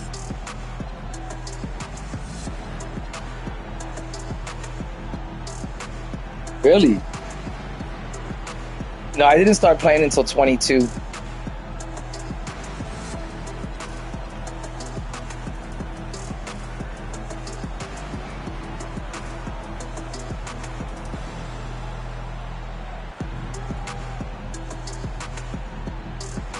Oh.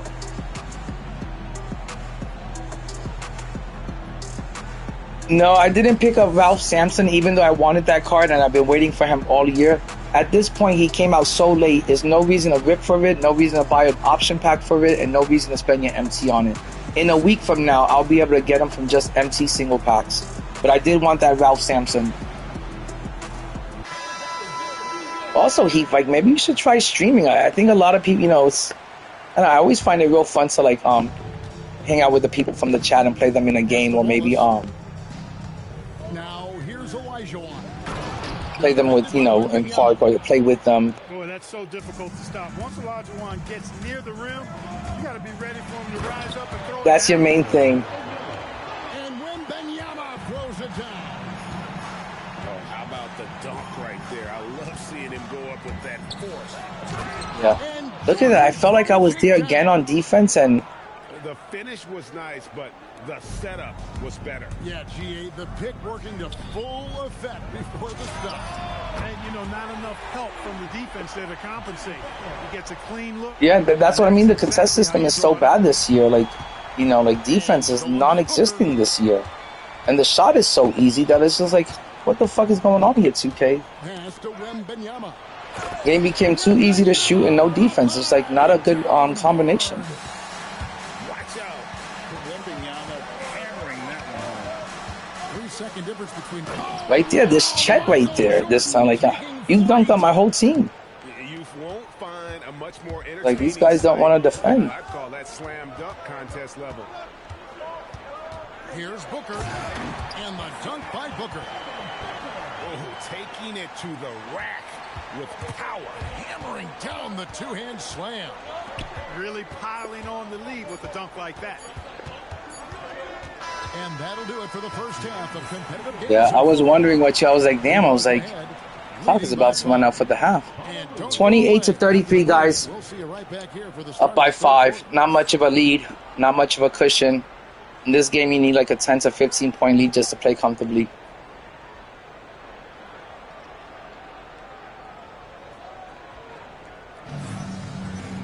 No. No, I feel like I don't have the players that I got so accustomed to playing with, and I'm not used to Jimmy Butler or even a Devin Booker.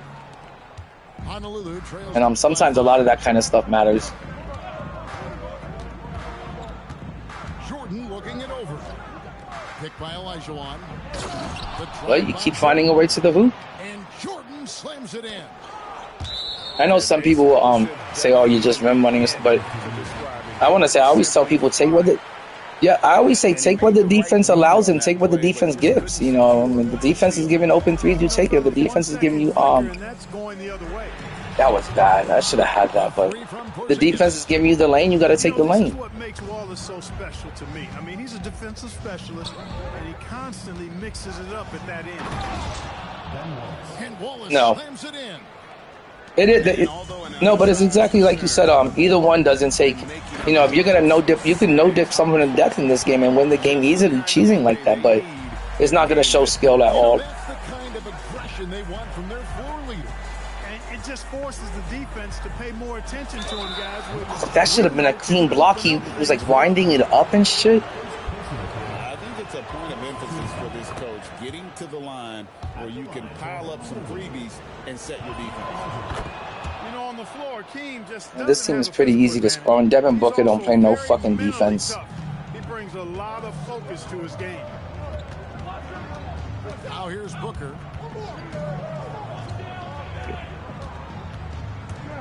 Inside. Porzingis Oh can't my hit. god, I should have fucking waited on that shot. And here's Honolulu. It's a one-point game. Booker with no one around. Good on the triple. Booker's got 7. The league will learn fast. You have to run Booker off his jump shot. He's lethal from just about anywhere. Here's Man, what happened there? The defense got so Good fucking... assisting on the play was Jordan. How about That kind of pisses me off. range, just going at each other. Looks to me like there could be Gotta something get that personal feedback. taking place here. And an eye for an eye. Both teams working to stretch the floor. Nothing like answering back. One team gets 3, you fire 3. Come on, man. That's like a full person, a 7-footer, like meeting you in the air. This is crazy. MJ gets into the air. The dunks are hard to stop this year. I always tell people that. Holmgren outside. Lets it go from deep. And again, New York with the triple. But nothing better than knocking down the triple. Down low. Here's Olajuwon. Here's Jordan. No way. On 2 7-footers, I was gonna say if that goes in, I'm gonna stop the play. I'm like, this is crazy. Booker outside. Out to Porzingis. Yeah. And again, New York. I thought it was gonna go in, to be honest. And perimeter scoring, I have to imagine it was a topic of discussion at halftime. Certainly. I mean, they saw a weakness in the Damn, defense. Kareem over there again. Burned him, and he said, see you later. Booker in stride. And the dunk by Booker. Tell you what, he's not just a spot-up shooter. Booker's Yeah, I'm got not great shooting or making versatility enough to his threes. game.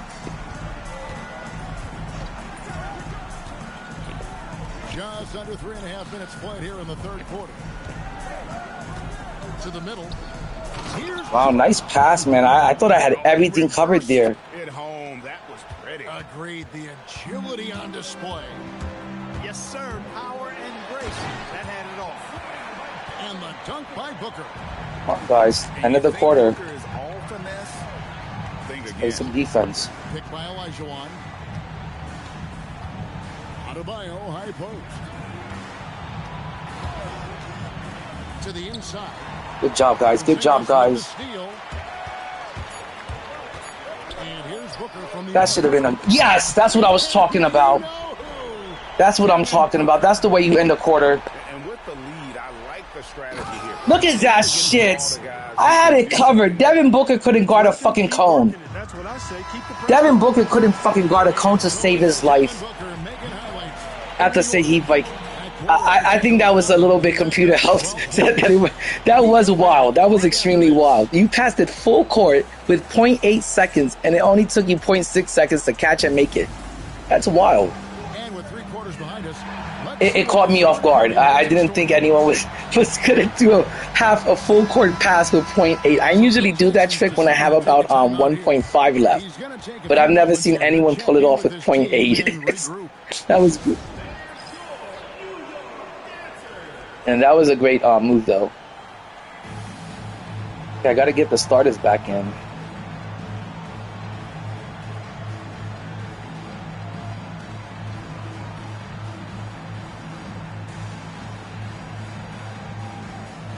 Back to Michael Jordan.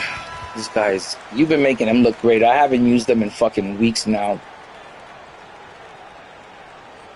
He's a good rim runner. He plays above the rim, great slashing, great handles. He doesn't get stripped too much, but just so small out there. Like.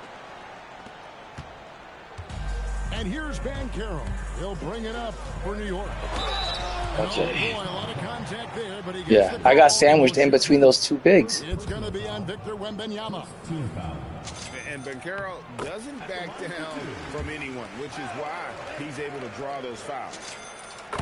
Hey guys, let's continue playing defense. And among NBA bigs, he is known for his ability to deliver at the free throw line. Switching like 3 times and it didn't let me switch. What? Oh my god, man, that's crazy work. I tried switching 3 times and it just kept me on that same person.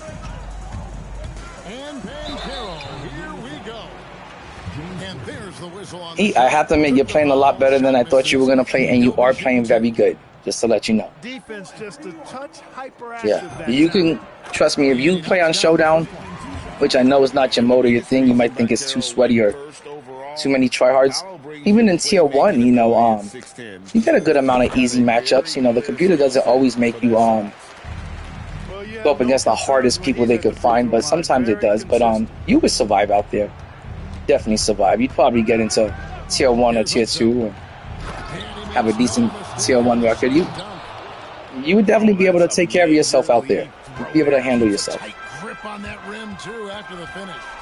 Maybe that'll help them recapture their edge a little bit, guys. Gets the three-pointer to fall. One thing that hurt you was I could tell you're playing a park style.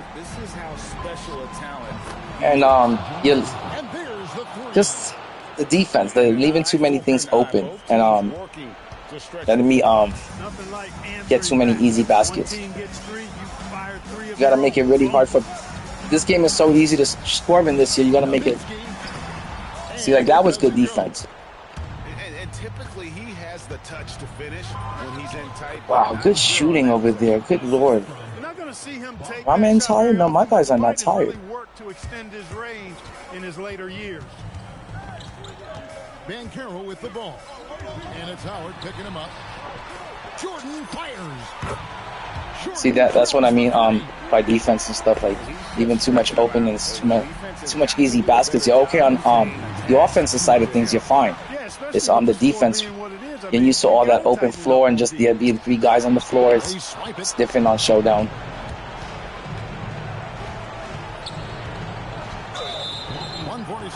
In the fourth quarter. If there's a minute 46 left, you still easy to, in this game, no lead is safe, and you could always make a decent comeback. The game always tries to keep it close too. Yeah, he was 1 step late that time. There's no stopping that. Wembanyama with the forceful finish. Now Jordan. Yeah.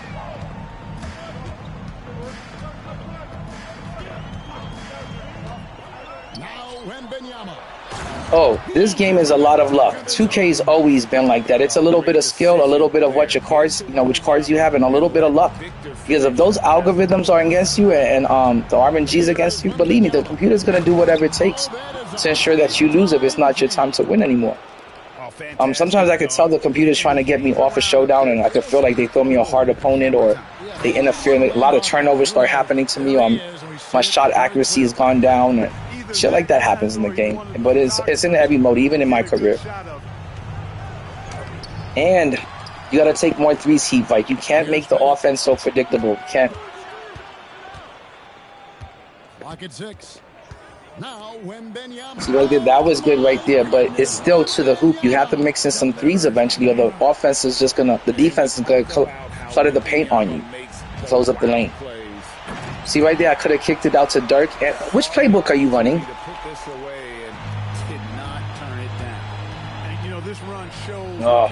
The best playbook you could run is the Milwaukee Bucks 5 out or the Minnesota Timberwolves, the gold one, the gold playbook on 5 out.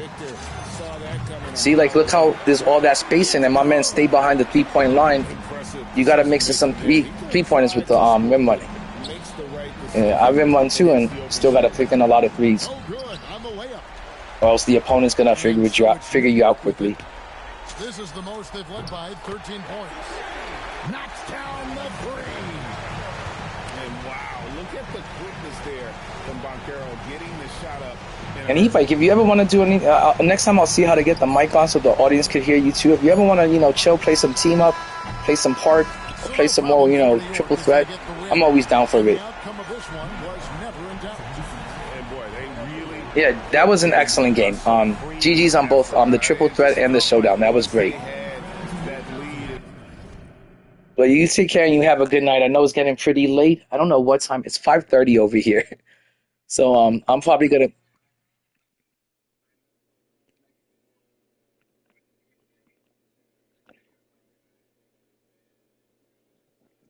Yeah.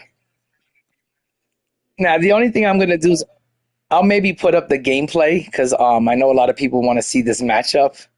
And I don't, and honestly, I don't know why so many people want to see the matchup, but I'm gonna probably just post it up as a video. I shot 12 for 13 from, oh my God, Heat Vike. We're gonna play some more games because you have to get better defending the 3-point line. I shot 12 for 13, 92% from threes. So that was what killed you. That's what killed you. Not that, and I could see as the game was going along, the way you were defending and the way you were playing on offense, that you were still in like triple threat mode and you saw all that open space where now it was all closed and cluttered off. So when you went to the rim, there was defense waiting for you. And if you don't kick out for threes, then that makes your offense a lot more predictable. And that's how I was like, because you only shot three 3-pointers. And they're easy to make. Yeah. I could tell. So that's why I always tell people, like, if you're good at showdown, you can kind of survive in any mode. But if you're only good at like park, sometimes it's really hard and difficult to adapt to showdown and the 5v5 and the clutter of the lane and the open space being taken away. And it's real easy when you're like playing 3v3. Someone runs into the lane, the other 2 people come in, and you kick out for the open 3. Over here, there's 5 people on the court, and it makes it a bit more difficult. But GG's. It was a great game and a lot of fun. Tons of fun. You take care, man, and make sure you don't be a stranger, and let's bump into each other and maybe collaborate in the future.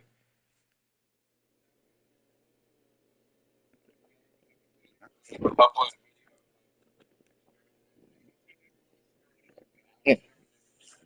To be honest, like there was never no beef. I enjoy your content. Even when you do put out those kind of videos, I'm still watching your vids. So don't even worry about it. There was never any beef or any kind of hard feelings or animosity. I just remember like when you first started making content, you were so positive with everything on the game, with the people. You were over there praising Big D, the guru, and then I'm like, oh my God, why am I getting the hate? And I'm like, Vike hates me. And I was just like, the thumbnail thing. I think what happened was there was somebody that stole your. I feel like maybe you were mad at the first person that stole your thumbnail, and then I came maybe a day or 2 later and used a piece of your thumbnail, and I think that just kind of set you off, and then you went off on me. But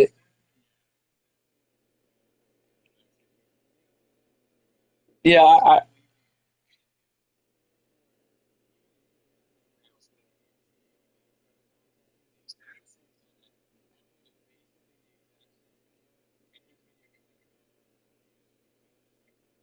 well, that was when you were first starting. Now your videos, your views are doing great, and I also recommend maybe I would recommend some streaming, but when you start streaming YouTube, um, if you're not a big content creator like JC or Decentric, they can get away with streaming and dropping videos and still getting views.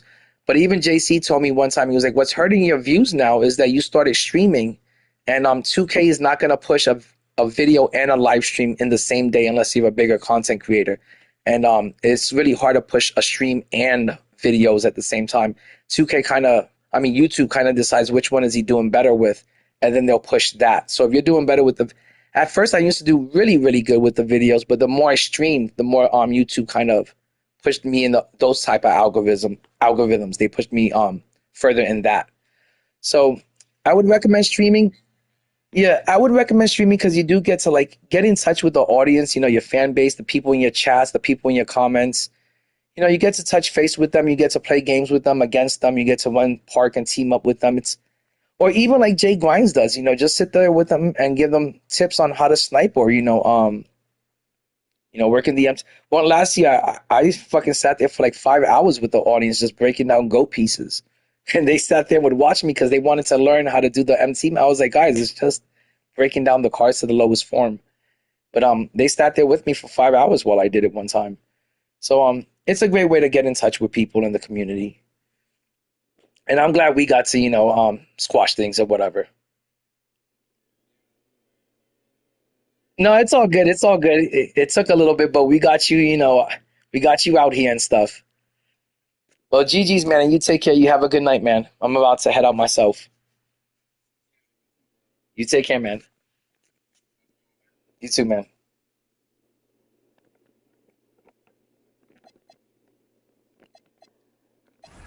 Hey, guys, I'm just going to check out the box score a little bit more in the team comparison. Let's do the team comparison first. Heat Vike did a really great job getting to the rim. I'm not going to call it rim running. I'm going to always say I'm always going to stand by my word and stick by my word. If that's your skill set and that's your strongest suit, then you got to win with what you can do. And if all you can do is rim run, then that's what you got to do to win the games. It's no BS, no bullshit. You got to do whatever you got to do and do what it takes to win. And if it's rim run until you learn how to shoot threes, then that's what you got to do. But I don't call it rim running. I call it take what the defense allows and what the defense gives you. And if the defense is going to give you an open path to the rim where you can go 28 for 35 and shoot 80%, you got to take it. Now, the only problem is I went 30 for 35 for 86% from the field. And Heat Vike only attempted 3 3-pointers, which made his offense a little bit on the predictable side. It didn't make him stoppable because he was pretty unstoppable. He shot 80% from the field on me. He made a lot of buckets, a lot of dunks, a lot of baskets. But it made it a little bit easier to defend. Not stoppable or a little predictable, and easier to stop and easier to defend. I went 12 for 13 from three-point land for 92% shooting. I also shot 4 for 4 from the free throw line for 100% shooting. He had 6 fast break points. I had 17 fast break points. He had 48 points in the paint. That's crazy, guys. Out of 60 points, he had almost 50 of them in the paint. And only 10 points, 10, 12 points were out of the paint. I only had 36 points in the paint, but I thought I still did pretty good and was holding my own in the paint. I was able to get into the paint at will, score in the paint, and I feel like I did my job. I took care of my job. I took care of work in the paint, and I forced them to defend the paint and defend me slashing into the paint towards the rim so I can kick out for threes eventually and open threes. And that's why I went 12 for 13 and I only missed 1 3. I think that was with Sean Bradley.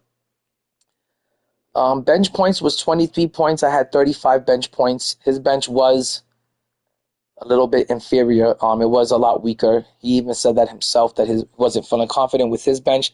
I wasn't feeling too confident with my bench either. I had Devin Booker and Jimmy Butler coming off my bench when I'm used to GOAT King James, Larry Bird, or Jason Tatum. And that was a huge change, and that was my first game. This is my first night with them, with all of these new players. He had 15 assists. I had 16 assists. That was pretty close. He had 2 offensive rebounds. I had 0. He had 5 defensive rebounds. I had 5. That was pretty even there. He had 4 steals. I had 7 steals. He had 1 block. I had 3 blocks. He had 7 turnovers. I had 4. He had 7 for 8, and I was 4 for 13. I don't know what's better or worse. But as far as team fouls, we both had 2 team fouls apiece.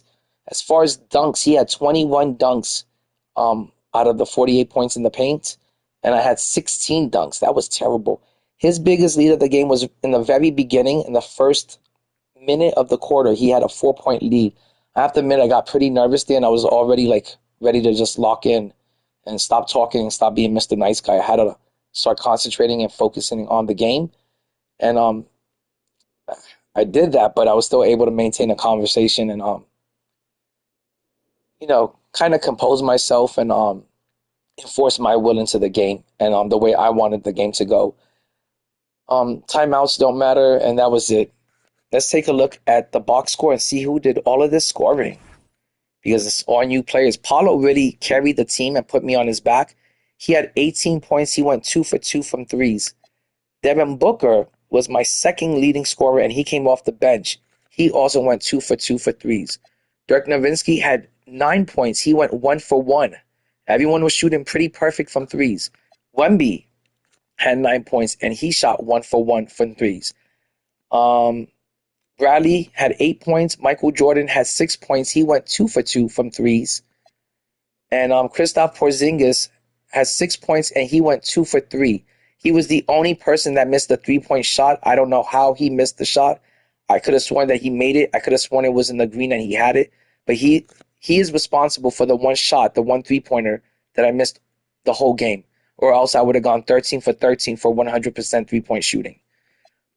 Jimmy Butler went 1 for 1, and Chet Holmgren went 1 for 1. Chet had 3, Jimmy had 3, Porzingis had 6.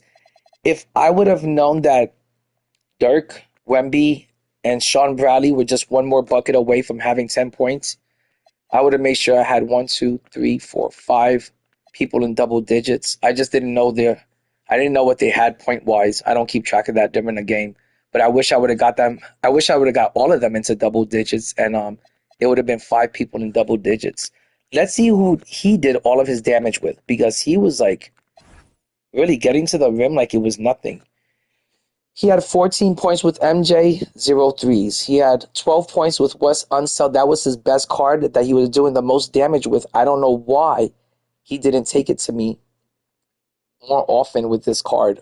He really was killing me with it out there. And then he had 10 points with Invincible Wembanyama, but no threes. He had 7 points with James Worthy, and he did hit a 3 with them, 1 for 1. He also had 6 points with Dwight Howard. He went 0 for 0, no threes again. Akeem, 4 points, no 3-pointers. Rick Barry had 3 points, and he went 1 for 1 from 3-point land. He shot, I guess, decently when he took the threes. Bob Pettit had 2 points, no threes. Wallace, 2 points, no threes. Bam Adebayo, 0 points. And the rest are DNPs. So I want to say the biggest problem with him offensively was he had to shoot the threes and spread the floor more. And all the rim running made the offense a little predictable and a little bit easier to defend. He wasn't stoppable, but he wasn't unstoppable. And it made him easy to defend and predictable with all the running into the paint and rim running. And I was able to get a couple of, I think, 7 steals off of that. And on defense, that was the problem. He gave me too many open threes. I shot 12 for 13 from 3-point land. So with those things, 2 things combined, it's going to be hard to win the game. Usually, if you could, like Ty Debo says, if you can prevent anybody that you're playing scoring the 3-pointers and hitting the threes from you, which he only went, I think, 1 for 3 or 2 for 3. He made 2 out of 3. When you could take away the 3-pointers from your opponent and you're still making your threes, you should be able to win that game easily, and you should have it in the bag. So, very fun, very entertaining game, very competitive and challenging game, and tryhard was definitely a little bit of a sweat and a little bit of a tryhard. I mean, Heat Vike. I said tryhard. Heat Vike was definitely a little bit of a sweat and a little bit of a tryhard for sure, man. And guys, that is gonna be the end of the night. Finally got Heat Vike to show up, and we finally got that game that we wanted out of him. He didn't chicken out. He actually did man up. He put on his big boy pants, and he did man up. So I'm not gonna call him the Chicken Little of the Myteam community anymore, because that would be a false lie. And I'm gonna stick to my word and say, hey, we showed up and he played, and we got a chance to duke it out like men. I was just gonna squash the beef and forget about it, move on, and just move past it. I would like to actually collaborate with them in the future and maybe even play some park with them or play some team up. That'd be great. Peace out, 2K community. I do it for the 2K culture. Stay savage, never average.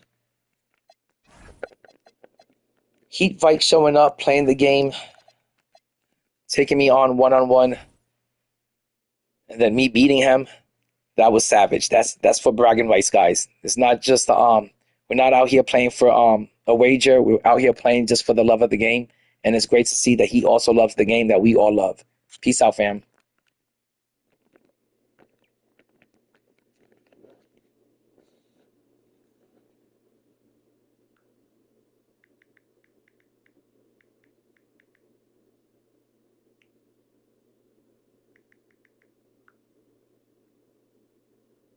Thanks, Nice Snake. I appreciate that, Nice Snake. I'm glad you found the channel too. Take care, man. Have a good night, everyone. Oh, and Tamara, I see you there too. My bad, I didn't see you. I was busy with the game locked in. And Ref, I see you now. Appreciate everyone that hung out. Enjoyed the stream and click like, sub up, and